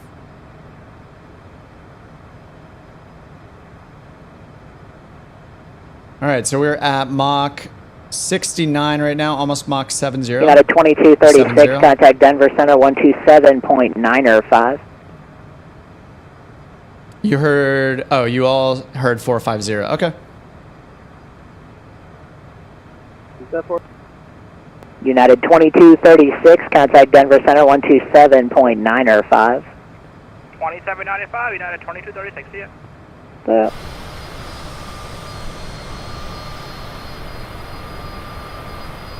Great job with the spacing. Oh, thank you. Great job with the spacing. All right, we're inching up here. We're at Mach 0.73 almost. We were expecting 0.76 at cruise at flight level 430, but we're at 45. See how much we can get out of it.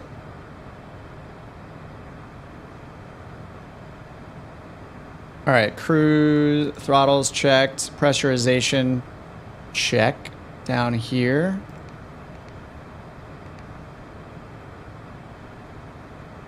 Ice protection as required, negative 58 degrees, feels good.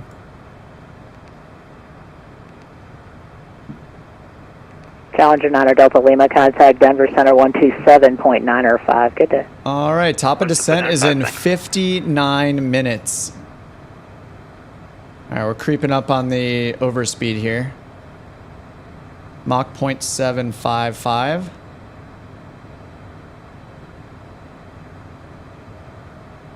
So we'll get 0.76, it looks like. There's 0.76 right there. Beautiful.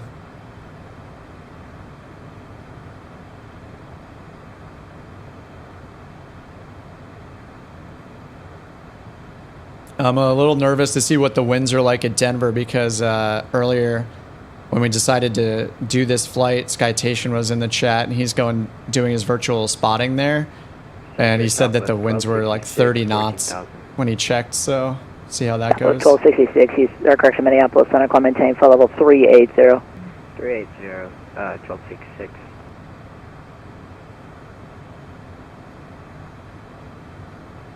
Apparently there's some altitude issues happening right now. Oh, okay, no, or sorry, I was saying altimeter issues. They said there's like an X-plane bug or something in X-plane 12, but he wasn't telling us we were at the wrong altitude because of that. He thought we were going to be cruising at 43, but we're at 45. I'm just playing with my throttle ever so slightly here to make sure that we're not going to get into that overspeed. But we are almost at Mach 0.77 right now. We're about to hit 0.77. 0.769. Even with we have a 68 knot headwind. United 1710, contact Denver Center 127.905. Good day. 2795, United 1710. We got our CRJ friend down here. Delta.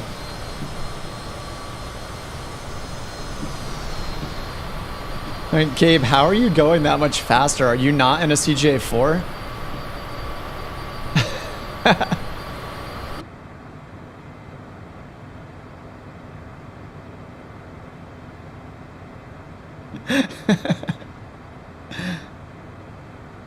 Oh my God, what are we passing right now? What is this? That's a 2761, same Mach number. There's a KOTG. Why isn't this my current Mach is airport?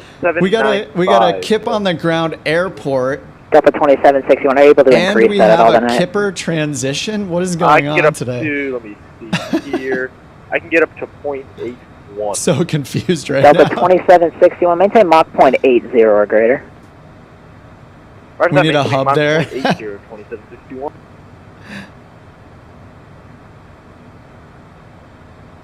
All right, our speed looks good. Mach 0.766, so we're going a little faster than expected. Still have a little breathing room at the top of the speed there. Awesome. Ground speed 369 knots, unfortunately, thanks to the stupid 67 knot headwind. But 436 true airspeed. Didn't know you had an airport. I didn't know either.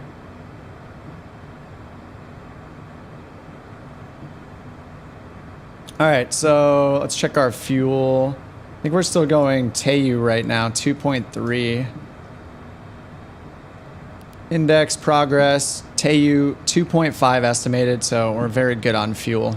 So we could actually go a little bit faster if we want to. We're not worried about burning too much. We're 96, let's go to 97. 0.3% faster. We'll see how close we can shave this little red line.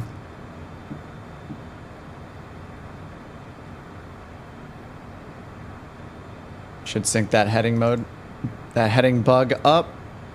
Yeah, 2992 on all the altimeters. So we're just chilling.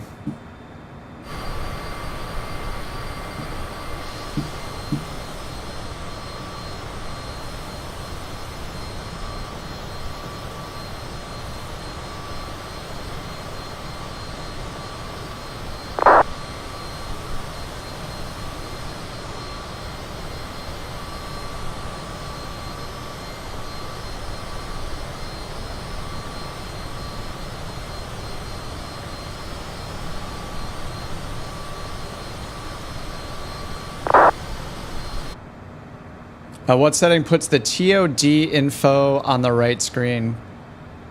Yeah, first of all, you need the altitude set in the leg section. So the reason we have them is because the arrival has the restrictions. Or you could put them in yourself by typing a speed, a slash, and the restriction. Or you could exclude one of the others. So if you just want to put in a speed, you can just type it and press the right button. And if you want to put in a restriction, these all came in for free with the import, or when I selected the arrival. But then United 1537, do a slash and contact put in Denver this as well. 127.9 or 5. And then here, I just hit memory 1. 95, 1537. I just hit memory 1 to get to the VNav info, but you can turn it on using the upper menu. So right down here, you have upper and lower menu buttons down here. So if you hit upper menu, you can turn on I think it's the FMS text one. Yeah, is what that is. Or you can switch to the checklist and things like that. Systems. But if you hit memory 1, then the default is to have this. I wish memory 1 had the plan. I kind of like the plan at the bottom better, or over here better. This one has a plan mode if you hit format, but I think ideally this just has the compass, like a heading up compass like this.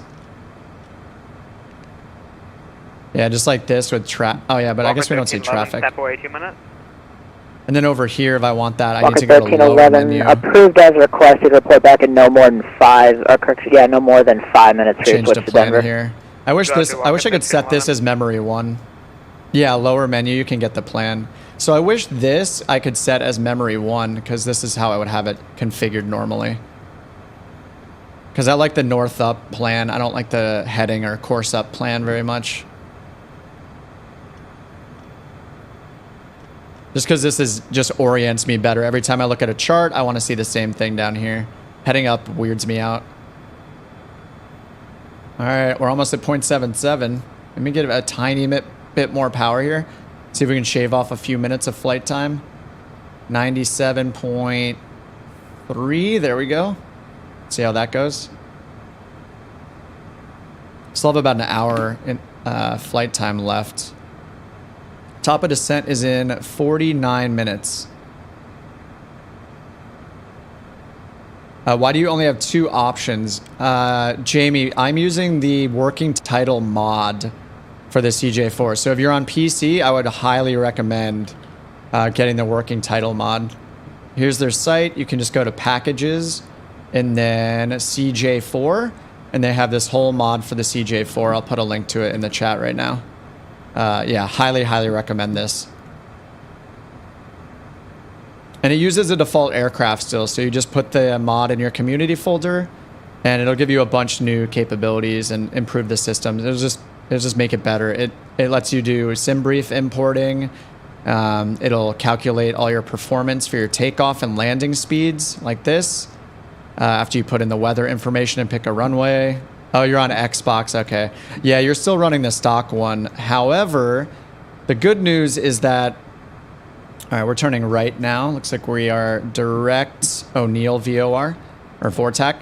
The good news is that the working title team is the team behind the new G1000 NXI. That got put into the sim last month for everybody, including Xbox. You know, up until it was released, it was in a beta for a while. For like a year, they were working on it. But while you're here, what's your Mach number? You're going 0.782. Delta 973, maintain Mach 0.79 or greater. 0.79 or greater, Delta 973. He's trying to keep everyone sped up here, so I'm trying to get as fast as I can. I can probably squeeze a little more out of it. But anyway, what I was saying about the working title mod is working title. 1311, thanks. Handoff Charlie, waiting on Denver to take it. I'm just stopping because I don't know how loud they are for you guys. They're also working on CJ4, new CJ4 stuff. They're working, so this is the Collins avionics, and then they're also working on like a G3000, 5000, like for the longitude.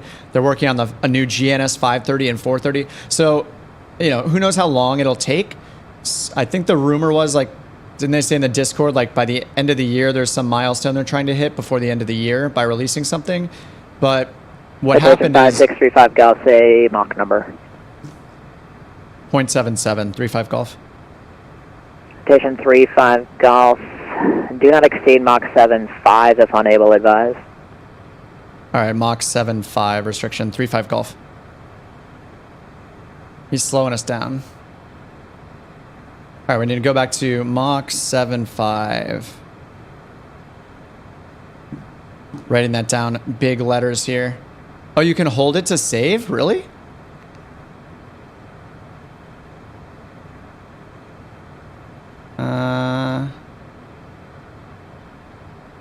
I don't know if that'll work.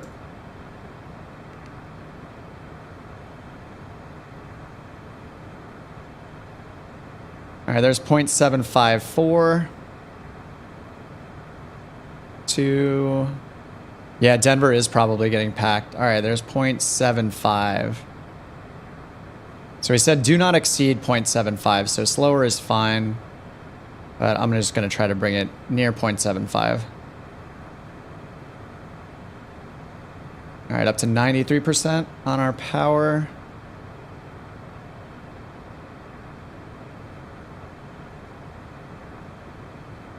I was trying to go as fast as possible. Oh, you just took off from Denver? Awesome. Yeah, Denver's getting a lot of traffic. I'll go check the map real quick so we can see the string of planes coming in. All right, we can go faster than this. I'm down to 0.74. Yeah, let's go check the map and see what we got going on over here. Let's Walker refresh 1311, thanks for the help today. Contact Denver Center 127.905. Good day. Yeah, I mean, there's a good string of us coming in. Walker 1311, thank you. We are about halfway between the borders of approach and, or between the, between our departure and between the line where we switch over to Denver Center, but we are right here. But yeah, there are a bunch of planes in front of us here. Look at the traffic at Denver. Man, there are so many planes on the ground at Denver right now. They're currently in the corner here. It shows the total number of tracked flights, 621 in the air. There were 1,700 flights yesterday active during the Across the Pond event that apparently too many of us didn't know about. All right, I'm going pretty slow now. I'm going to get back up to Mach 0.75. I don't know how far back Delta to pull my 2312, throttle yet, contact Denver Center 127.905. Good day. 127.905. Good night, and thanks for all your help tonight. Delta 2312. See you. Yeah. See ya. All right, 98.7 on the throttle. We'll see where that gets us. Probably too fast. We'll see how it goes. All right, 0.73 and climbing, so keep an eye on that.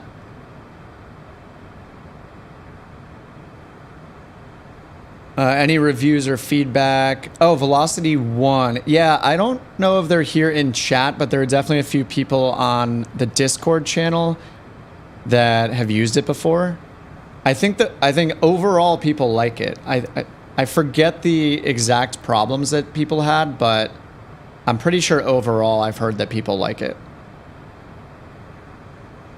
You need to pick up something until you build a PC, torn between that and a HOTAS. CJ4 172, trying to learn airliners. Yeah, I mean, your options are pretty limited on the Xbox, right? So any stick that you have, as long as you have rudder control for your taxiing, I mean, you could always turn on taxi assist. Whoops, I'm over 7.5. Got up there fast.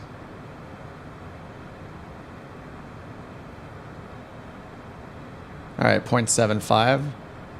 Let's try 88%. See where that gets us. This is where not having auto throttle is the annoying part about the CJ4.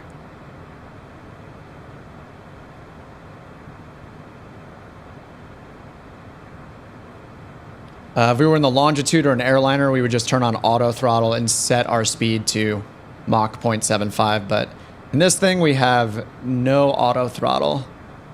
Center Southwest 1266 requesting step away for about 10 minutes. Southwest 1266 approved as requested. Report back. Will do. Phoenix 820 on here.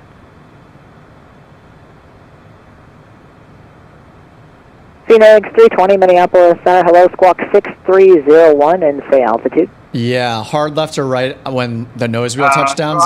I have that problem too. And I'm playing level 210 Phoenix 320. Roger. Yeah, we're getting a little slow here. Wait, was that squawk 6301? Phoenix 320 affirmative. Squawk code 6301. 6301. 6301. Phoenix 320. All right, we're direct O'Neill Vortac right now. After O'Neill, we have PORDR coming up, which is the transition waypoint for our arrival. So we have the ALLEE 3 arrival.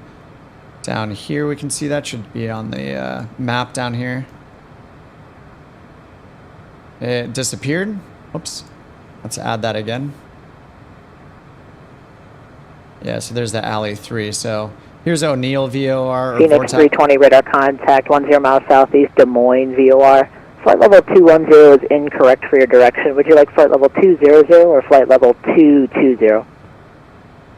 I'll take 200 Phoenix 320. Phoenix 320, roger. Descend and maintain flight level 200.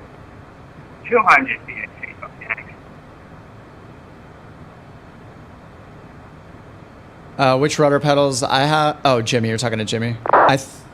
Actually, doesn't Jimmy have the velocity?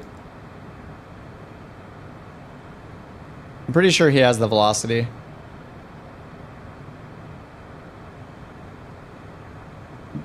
All right, I'm going to bring up the big boy version. Citation 35 Golf. Your normal speed was Mach 77, correct?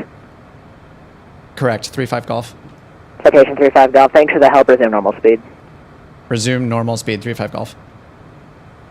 All right, we can go back up to 77.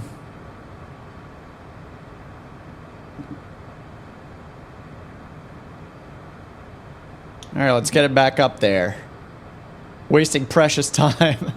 Yeah, we really need to lay into these headwinds more. We're going to do so much against the 60-knot headwinds. All right, 0.71. I think, what was I up to? Was I up at 98 on the... I should have written down what what my N1% here, my power setting was here when we were right on the at 0.77.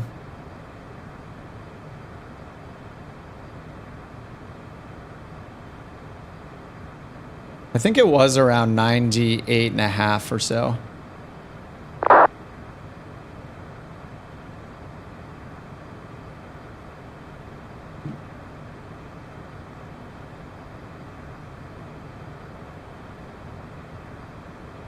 You know, the other thing I was thinking is just now, seeing all the text that comes in on VATSIM, if VATSIM is scary and you don't want to talk, you could totally start with text only. They let you use voice or text. So you just use it's a little chat window in the vPilot app, and you just type in all your requests, and when they message you, it like highlights the message for you so you know you have a message, and it's totally doable to get into it without having to deal with the nervousness of talking. Should we be at an even altitude since we're heading west? Yeah, that is weird, right? Yeah, why is it? Oh, don't the rules change over a certain altitude? I believe at these levels, the spacing and the rules alternate, and I'm pretty sure there's like 2,000 feet of separation or more. There is another rule, altitude rules en route.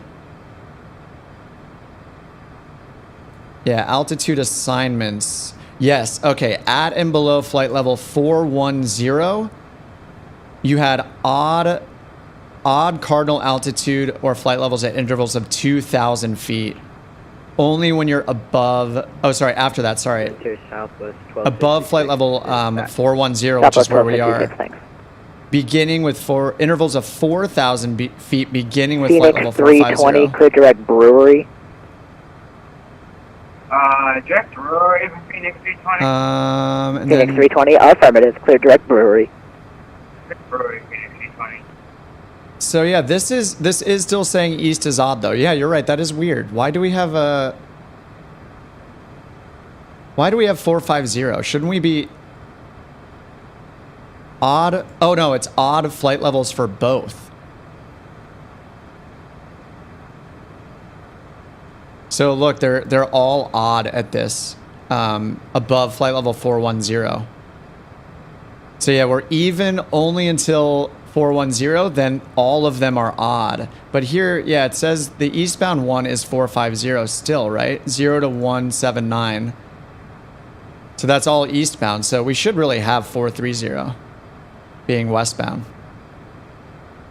So I guess we just need to remember, like, east isn't odd at this point. They're all odd at this point. But it's 450 would be eastbound, 430 would be westbound. But he said it's all available, so I guess we're fine. Oh, we're right back at where we were. Yes, 0.772. All right, just Citation 5635 Golf. Somehow 2 Mach numbers has translated to over 60 knots on the ground of your ground speed. I'm going to have to slow you back. I apologize. Maintain Mach 0.76, and I'll try to get it right for you. Oh, no problem. We got a 60 knot headwind up here, so I'll maintain 0.76. 35 Golf. Appreciate it. Thank you. All right, 7.6 for us. 0.76. I'm getting some practice here with the manual throttle in this thing.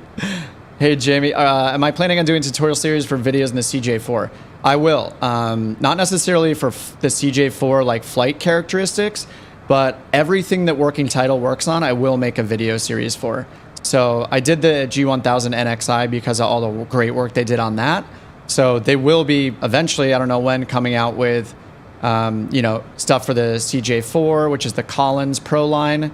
And then the Longitude has a revamp happening, and so does the GNS 530 and 430. So yes, I'm going to do all of those. Videos are what made me confident in using the G1000. Maintain flight level 360. Glad to hear that, too. Glad they helped a lot. 360, UPS 3640 Eddie. I was just so And impressed UPS with the work they did. 3640, I got another thing for you. Looks like I got a duplicate code, Squawk 6356. Little Squawk 6356, UPS 3640.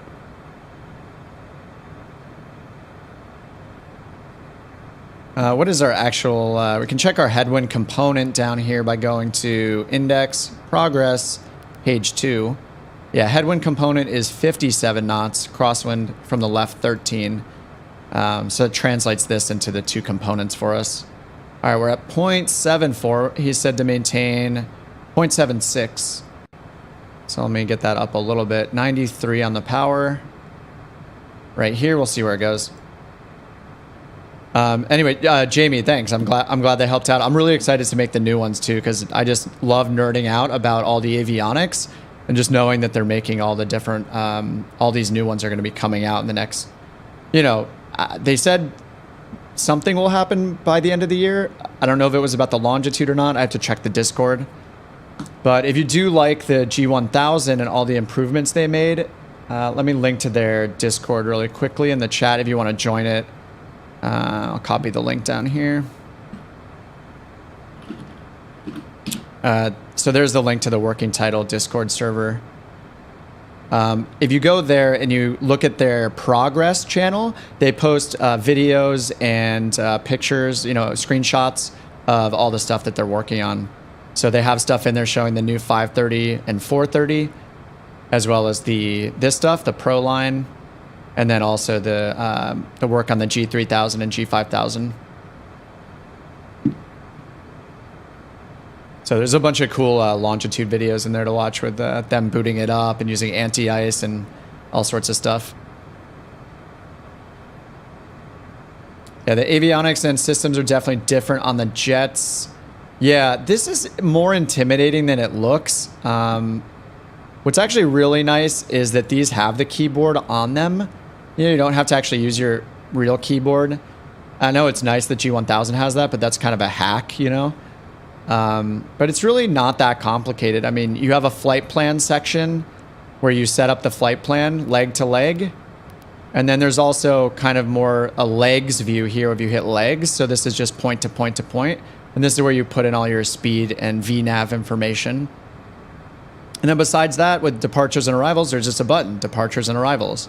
So if you hit that a couple times, it'll bring you to this kind of main menu and you can choose. Am I going to choose a departure or an arrival? Arrivals also include approaches. So if I wanted to look at the approach list, I go there. And then on the left, we can see our arrivals and approaches. If I want the list, I already have them selected, which is why they're green. But if I want the list, I can just click again and get the list. You can see up here we have pages. So we just use next and previous buttons down here to scroll through the pages. Now I'm just going to hit this little button that says cancel modification to not make any changes, but it's actually not that bad. And then you'll learn where little other pages are, like direct to is its own button right here that says DIR. So you can hit direct to, and then you just need to click the button of the one you want to go directly to. And after you hit that, you'll hit execute most of the time. So if I clicked one of these, it would say execute in big white text down here. And that would be telling me, like, you know, if you want to actually, you know, do this, you need to press the execute button. It gives you a chance to cancel it before you actually do it. And this has a bunch of other stuff in it. Like I use this index progress screen pretty often to check our fuel and our estimated time to these locations. So yeah, I mean, it's like anything. I mean, even the G1000 has so much functionality now that even that is like pretty and like kind of compact as it is, will seem intimidating the first time you use it. All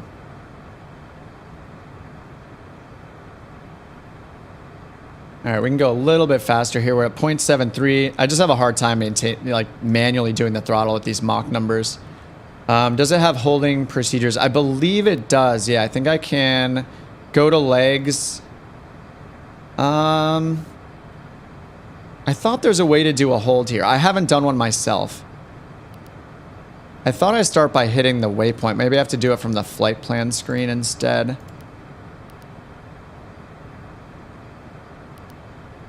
Oh, maybe not. I know in the airliners you hit the button on the waypoint, you want to do the hold on. So I don't know if I know that. Oh yeah, there's a hold over here. Oh, here we go. Index for hold. Yeah, fruit bat. Okay. He's on it. Yeah, fix the entry type. So I assume I can just type in the name of a fix to hold at. UPS 1023 Minneapolis Center. Good evening. Call maintain flight level 360. Then the radial and the turns are here. Right turns. Yeah, I haven't used this before. Whoops, new hold. I don't want to do that.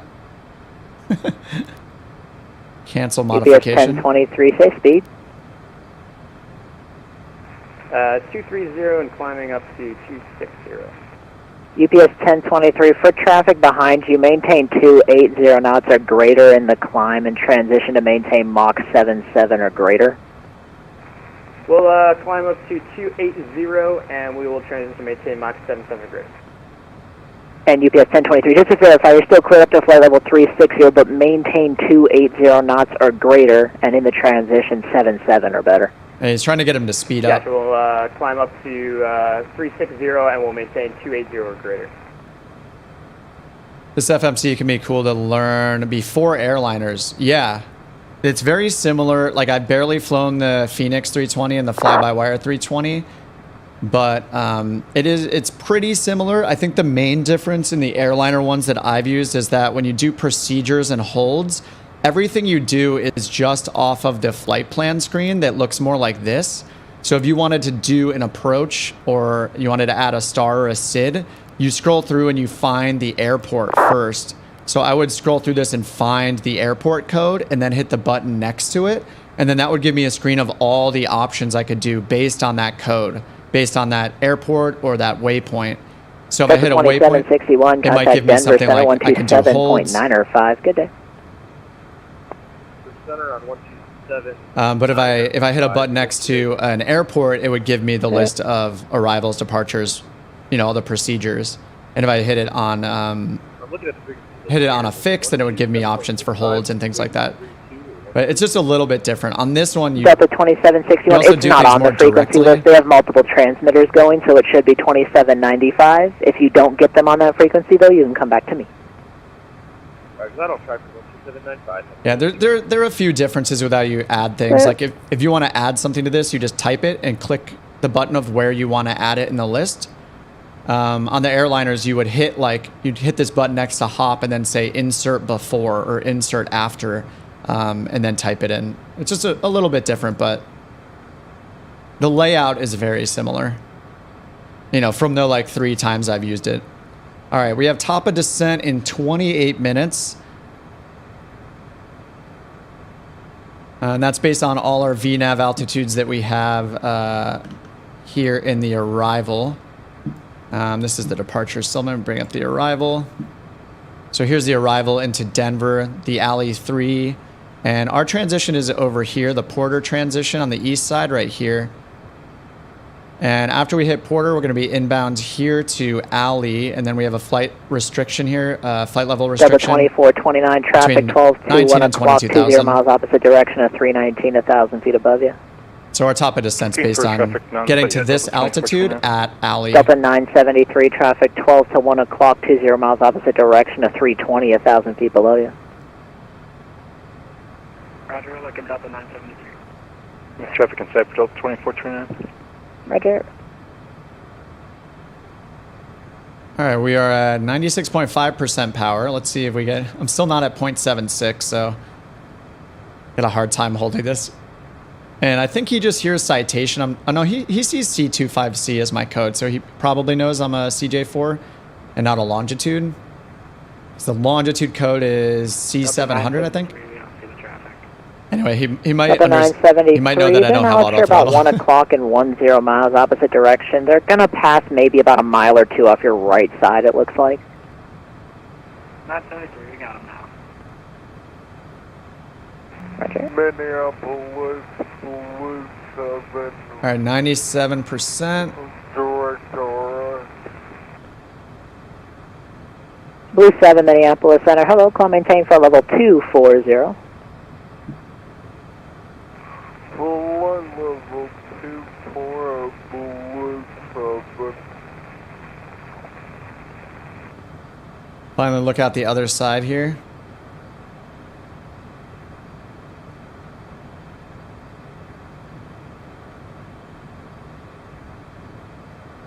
I should get those custom kind of seat cameras set up I looked at it and I didn't want to remap everything. I think it uses custom cameras like Alt 1 through 9 on the keyboard.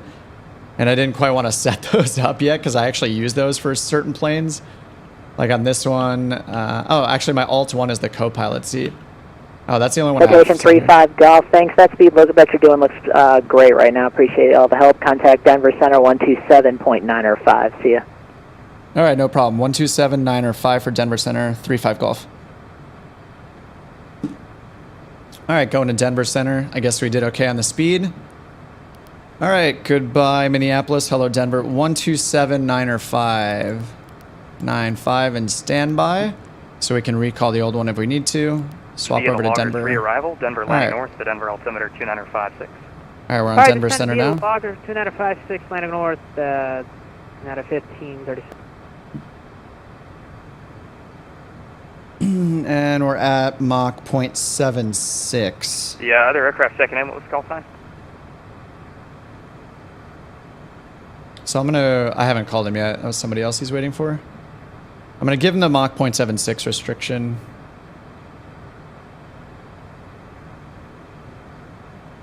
All right, they're not replying, so we can check. Yeah, just about to ask if you called. We'll go over to Kansas City Center, Southwest 78. Good night. Thanks.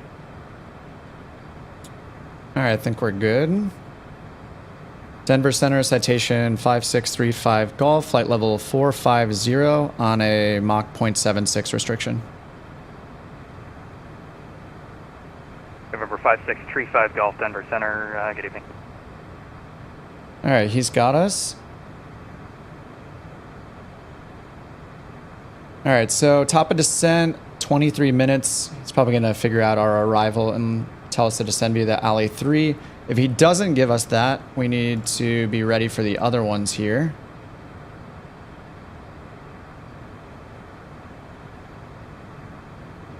All right, so if they change our star, here's the other ones we might get. So the ALLEE 3 is right down here. There's also the Clash, the Flatty, Logger, Longs, Nix, the Ski, and the T-Bar. There are so many arrivals here. Thompson, Rams, Lander, Larks, Powder, Dand, Quail. I'll remember all that just fine.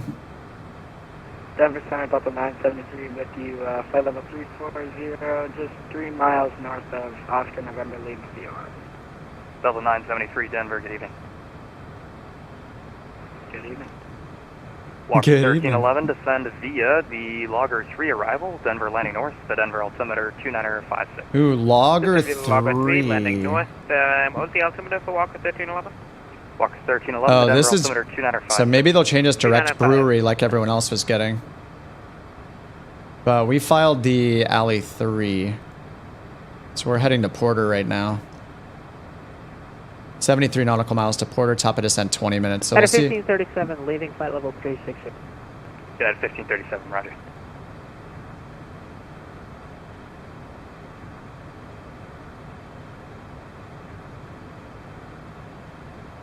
I forget which CJ4 tutorials I watched, actually. I've definitely seen British Avgeet, yeah, and SimPilot. Yep. Not just saying that because he's in the chat. Someone could do airliners like the G1000. Well, I'm gonna take my shot at it. We'll see if I can do the same. All right, we're almost at Mach 0.76. We're at 0.759er right now. I'm not gonna touch the throttle. Uh-oh. Maybe I do have to touch the throttle. Yeah, it looks like it might waver up a little bit. Let's go down just a United little. 2236, connect Denver approach, 124.905. We'll see you. 2495, see you. Southwest 1503. Can I really want to know which arrival we're gonna get.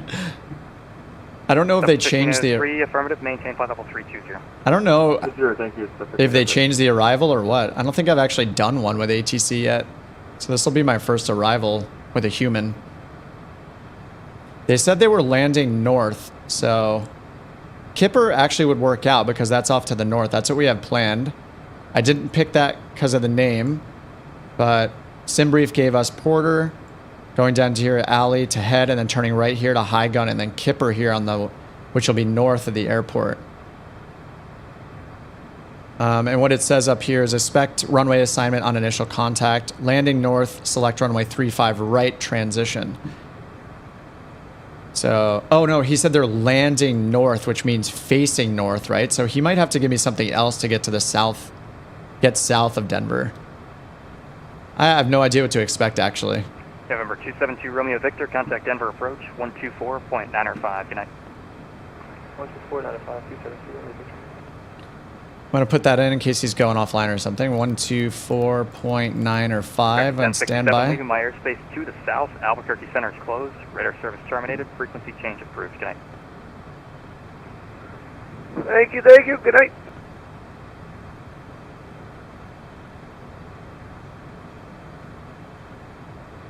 Oh, nitro, stout, and milk. Oh, yeah. Nitro, milk, stout. A nod to left hand. That's a brewery, I guess. Albuquerque, Unicom. The other one here, lager. This one starts with brewery as the transition. Dunkel, Kolsch, Pilsner, lager, pints. Oh, this is awesome. I need to fly here more often as a fan of beer. I can actually read these. Jibba, burp, yippee, dog, roadie, grub, hater, grilla, hi mom.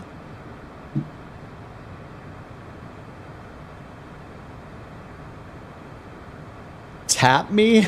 Oh, is tap me one? Did I skip that one? Oh, that's why. Yeah, tap me. That's great. Yeah, these are good fixed names. Like, sometimes they're just so random. They just don't roll off the tongue so easily. But I guess if you're familiar with beer, these will come to you more easily. I just don't know enough about other things. But when it comes to beer, we recognize these. 553, contact Denver approach, 124.905. Oh, Forder did a guide on Twitch. I've watched Forder's stuff quite a bit because he's an actual... Was he a CFI? I think he's... is he a Canadian CFI? But he was doing the kind of ground school stuff. I need to pull back a little bit here, a little fast. He was kind of doing like a ground school traffic pattern stuff. And you know who else did a really good one was CDL. He's like the community manager on the Microsoft Flight Sim team. He did a really good guide about just the basics of flight and you know, like engines and stuff like that. I watched that. It was awesome.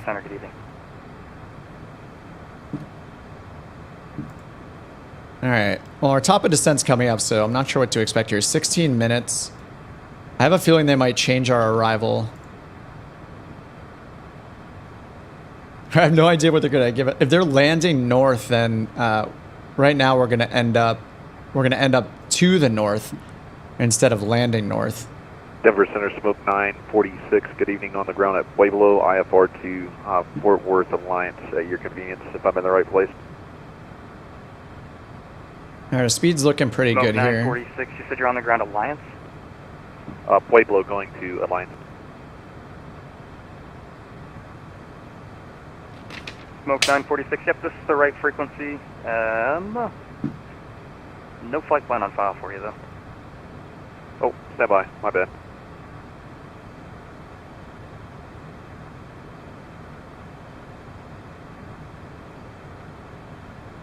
All right, I'm going to write down some frequencies here. Denver Tower we're going to need eventually.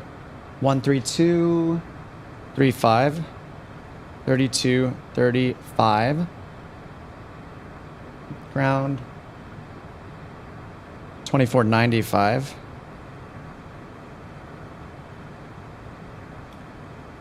And we'll want to get the ATIS. 125.6, 25.6 for the ATIS. And some other people are getting passed off to another frequency, so I wrote that down as well. Denver Center, Southwest 2055, 320. Southwest 2055, Denver Center, good evening. Missing out on all the beer fixes in Milwaukee. 1710, contact Denver approach, 124.905, good night. 2495, we'll see ya. See ya. November 19 Delta Lima, contact Denver approach, 126.1, good night. Denver approach 126.1, challenge number 19 Delta Lima, thanks. think we might get handed off here soon too. I don't know. Denver, Center Delta 552 Heavy with you at 17,000. Winds died down a little bit. 552 Heavy, Denver, 55 knots instead of 60. 350 Delta 552 Heavy. All right, still 14 minutes for top of descent on our planned arrival.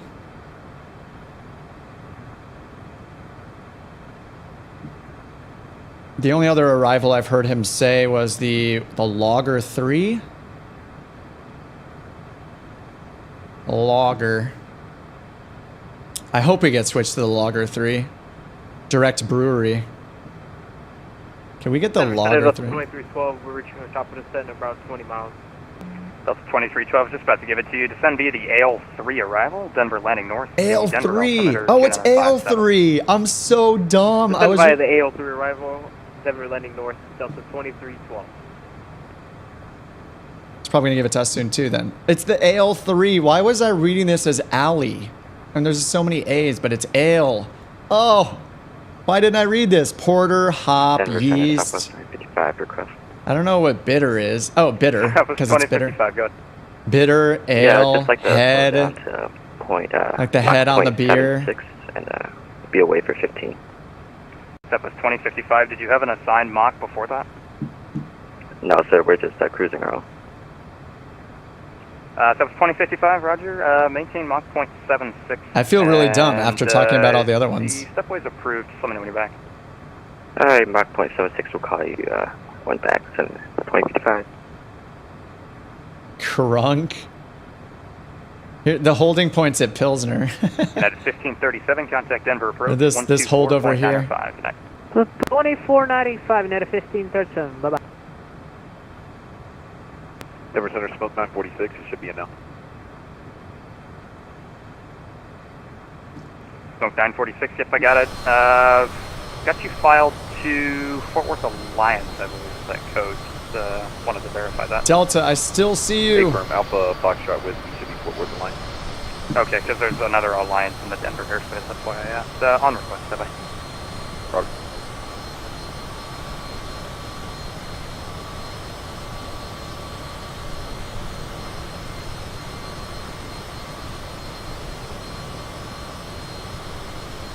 November 5635 Golf. Are you able any slower than 0.76, or is that the slowest you can go? Yeah, I can. Where do you want me? For 5635 Golf, do not exceed Mach 0.74. All right, Mach 0.74, 35 Golf. All right, 0.74. We're just too fast in this baby. Yeah, they're just gonna have a lot of traffic coming in, and we're just we're at our ceiling at like our max. We weren't at our max speed, but we were at Mach 0.76 for a while. We were at 772 or something. Too beerious, too fast, too beerious. Beer. All right, 0.74.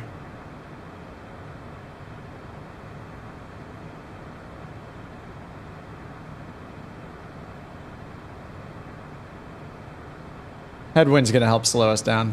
I don't know what to say when he says, can you go slower? I was like, I don't know how slow we could actually go. I assume we could go down to like 0.70 without a problem, but I don't actually know what the lower limit of that is. Denver approach, 124.905, good night. All right, there's 0.74. Denver approach, 0.739. 24.905, walk at 1311.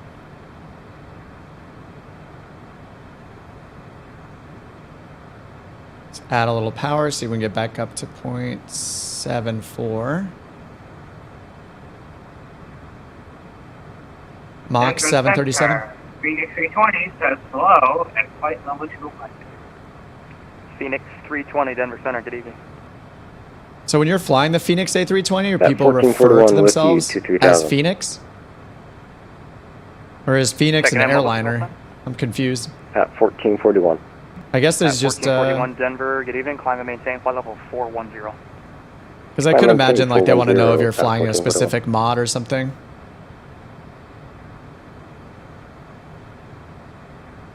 All right, we just hit PORDR.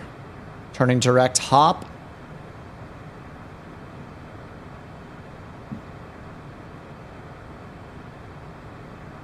All right, Top of descent, 10 minutes and 63 miles.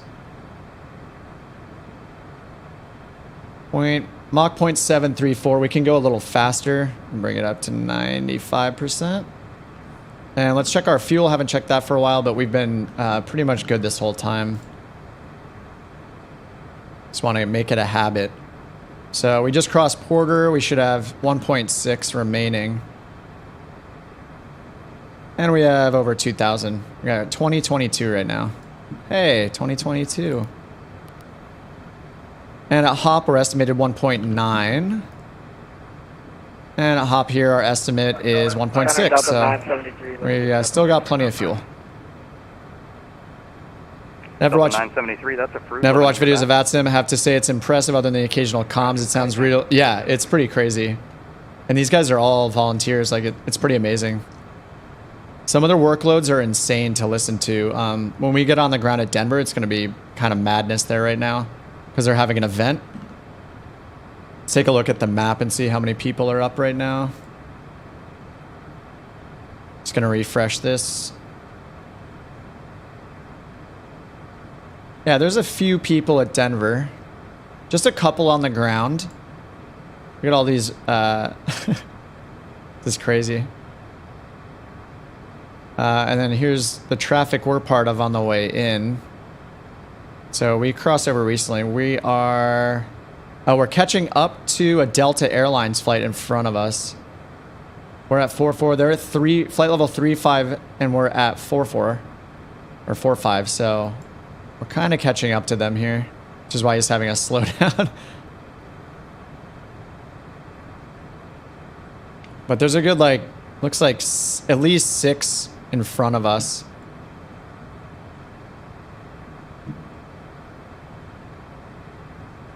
All right, we're good on our speed restriction of 0.74. We're at 0.736 right now and climbing, so I might need to pull back the throttle a little bit. Oh no, looks like it's holding there. 737. All right.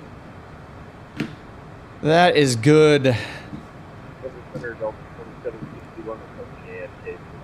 My video the other night was crazy listening to the traffic had when you were departing. How long? Yeah, was that the first flight? 2761. I think that was out of Dulles, right? Just want to make sure you're back before your descent, which should be in about 10 minutes or so. Yeah, I'll probably be back before then. I'm just trying to the Denver right now is probably crazy to listen to, but luckily it's fully staffed, so at least they spread those responsibilities out. Yeah. 1442 Denver. At Dulles, though, there was just one controller because they cover everything top down. So there was like a center or an approach controller, and he had to do tower, ground, and clearance delivery responsibilities.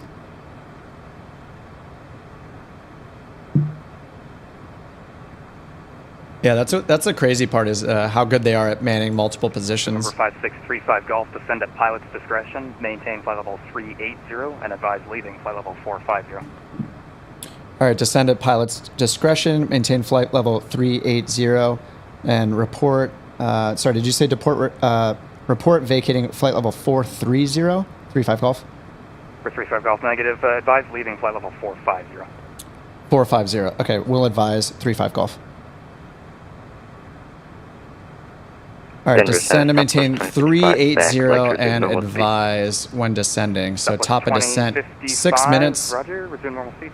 I just misheard him for some reason. I started writing down 430. All right, so I'm going to change our selected altitude to 380. And we'll let him know when we're starting our descent. 1503, leaving my airspace to the south. Albuquerque Center is closed. Radar service terminated. Frequency change approved. Good night. Great night, South 1503. Yep. All right, we're at Mach 0.738. So 5 minutes for our descent, top of descent. So we're gonna follow the VNAV stuff here. We could descend a little early if we wanted to, but I just kind of want to follow the VNAV. It just makes our lives way easier if we just follow the step downs that are already set up there for us. I probably should have said him like, told him like, top of descent in 5 minutes or something.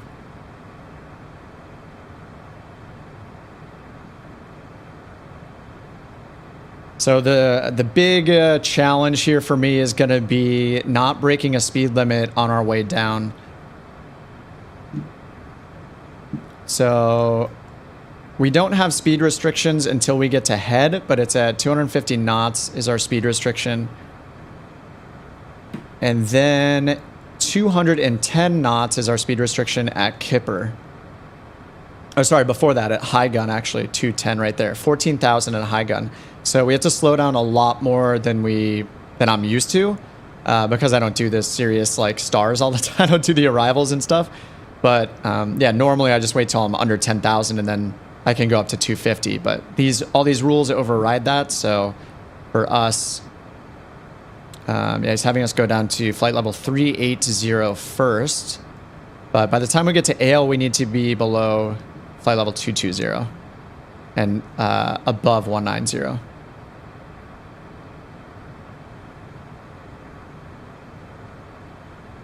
The really awkward part that I need to figure out is because I'm left-handed when I'm left-handed for writing, but I'm right-handed for everything else. So when I push my push to talk is on my left trigger finger, and I have to write with my left hand. So I've been like cross-handing it. Use my right hand to reach all the way over to my trigger, and then have my left hand out on the pad. Feels a little silly. At 1441, stepping away about 5 miles. At 1441, roger. Let me know when you're back. All right, I'm gonna turn VNav on here. So those are programmed in already. Here is our current vertical descent rate that's calculated to get down to our next waypoint. I don't think I can do a VNav direct, so because he's giving us these transitions manually, I think I might just use vertical speed, because I don't want to. VNav is going to get us to that waypoint at the exact right time, but he's having us level off. Delta 2312. We're not taking this all the way down to 19,000 right now.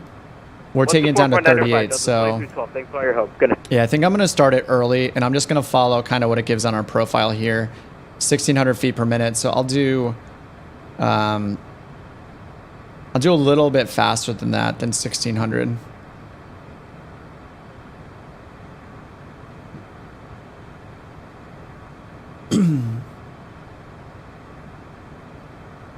Denver Center, Smoke 946, ready for clearance and taxi at Pueblo, short of Alpha. All right, that guy's getting his clearance right now, so I might not actually have time. Smoke 946, sorry about that. You cleared to the Alliance Fort Worth Airport.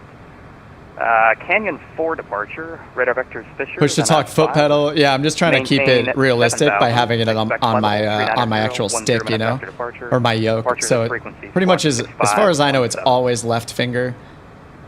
But yeah. Right, clear to the Fort Worth Alliance Airport by the Canyon 4 departure, radar vectors Fisher, send us file, maintain 7. I'm usually writing while I start reading it back, so like departure on 127.6. I feel like I'm too slow if I move my hand off the pad and the pen and then go back. But Smoke 946, read that correct, and you said you're ready to taxi? A firm, short of Alpha, expecting 26 left.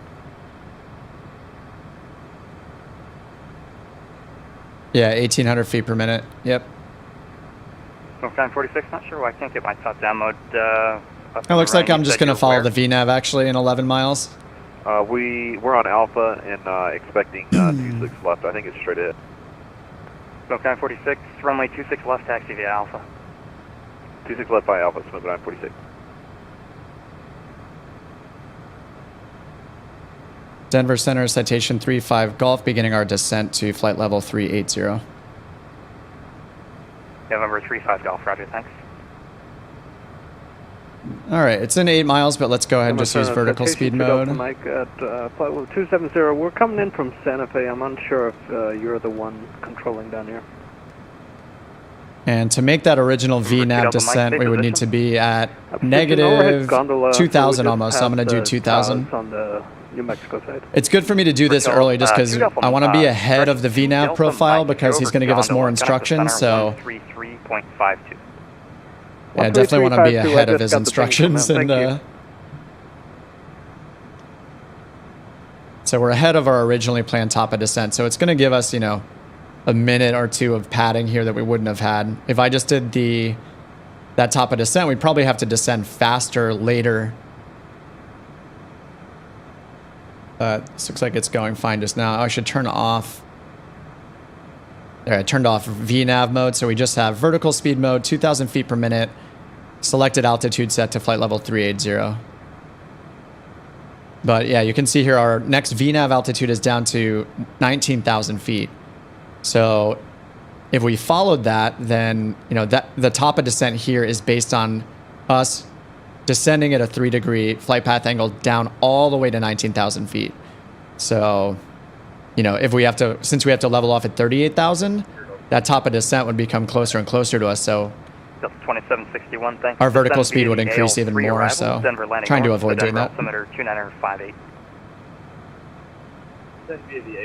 All right, so we said to that guy, Denver landing north. So here in the instructions for the arrival, it says landing north, select runway 35 right transition. So I'm going to go down here and make sure that we have that down here. Mach 0.80 or greater than So we have the Kipper transition, but it says we should select the 35 right transition. Is that in the list? It's not in the list. So what is the 35 right transition? November 5635 Golf, do not exceed Mach 0.77. Do not exceed 0.77, 35 Golf. He's telling me to speed up in a subtle way. We're at 0.66. So he's like, speed up, dude. Because I just brought it to idle. But we can add some power here. He wants us to keep our speed up. I'm just a newbie at this, and I'm worried about overspeeding when we get down to the bottom of the descent here. Denver Center, American 916 is checking in flight level 360. American 916 Denver, good evening. Resume normal speed. So I do not know how to do this transition. It says select 320 has returned. 35 right transition. Phoenix 320, roger. So 35 right transition would be one of these at the bottom, right? It would be like dog or hi mom. We'll see what he says to us. 35 right from head. Head on track, cross D-low. Oh, right. Yeah, you're saying just follow that. Oh, this actually, I get it. When I was thinking transition, I was just thinking a single transition point, but we're going to end up at dog, so that's the one I should select if he gives us that. Clear for takeoff, runway 26 left, 546. And whoops, I chose the ILS 3 left here. So instead of PORDR, well, PORDR's the transition. November 5635 Golf, descend via the AL3 arrival. Denver is landing north. The Denver altimeter 2958, transition to 280 knots. All right, cleared via the AL arrival. Denver's landing north and transition to 280 knots. 35 Golf. 280 knots. Phoenix 320, say indicated airspeed. Indicated airspeed, Phoenix 320 is 340. Phoenix 320, you said 340? 340? 340. We're leveling off at 38,000 right now. Phoenix 320, roger. Do not exceed 310 knots, 310 knots. All right, so AL3, they're landing north, 2958. 2958 for the altimeter.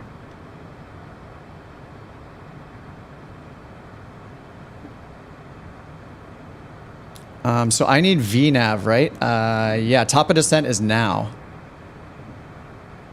So I should be descending this whole time. 3.9 nautical miles, top of descent.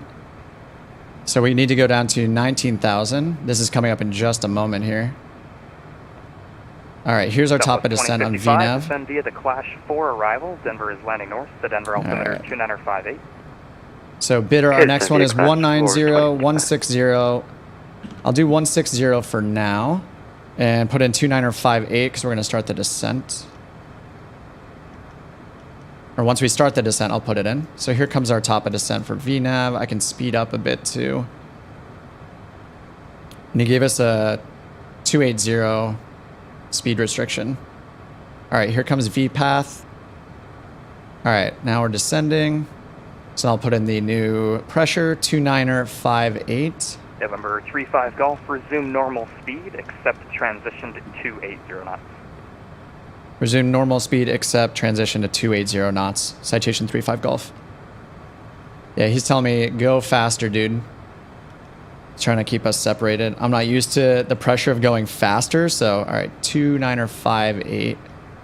All right, 29er58 on the altimeter, getting my cruise speed up here. And VPATH is still active. So taking us down to 19,000 first. That's for our restriction at ALLEE. Denver Center, UPS 3640. Now we need to check over here on our legs.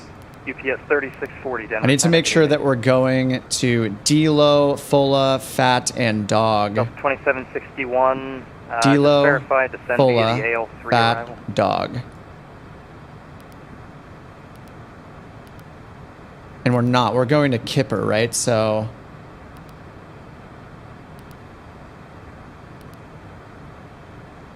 Wait, how are we going to Kipper? We had PORDR here for the AL3. I'm so confused. I can't pick that, right? I just need to put it in for the approach, I guess, right? 35 right. Delta 2761. Oh no. Oh no, the overspeed. This is what I'm so afraid of. Denver Center, Frontier Flight 1087, flight level 360. Denver, clearance to Frontier Flight 1087, Denver, good evening. This is so much work all of a sudden. 35 left and right. Connect Minneapolis Center. So I need D-low,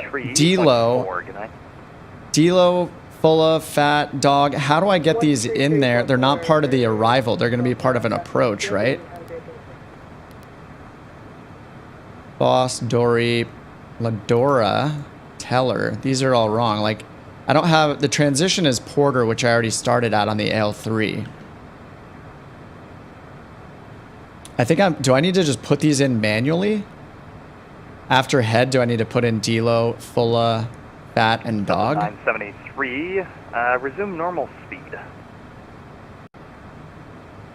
Resume normal speed, Delta 973. Do you want me to slow down? Because I don't know. Head, D-low, FOLA, FAT, dog. Delta 973, no, speed looks good. I don't see... I don't know how to get these going. Do I just choose 35 right? 0.82, Delta 973. Denver Center, Delta 802, I'm leaving at 14,000. I have no idea how to do this. Delta 1892, Denver, good evening. Climb and maintain flight level 370. Climb and maintain flight level 370 for Delta 802. Because here for the... Oh, wait, I know what it is. Oh, I got it. I'm dumb. Wait, I need to go to the arrival, and I need to change the runway we're on first. How do I change the arrival runway?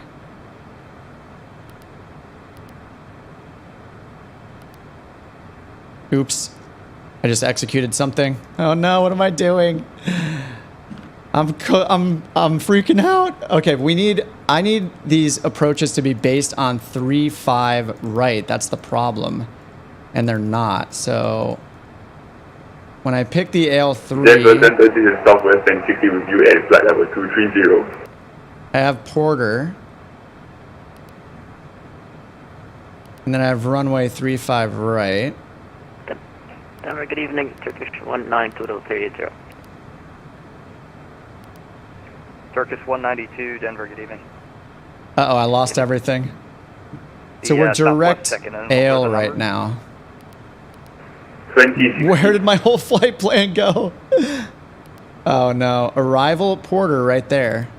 Let's remove this. Where is PORDR? It just took it away from me. Pat 1441 back with you. Pat 1441, Roger, thanks.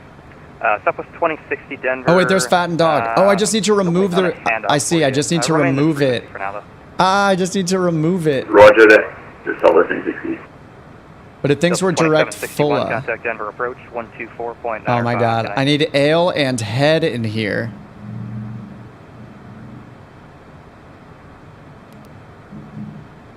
So I just need to not pick PORDR. We are on the PORDR transition though. This is so confusing. Vector 78, Denver, good evening. Good evening. Wait, this worked somehow. Because I see dog and fat and ale in here now. Somehow this worked. All right, we're going back to LNAV mode. 267. Oh my God, this is stressful. So I forgot with these, like, it doesn't show you all the transition points, and not selecting a transition point is something you need to do regularly.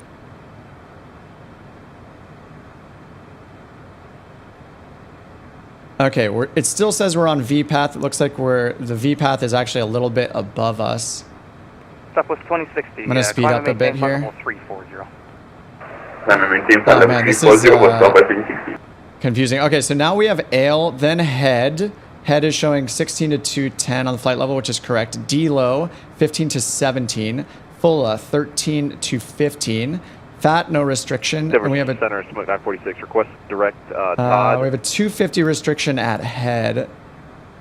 Smoke 946. I never got radar on you.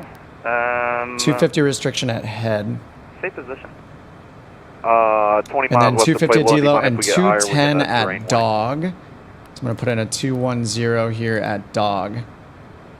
Okay, I think all that's correct. Climb and maintain flight level 390 direct. Oh man, that is so... VATSIM. That's so stressful. And then for the approach, I can just wait until they assign us one. Smoke 946. We got a little bit of time now, so... Copy flight level 390 direct code. See how my speed is doing? He wanted us to be at 0.77 max. Golf, contact Denver approach, 124.905, good night. 124.905, 35 golf, good night. Southwest 2055, connect approach, 124.905, good night. Alright, 124.905, switch over. Alright, so we're on the AL3, 280 knots. I need to pull back my speed a little bit.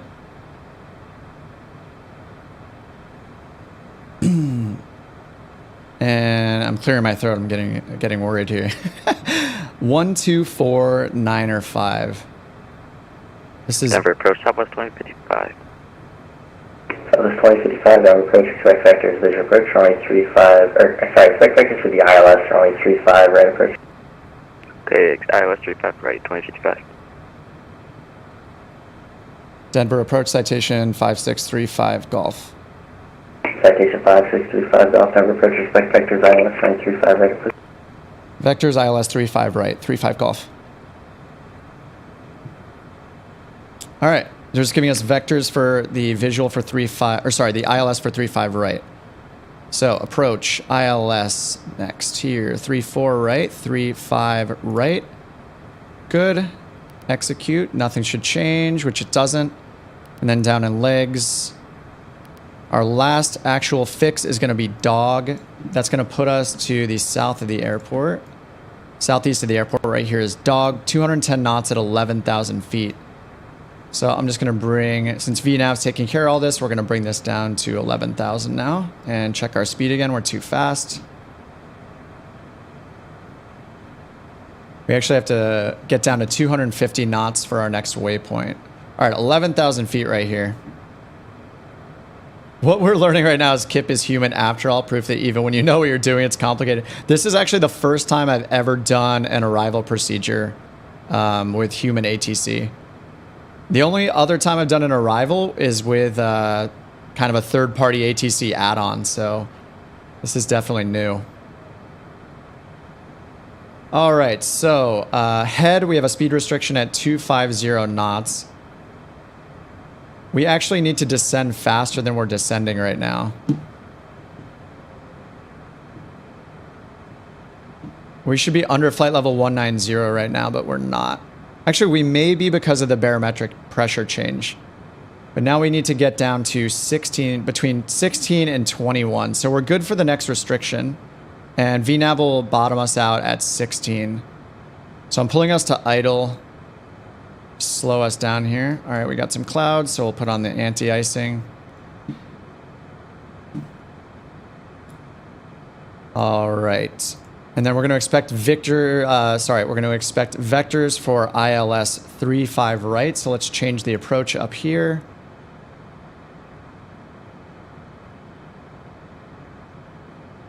Whoops, I chose the wrong one. From That's ALS. 2761 Houston.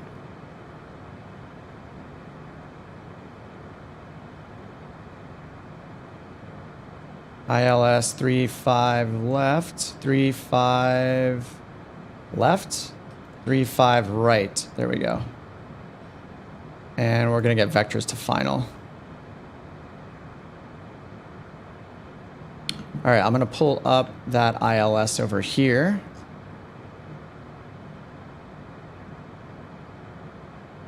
Oops, that's 35 left. ILS Cat 135 right. All right, Cat 1 ILS, 150 minimums, cool. 11015 for the localizer.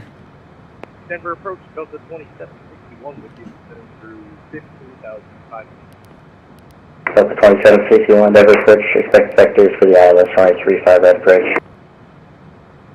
Expecting vectors for the ILS runway 35 left approach, Delta 2761. All right, check our speed, we're at 210. Programmed in my FMC.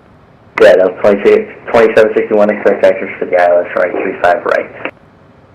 Expecting vectors for the ILS runway 35 right, 2761. He changed his approach.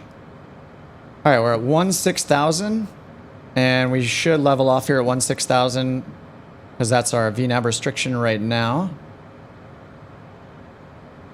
We got down better, and for the speed, I can go up to 250. All right, it's capturing our altitude right now. All right, 250 on the speed limit.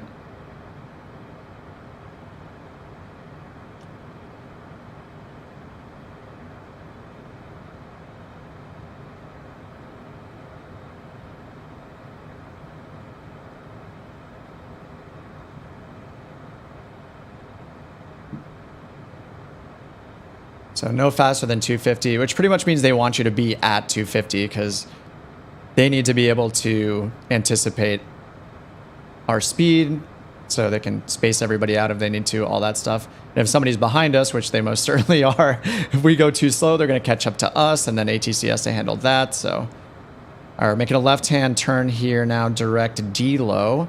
Our next hop of descent is right after D-low. And we need to be between 15 and 17 for D-low, which we are at 16. But next we need to descend to 13 for Fulla, and then 11 finally at Dog. All right, 250 knots. Pull it back just a little bit. We're at 251. All right, Denver Tower is 132.35. And get that set up in our tuning. 32.35 for tower, right there. And I already put in the localizer frequency right here for ILS 35 right. 110.15, final approach course 353. Our minimums, radio altimeter minimums, 165. Contact approach 120.8. 120.8, have a nice day. Delta 2761, contact approach 120.8. All right, we're going to get this as well, 120.8. Approach on 120.8 at a race. Too fast, need to slow down. All right, next descent is coming up in 6 miles. And it's going to take us down to 15,000 for D-low, that's correct. Does VATSIM work with the frequency you set to talk to various controllers? Yeah, VATSIM uses a program, several programs. The one for Microsoft Flight Simulator used for your radio is called vPilot. So you have that running in the background. It integrates with the sim, so when I change my frequency on here, it changes it on there, and it gives you that controller that's connected to that frequency on their end. Denver approach, good evening, Delta 973 on the AL3, 17,000.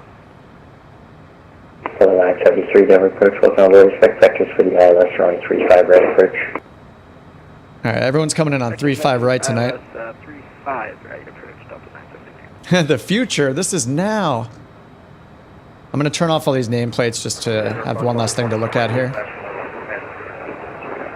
My frame rate's also getting slower, so you can tell there's so much traffic around here. All right, we're at 250 knots, still holding that pretty well. We're crossing D-low. Approach, Walker 1440. VNAV is going to start our descent down for 3000 Oscar next step. 1442 Denver approach, expect vectors for the ILS runway 35 right approach. ILS 3, set vectors for ILS 35 right.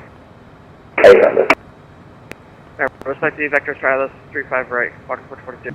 So at Dory, we're going to be down after Dog. They're going to give us vectors, but they're probably going to have it to descend to 9,000 based on this, and then eventually 7,000 to intercept the localizer for 35 right.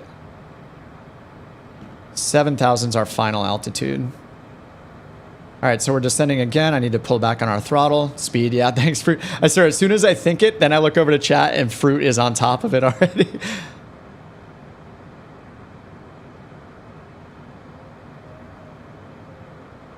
All right, so this one, yeah, we're going down to 13,000 on this one. We have the local altimeter set in, 2958. I actually didn't put that in this one. Standby instrument altimeter, 2958. There we go. Should probably just turn this off to save some frames. I'm not going to do it now because I'll probably break something. All right, we are in the soup. Approach Delta 973. Anti-icing is still on from earlier. So I just put in the ILS 358 into my FMC, like I clicked the button, and the rest of my flight plan got deleted. That's like what I have. I can see that. Delta 973, Roger, no problem, flying 220, maintain 13,000. He goes, I could see that. He probably took like a crazy turn. Oh, that's another reason and a reminder to me again, keep your heading bug synced. Because when something goes wrong, like when I lost my flight plan, basically changing those things, I went up and hit heading right away. But I also had to resync my bug. So it's, yeah, good practice to keep the heading bug synced. All right, we have blue needles here. So we have the ILS down here. 110.15, so we're capturing that already. We're at 14,000 feet. Still descending on the star. 5635 Golf, contact approach 120.35. 120.35, 35 Golf. Walker 1442, contact approach 120.35. 120.35, Walker 1442. All right, 120.35, and then our tower is going to be 132.35 here. Let's see if Walker lets me talk first. Walker 1442, flash for arrival, Damn. passing 16,000. Walker 1442, Denver approach, Denver altimeter 2958. 2958, Walker 1442. That guy's totally a Walker pilot. I've heard him on PilotEdge. What am I at now? Denver approach. Denver approach, citation 5635 Golf, 13,000. Citation 5635 Golf, Denver approach. Hello. All right, cool. We're good there. Speed looks decent. I've heard that guy's voice before on PilotEdge. He like flies and he does ATC. Hey Ashish, what's up? Long time. Hope you're well. Missed this session. Can't fly these birds. I can't fly them either. Approach Delta 973. All right, our next restriction. So let's see. We're passing Fat here, then Dog. Delta 973, Denver approach level. So we have to slow down a lot because at Dog we have to be at 210 knots and 11,000. So I'm starting to slow down. We're gonna make a right-hand turn here. 454, Denver approach, Denver altimeter 2958. You can expect the ILS runway 34 left approach. 34 right, sorry, 34 left approach, United 454. All right, so you can see. 34 right approach, ILS. You can see our. ILS 34 right approach, United 454. Oh, we got 35 right. Whoa, how did it zoom that much? That was crazy. All right, we're turning left here, direct Dog down to 11,000 feet. We're going to expect them to give us 7,000 at some point and then vector us so that they're going to give us headings to get onto the ILS. So I'm at idle right now. We have a 210 on the speed restriction once we get to Dog at 11,000 feet. I want to make sure that I'm not going to mess that up, which is very easy to mess up with manual throttle. So November 35 Golf, contact Denver approach 120.8, good day. Over approach 120.8, 35 Golf.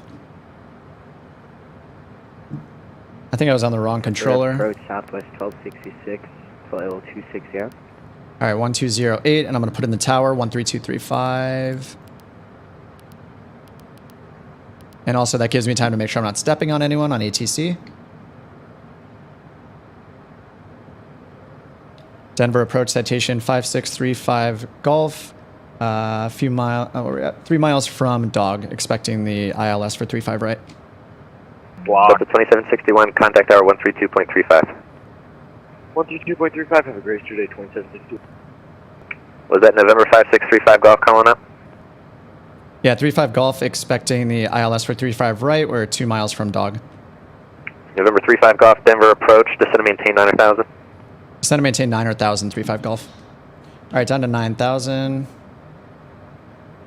So I'm just going to switch over vertical speed mode, which was already, which has our descent continuing here. We just need to make sure not to exceed 210 knots.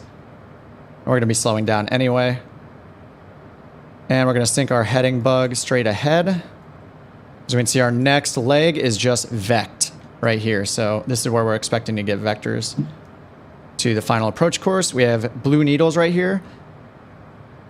And I need to set the final approach course, right? Up here, final approach course 353. I'm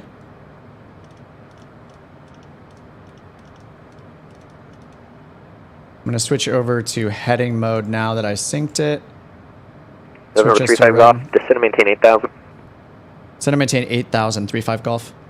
Frontier Flight 584, contact tower 132.35. All right, down to 8,000. 3235, good night. You going out?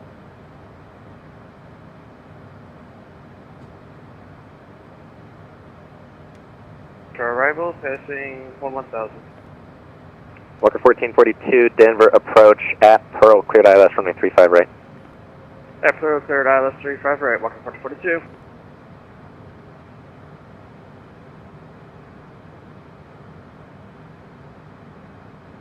Southwest 2055, contact tower 132.35, so on.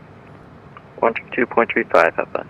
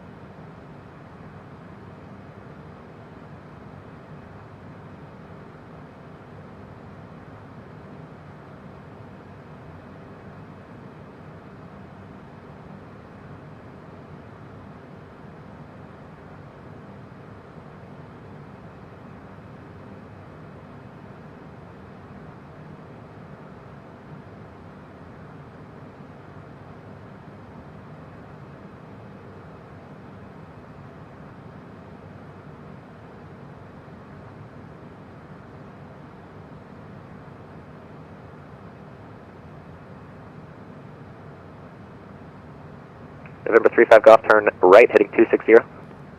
Altitude.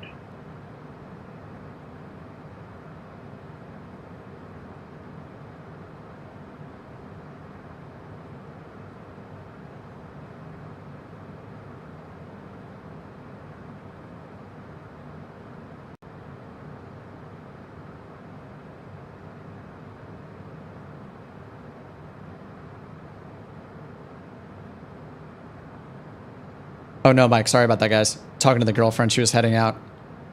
All right, picking up ATIS right now. It's information kilo. And I did reply to him. I did reply to him, but you guys just didn't hear me, sorry. Delta 973, Denver approach, descend and maintain 9,000. 9,000, Delta 973.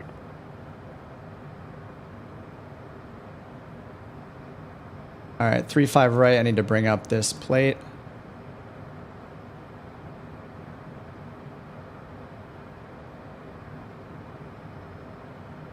Get another vector here in a second.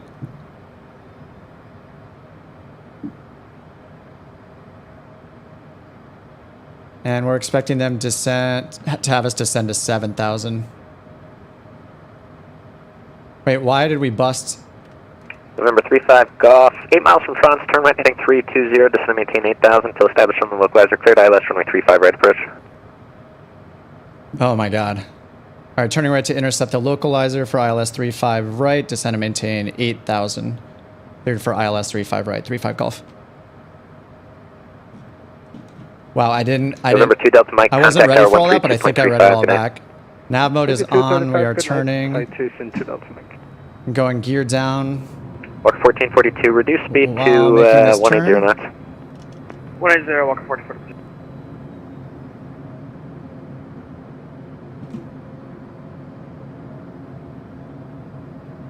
I didn't hear the turn he said, but I know we're turning to intercept, so we are doing that.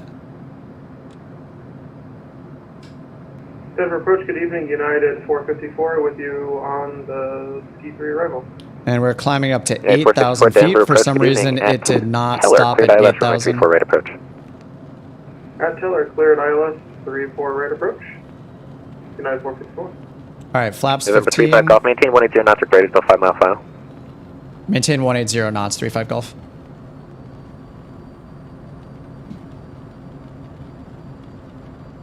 All right, we need to speed up.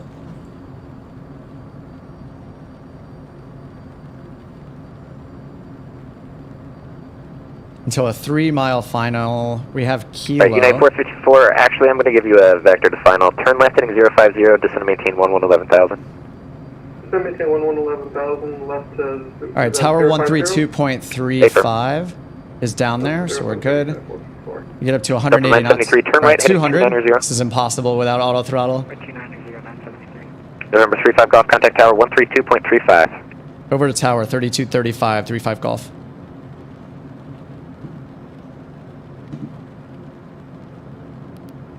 Papa 7, Echo Delta to ground on Echo Delta, good night. Citation, correction, November 2 Delta Mike, caution wake turbulence, previous departure, heavy 747. November 2 Delta Mike.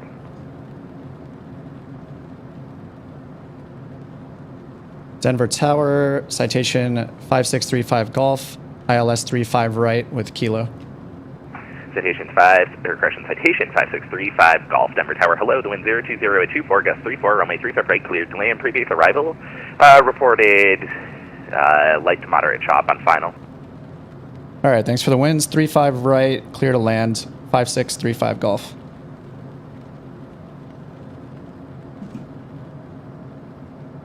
Denver Tower, 4761, holding short runway 35 left.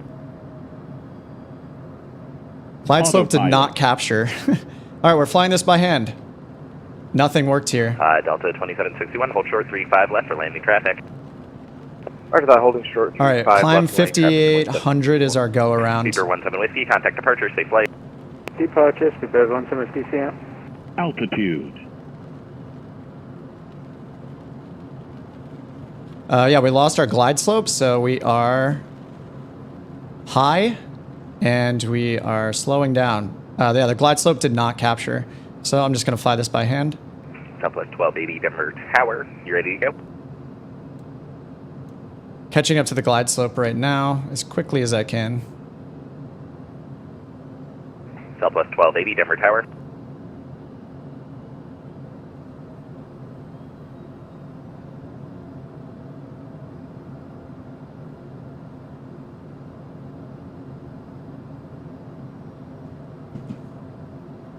Tower, Walker 1442, just outside of France.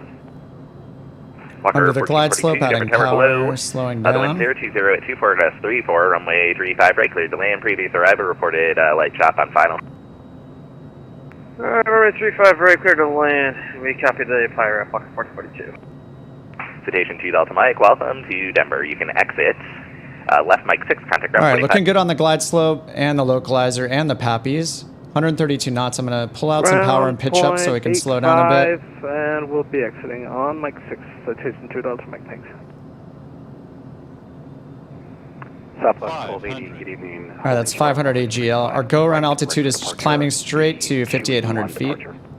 Southwest 1280 Denver Tower, hello. Did ground give you 35 left at Mike 2?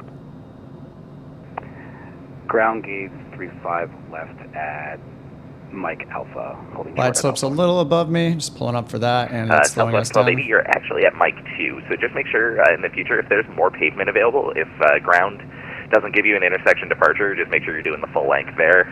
It's no worries though, runway 35 left at Mike 2, line up and wait. Apologies for that, line up and wait, 35 left. Delta 2161, cross runway 35 left at Echo Charlie, traffic holds in position, ground .85 on the other side. After that, continue crossing runway, cross runway 35 left, the Echo Charlie, contact ground on the other side, 2761. Have a great rest of your night.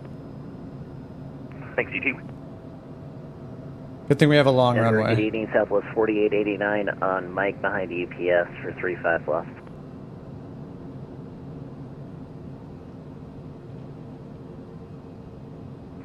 Southwest 4889. Altitude. Whoa, we're bouncing. Oh, oh my God, I can't stop. No.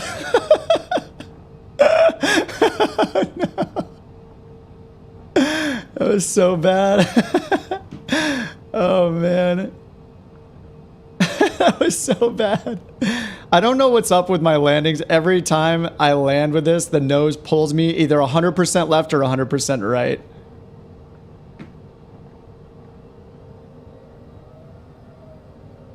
All right, we're gonna have to go over to ground 1249 or 5 once I vacate here. Taxi light's coming on a second early. Oh man, that was 12, 80 that was wind so 020 bad. 24, gust 34, RNF nugs, runway 35 left, clear for takeoff. And not having the glide slope, really like having to do that by hand, I was like, oh god, the glide slope did not capture. And thank you to everyone on the ground for the help tonight. Hey, no problem. United 2959, never tower, you up? All right, we're at Papa 6.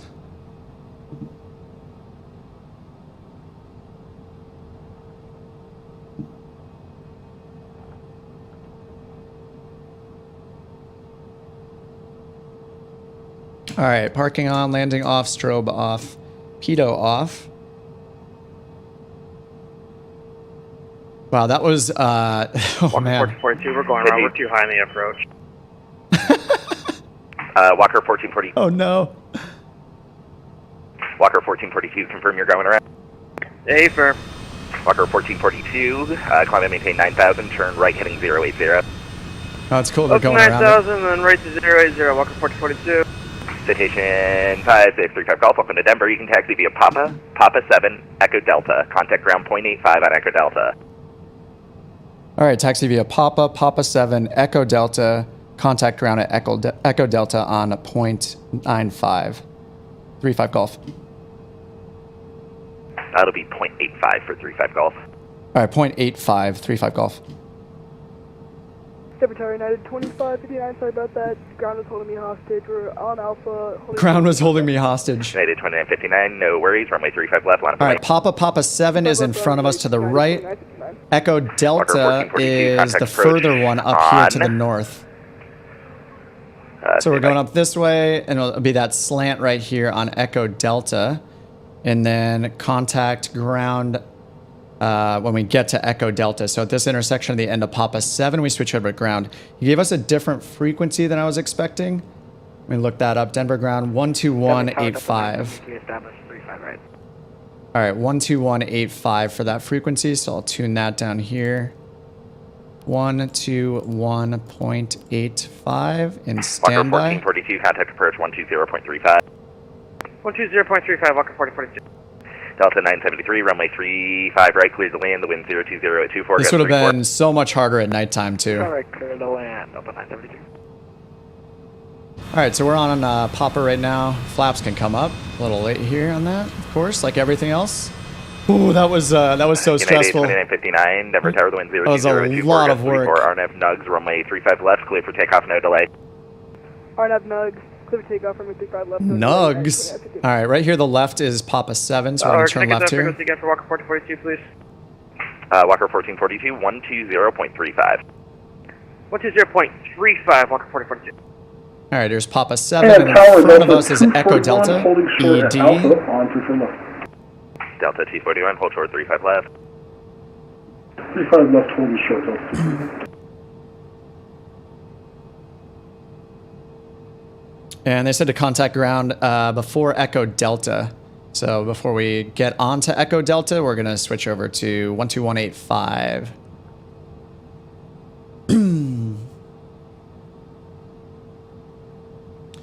I definitely lied when I said I had kilo. I did look it up and I know that it's information kilo, but I did not read anything on that because I was getting behind. So I completely lied about having information kilo. This is a bumpy taxiway. Runway 35 left, line up and wait. Line up and wait, 35 left, Delta 241. And I hope you guys land okay if you're still, if Delta, if you're still there. United 2959, contact departure, safe flight. Departure, we'll see you 29 feet down. All right, switching over to ground here. I told you to follow the UPS multiple times. Make sure you're listening, please. I follow the UPS sign to see what happens.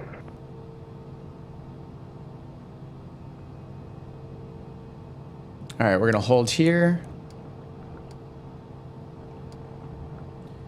Denver ground citation 5635 Golf on Papa 7, holding short of Echo Delta, taxiing to the GA at the south. Citation 5635 Golf, Denver ground. Welcome to Denver. Taxi the ramp via Echo Delta Mike. All right, taxi the ramp Echo Delta Mike 35 Golf. Citation 2 Delta Mike. After the UPS, continue taxi.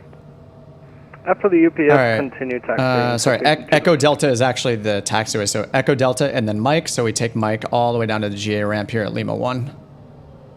Look at all these bumps. Oh.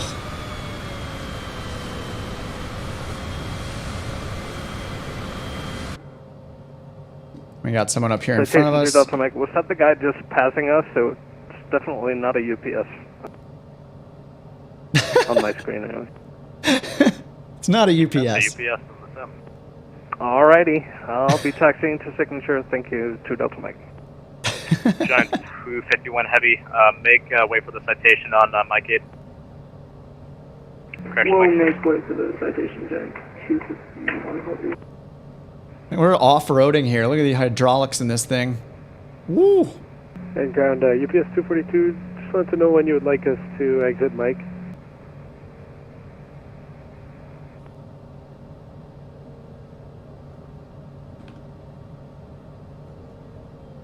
UPS 342, you're going to... Altitude. Oh, man. Dude, we got an altitude warning because we... UPS 242, I think we caught a little air right there. Okay, left Alpha November, hold short of November, was it for UPS 242? It was make a left Alpha November, hold short Alpha November via Lima. Okay, left Alpha November, hold short Alpha November on Lima, UPS 242. Frontier 584, ground. Detroit. Checking in, can confirm. 316, Frontier 584. All right, here's our left-hand turn onto Mike. The ice pads here, Charlie. Request to be towed off via Alpha 2 to cargo ramp. That's Lima. This should be Mike right here. Whoops, I can't steer while I'm using my mouse. UPS 731, take Lima Sierra Charlie into the south cargo. There's some people on the south side. Lima and Roger, Mike. Lima, All right. Sierra Charlie. We'll let the tug know. 731 Heavy. Have a good night. All right, we're on Mike. Woo. Good evening, brothers. United 314 on Coxshelf, looking for taxi to the gate. There's like 3 people talking. Hold on. United 314, Denver ground, say parking. Looking for concourse B. United 314, Roger, taxi, Foxtrot, Bravo, November. Hold short of Bravo, November, I'd call. Foxtrot, Bravo, November, and what was the last part? Hold short of Bravo, November, I'd call. Hold short of Bravo, November, golf. UPS 498, 1. What's going on in front of us here? Actually, correction. That was not UPS, that was United 498, you up? Yeah, we're up. 498, taxi, Golf, Whiskey Alpha to 34 West. What's going on here, dude? Golf Alpha, Trevor left, United 498. John 251, do you want us to keep following the UPS or turn on Alpha? John 251, make a left on Alpha Sierra and hold short of Alpha Sierra Lima. Make left on Alpha Sierra, hold short Alpha Sierra Lima, John 251. UPS 242, ground 130.6. UPS 242, ground 130.6. 130.6, UPS 242. Delta 973 on. What's going on Yeah, here? we're waiting for taxi, Echo Delta. Oh, yeah, Echo Delta. They exiting? Oh, looks like they're exiting. Delta Is that 973, Alaska? Roger, What is that? State parking. Atlas. Concourse seat. Roger, Delta 973, taxi Alpha Delta, hold short Charlie November. Echo Delta, hold short Charlie November. And, Whose idea was it to fly to Denver? Concourse seat. The winds, Roger. the weather, the Citation taxiways. 35 Golf, were you holding short of the ramp? I'm taxiing via Mike to the ramp, 35 Golf. Roger. UPS 242, contact the ramp 130.6.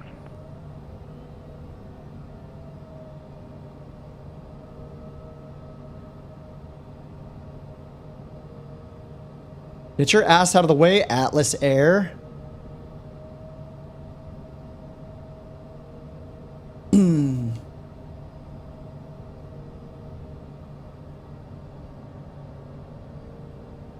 Atlas Air is just hanging their stuff on Mike right now. Giant 251 heavy holding short. Giant 251, contact ramp 130.6.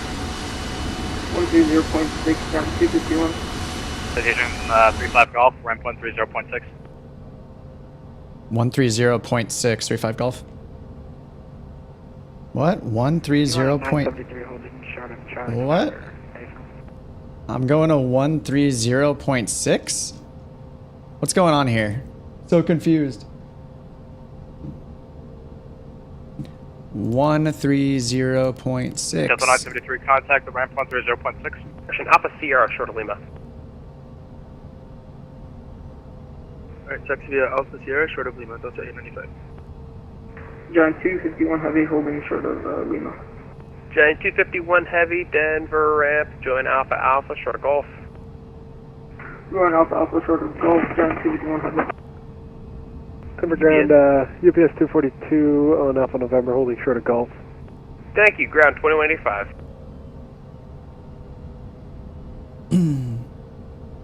UPS 242, ground 121.85. 121.85, UPS 242, thanks for your help. No problem. Delta 2458, ground 121.85. 121.85, thank you, Delta 2458. Denver ramp Delta 973, Charlie November, Charlie 65. Denver ramp? Delta 973, Denver ramp, taxi Charlie November straight in. Charlie November straight in, Charlie 65, Delta 973, thanks. Good night. Good night. Denver ramp, Walker 1311, push off Alpha 50 with Lima. Walker 1311, Denver ramp, I'll call you back. I guess I just wait here until I can get a word in. Alpha Bravo 22. Man, I mean, he did tell me to taxi to the ramp, but there's so much traffic. I think I just keep going. Ramp Walker 1311 request. Yes, sir. Hi, the last guy calling for push that United, could you hold him for at least 20 Am I minutes? supposed to wait here? Unable. He said to taxi to the ramp, so that was my last instruction. Okay, great. Oh. I mean, I would be happy with like 40 minutes, but you don't want to be too many. What's going on here? United 314 holding short. Oh man, there's so many. Yeah, south end frequency. B. Gate what? Looking for gate at Concourse B and currently holding short at Gulf for United 214. I'm just gonna hold until I contact him. Denver ramp, you got a specific gate in mind? No. Okay, United 314 taxi to parking via Bravo November straight in. Bravo November straight in for United 214. Delta 2458, ground 121.85. See if I can get a word in here. This is crazy busy. Giant 251 heavy, ground 121.85. Last flight, yeah. 121.85. Definitely. I have been on for 5 hours and 40 minutes. Push on Alpha Alpha approved, face west. Push on Alpha Alpha, face west, Walker 1311. I think I'm doing the right thing by waiting, but I don't know. Ground 121.85. Delta 895. I was just chilling. Good talk. Good talk.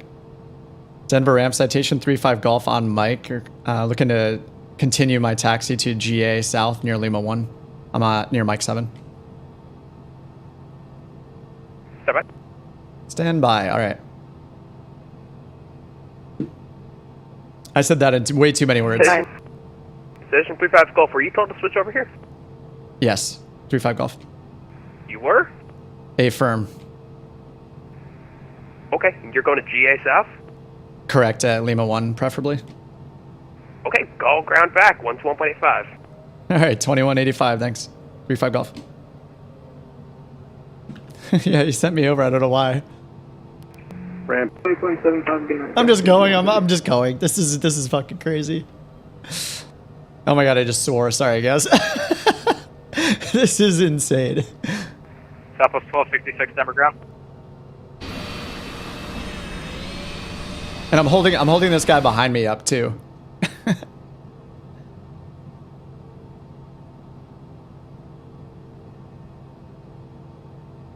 Your ears. I try to keep it clean. I did a good job. Walker 709 heavy, Echo Charlie, clear 35 left. Oh no, is this another one in front? Oh no. Heavy. Denver ground, stay parking. South cargo. Walker 709 heavy, roger, taxi Mike Sierra Charlie to the ramp. Mike Sierra Charlie to the ramp, Walker 709. Denver ground, Delta 895, holding short of Lima. Is there someone behind me still? Denver ground, Delta 895, holding short of Lima. Delta 895, hold short of Mike. Oh, that's you. Oh, that is you, Delta. What's up? Go on by. Ground Southwest 1266 on Echo. I don't. He never told me to hold short, did he? He just switched me over to ramp. Denver ground, November 486 at the GA ramp. I think I'll do everyone a favor if I just keep taxiing. Southwest 1266, stay parking. Anywhere. Anywhere. Yeah, someone's waiting behind me. 66. Wow. I'm just going. Delta Charlie November. Echo Delta Charlie November 1260. Because I don't think they ever actually told me to stop, but he switched me over to ramp, I guess, even though ramp was like, why are you here? Citation 35 Golf. 35 Golf? Where are you going now? Taxiing to GA at Lima 1 on Mike. I got passed over to ramp and then they passed me back here. I didn't have any hold short instructions. 35 Golf. I apologize. No problem. Can I continue taxi? 35 Golf? Yeah, go ahead. All right, thanks. 35 Golf. Ground November 486 at the GA ramp, request taxi. November 486, hold short of Mike. Yeah, I do have multiplayer on. Mike, I don't think anyone with group only Delta 895, follow the can conga line see of you. airplanes down Mike. Oh, you never saw me. Group only on. Well, you should see me through VATSIM regardless, right? Yeah, I do have multiplayer on. Does having multiplayer on make it so I can't be seen? Because they, I mean, I did the entire flight with being on in VATSIM radar. Delta Mike, Alpha Sierra, hold short of Alpha Sierra Lima. Alpha Sierra, hold short of Alpha Sierra Lima. It's a good thing you didn't see me because, man, that was a shaky landing. Taxi instructions. Yes, phone aircraft in front of me on Mike, Delta 895. Delta 895, roger. Delta 2458, you mind not following right behind him? Sorry about that. You've flown for 2 days with multiplayer, haven't seen a single plane. Really? Do you have it set to all players or live multiplayer? If you set it to the live option, that means you only see people that have it on live option. I would try all players. If you do the all player setting, you'll see people regardless of their weather and time settings. Oh wow, really? Contact the ramp 130.6, please. Yeah, I'm not sure why. Denver ground, Southwest 2314 on Mike 7 headed to Charlie Gates. Totally bounced on the landing. Southwest 2314, where are you? We just cleared 35 left on Mike 7. That's what I thought we didn't see. I think Roger, group only people can only see others with group only as well. Apologies. Southwest 2314 taxi, Mike, Charlie, November, hold That's short. weird. Why do you have, oh, group is off, right? I see what you're saying. That's weird. And say the hold short again. I probably just shouldn't use it from now on. Hold short of Charlie, November, Lima. But it was fun flying with, all right, hold short of Charlie, flying with November, Delta at and Lima, Gabe. Southwest 2314.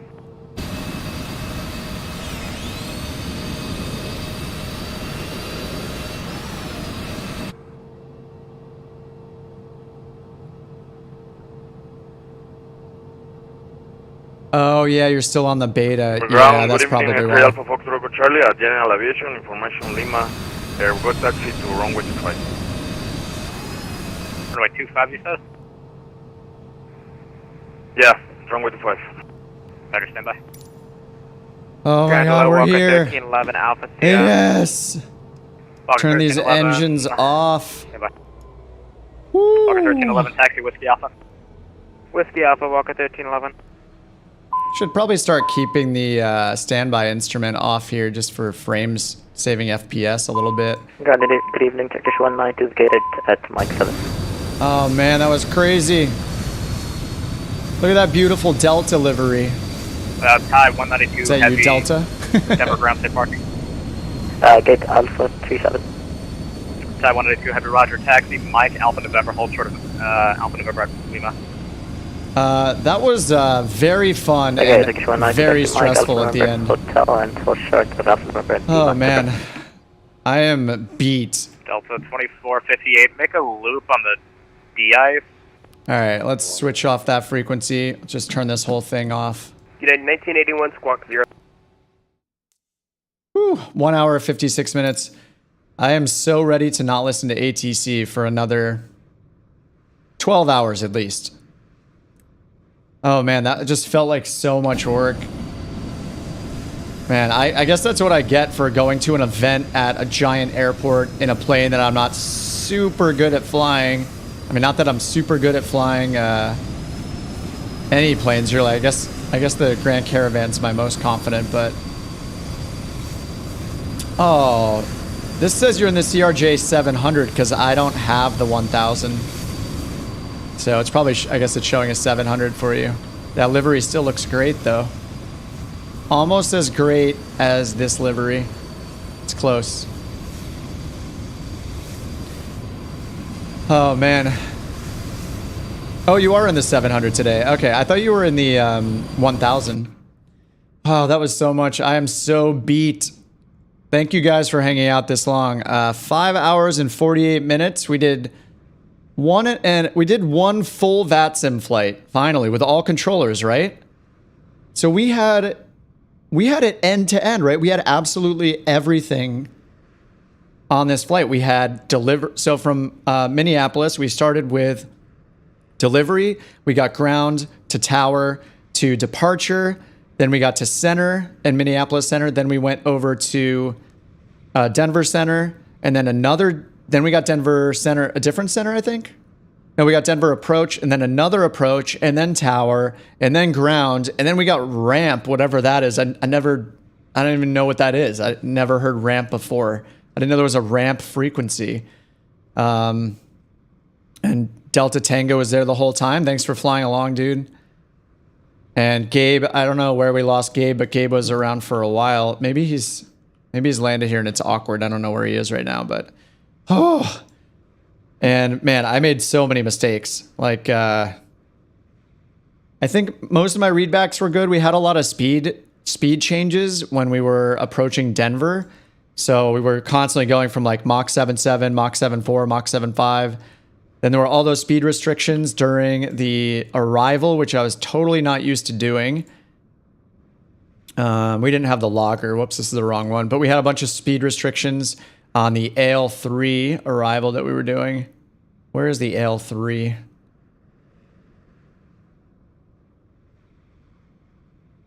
So that was new, and all these speed restrictions were challenging.